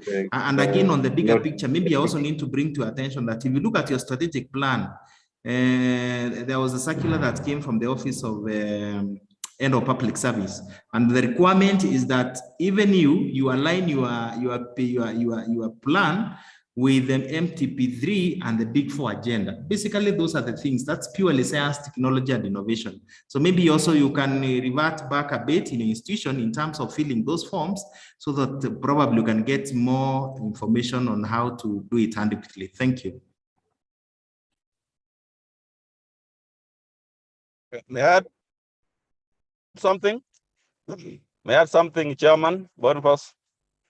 Can you hear me? Yes, we can. Please go ahead. Yes. Thank you, and I'm very excited with the kind of discussions going on and the frank talk and exchange. Yeah, so we, as I said at the beginning, this is the DG. We are very open to discuss on a one-on-one basis.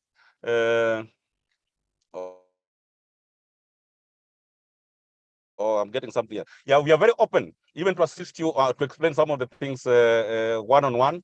So I think wherever there's some issues that tool, we can still discuss one-on-one, even up to my level. We can have a chat maybe next week, and we'll see, and you'll find out that actually a number of those things fit you. Thing is your strategy. When you go to the template, you might find a number of things which are not applicable. You will simply say not applicable. If you see the score is not applicable, it doesn't mean you'll score 0. It doesn't mean. What we're trying to get is that we have one standard template in which we are trying to get information. And it's cutting across several MDAs. So there are other areas be applicable to a TVET institution. You just say not literally all the TVET institution. There are other things which are not applicable to research institution. Again, we understand. But in terms of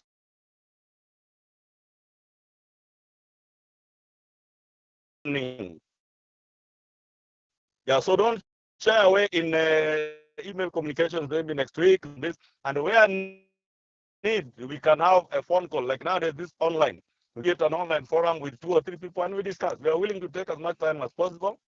And because if we don't speak on the same page, then it will be very difficult to implement. So we're willing to go the extra mile to discuss until we agree. But I hope it will be in a good way. Boniface, I don't know whether you're still continuing. Yes. You are still continuing with discussions? Sure. We are still getting people to ask, yes. We'll respond to any other. Oh, okay, fine. Yes, just proceed. Yeah, but what I want to assure on the chat, on the Q&A, perhaps you can respond very open. to. We are also learning this debate. Lincoln. There's also for Charles, who is asking us to send the good clarification made on reporting on STI activity. Yes. So Margaret, you can continue. Am I required to respond? My internet is a little bit on and off. So I hope you can continue. Yes, we are continuing, and Cyrus is typing some. I hope you can continue to respond to the issues. Oh, good. Continue. Good. Continue, please. Yes, DG, we are responding, and we can see that Cyrus is also responding to some through typing. Perhaps Cyrus, you can check on the Q&A. I was talking about the one from Charles Nyongesa, who is saying that good clarification made on reporting on STI activities. Please send members the sample as indicated under demonstration to us. to serve as a point of reference for future filing in subsequent quarters, filling in subsequent quarters. I think, Cyrus, that is straightforward. We are going to send all these presentations, even the PowerPoint ones. And then there's another one by Lincoln Langat. Are members of NRF here with us? Are they going to commit to offer funding for TVET research, including publishing in international journals? The members of NRF are not here with us, but they are our sister institution, and our DG serves in the board of NRF. Maybe DG, you can respond to that.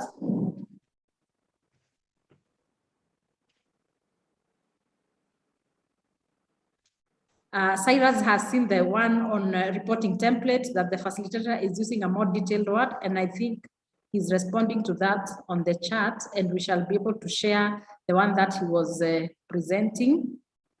We have seen the issue of training certificates that is clarified, that these are going to be sent out to you for participating in this sensitization. Margaret?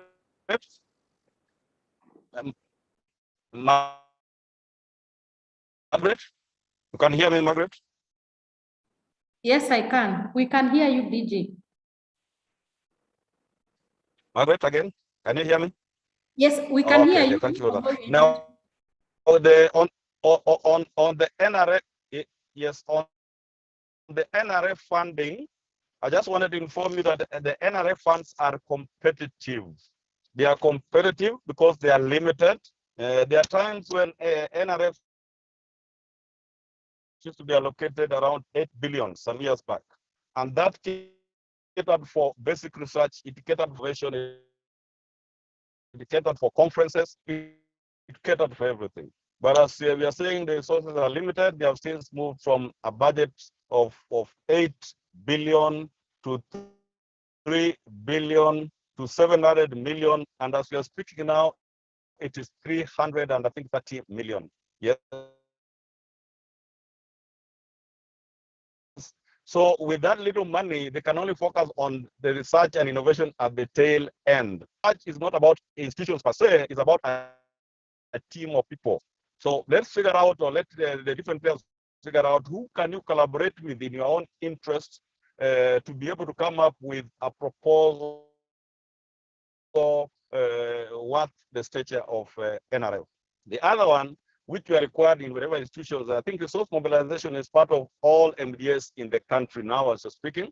You have seen the universities are stuck in debts and they're being told to be innovative. So for example, a university like Moi University, which has Revatex, is being told, please expand on the Revatex and make money. The times have changed, even for TVET institutions, even for MBAs. You have to find a way of thinking of resource mobilization. And that's why even for us, we sometimes seek funding from our international partners. And if we get that, we'll be able to also put it competitive. So for those of us who are gathered here, the times when the government will say, oh, on, you have to literally compete for yourself, because they'll ask you, if we give you this, how much, what will we have in return? Yeah, what will we have in return? So that is the approach. So there cannot be a commitment as such, but it's about how do we engage, how do we partner collectively, and. Okay, I think Kamau, unless you have something else that you want to add, we can pass over to the chairman. Although I see a hand by Lucy, so we can perhaps we can allow Lucy to talk and then you respond, Cyrus. That's okay, Margaret. I can respond. Lucy, please go ahead.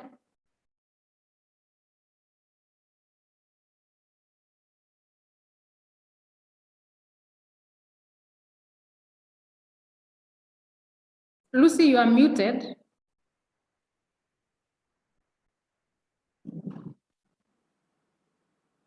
Okay. I think Cyrus, you can go ahead and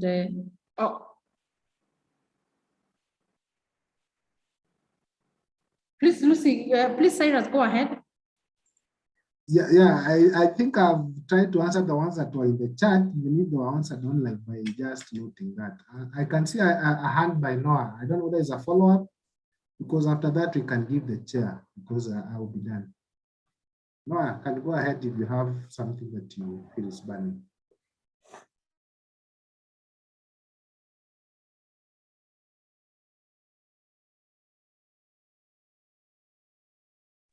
Noah, if you can hear us, you have your hand up. Is it by error or is it up to ask a question? We are waiting so that we can respond. Can you hear me? Hello? Yes, we can. Yes, we can hear you. Yeah, I was saying, I was looking at the PC guideline. If you look at the approach NTSA used when they were being introduced into the PC guideline, they had categories of how can onboard people on the PC. I would wish if we could consider that, so that we still approach the public service management and monitoring unit, so that we have categories, so that we can onboard more people, and based on their core mandates, and which everybody will appreciate the PC guideline. Thank you. Thank you, Noah. That has been noted. We will put it into our notes and we address it. Thank you, Margaret. I think we have taken the comments and noted them, and I would wish to return the meeting to the chair. Thank you.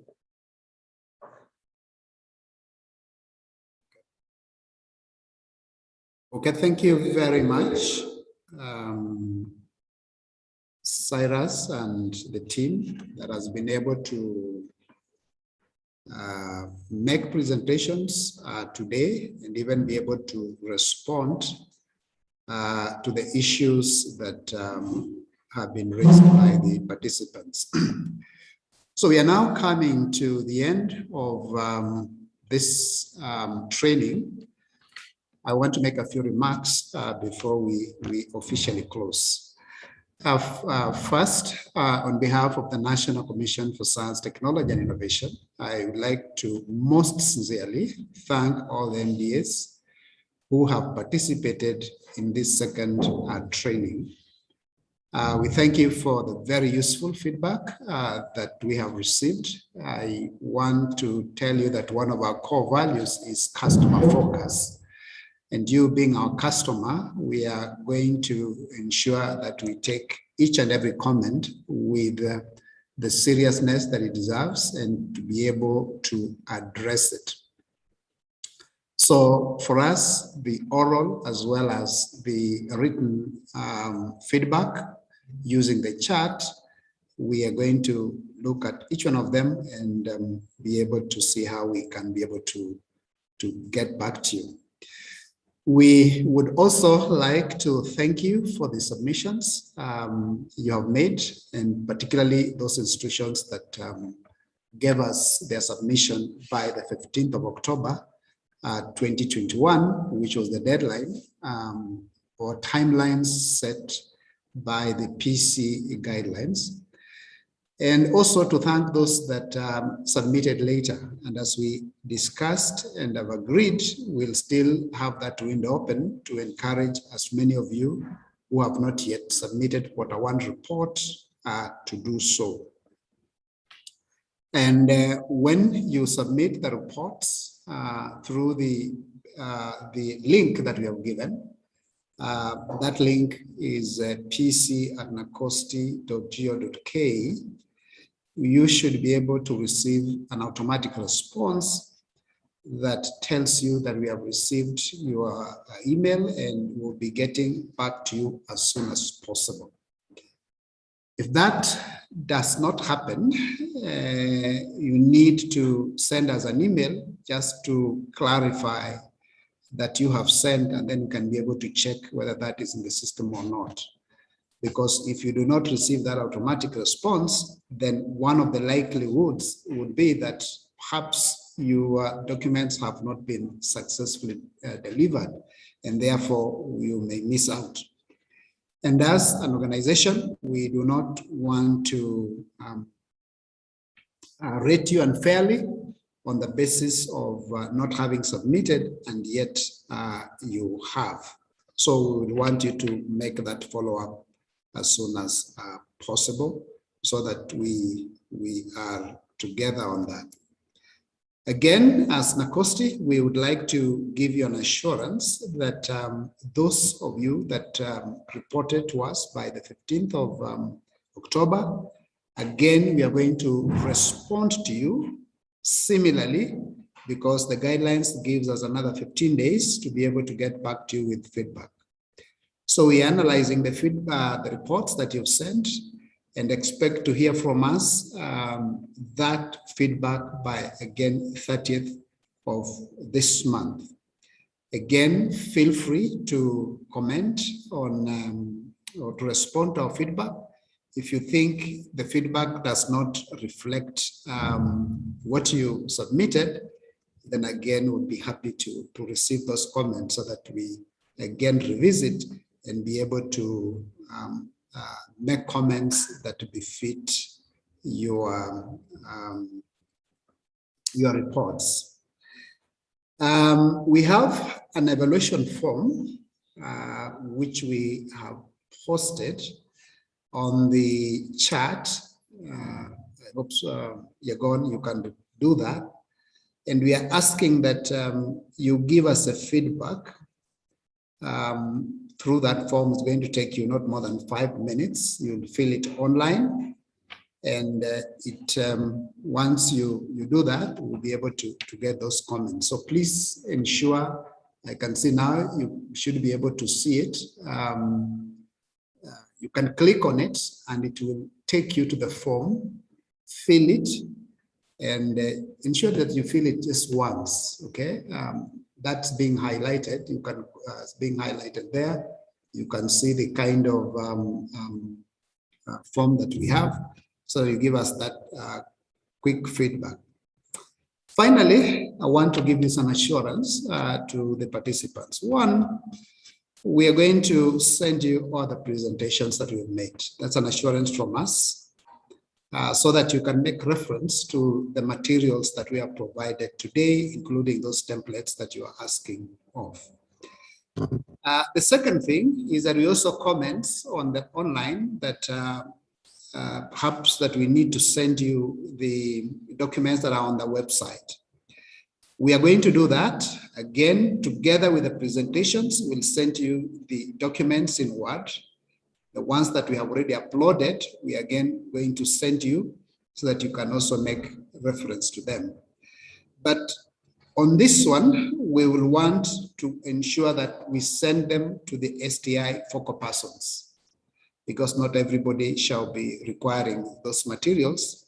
So if your institution has not appointed a focal person, please let them do that as soon as possible, so that as we send these documents, we can be sure that the documents are also with the focal persons, and the focal persons can be able to facilitate the other internal processes of your own organization.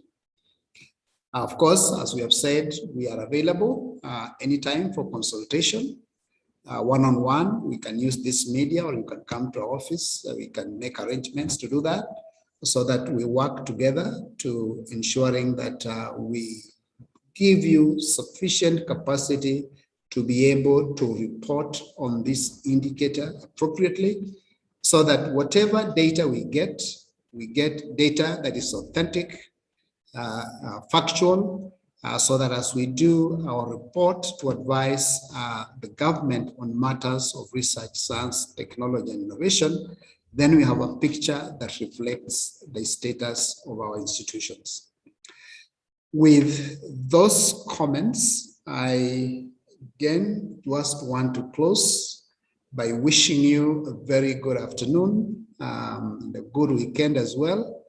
And know that Nakosti's door is open for us to continue to engage. We started with a word of prayer, and again, we're going to close with a word of prayer. So shall we pray? Our Father, we are again grateful this far that you have come. Indeed, as we started, we asked you to grant us knowledge and wisdom. We did ask that you may enhance our connections and our communication between ourselves and our clients. Indeed, we can testify of the fact that you answered our prayers. We've not had any technical hitch, but we have remained connected throughout, and Lord, we are grateful. Thank you, Lord, for the focal persons and the champions that are here in their respective institutions. Lord, we do pray that you will be able, Lord, even to grant them insight and knowledge to be able to serve this nation to the best of their ability. And at the end of it, my Father, we shall be able to steer this nation to the next level. We thank you, Lord, for the afternoon and the rest of the activities. Father, even as we go about them, God, may you be with us. And as you cause us to meet yet again, Father, we'll be careful to remember to thank you and even to honor you. We give all the praise back to you because we pray this, believing and trusting in Jesus' holy name. Amen. Amen. So have a good afternoon and bye-bye to everybody. And we look forward to further engagements when the opportunity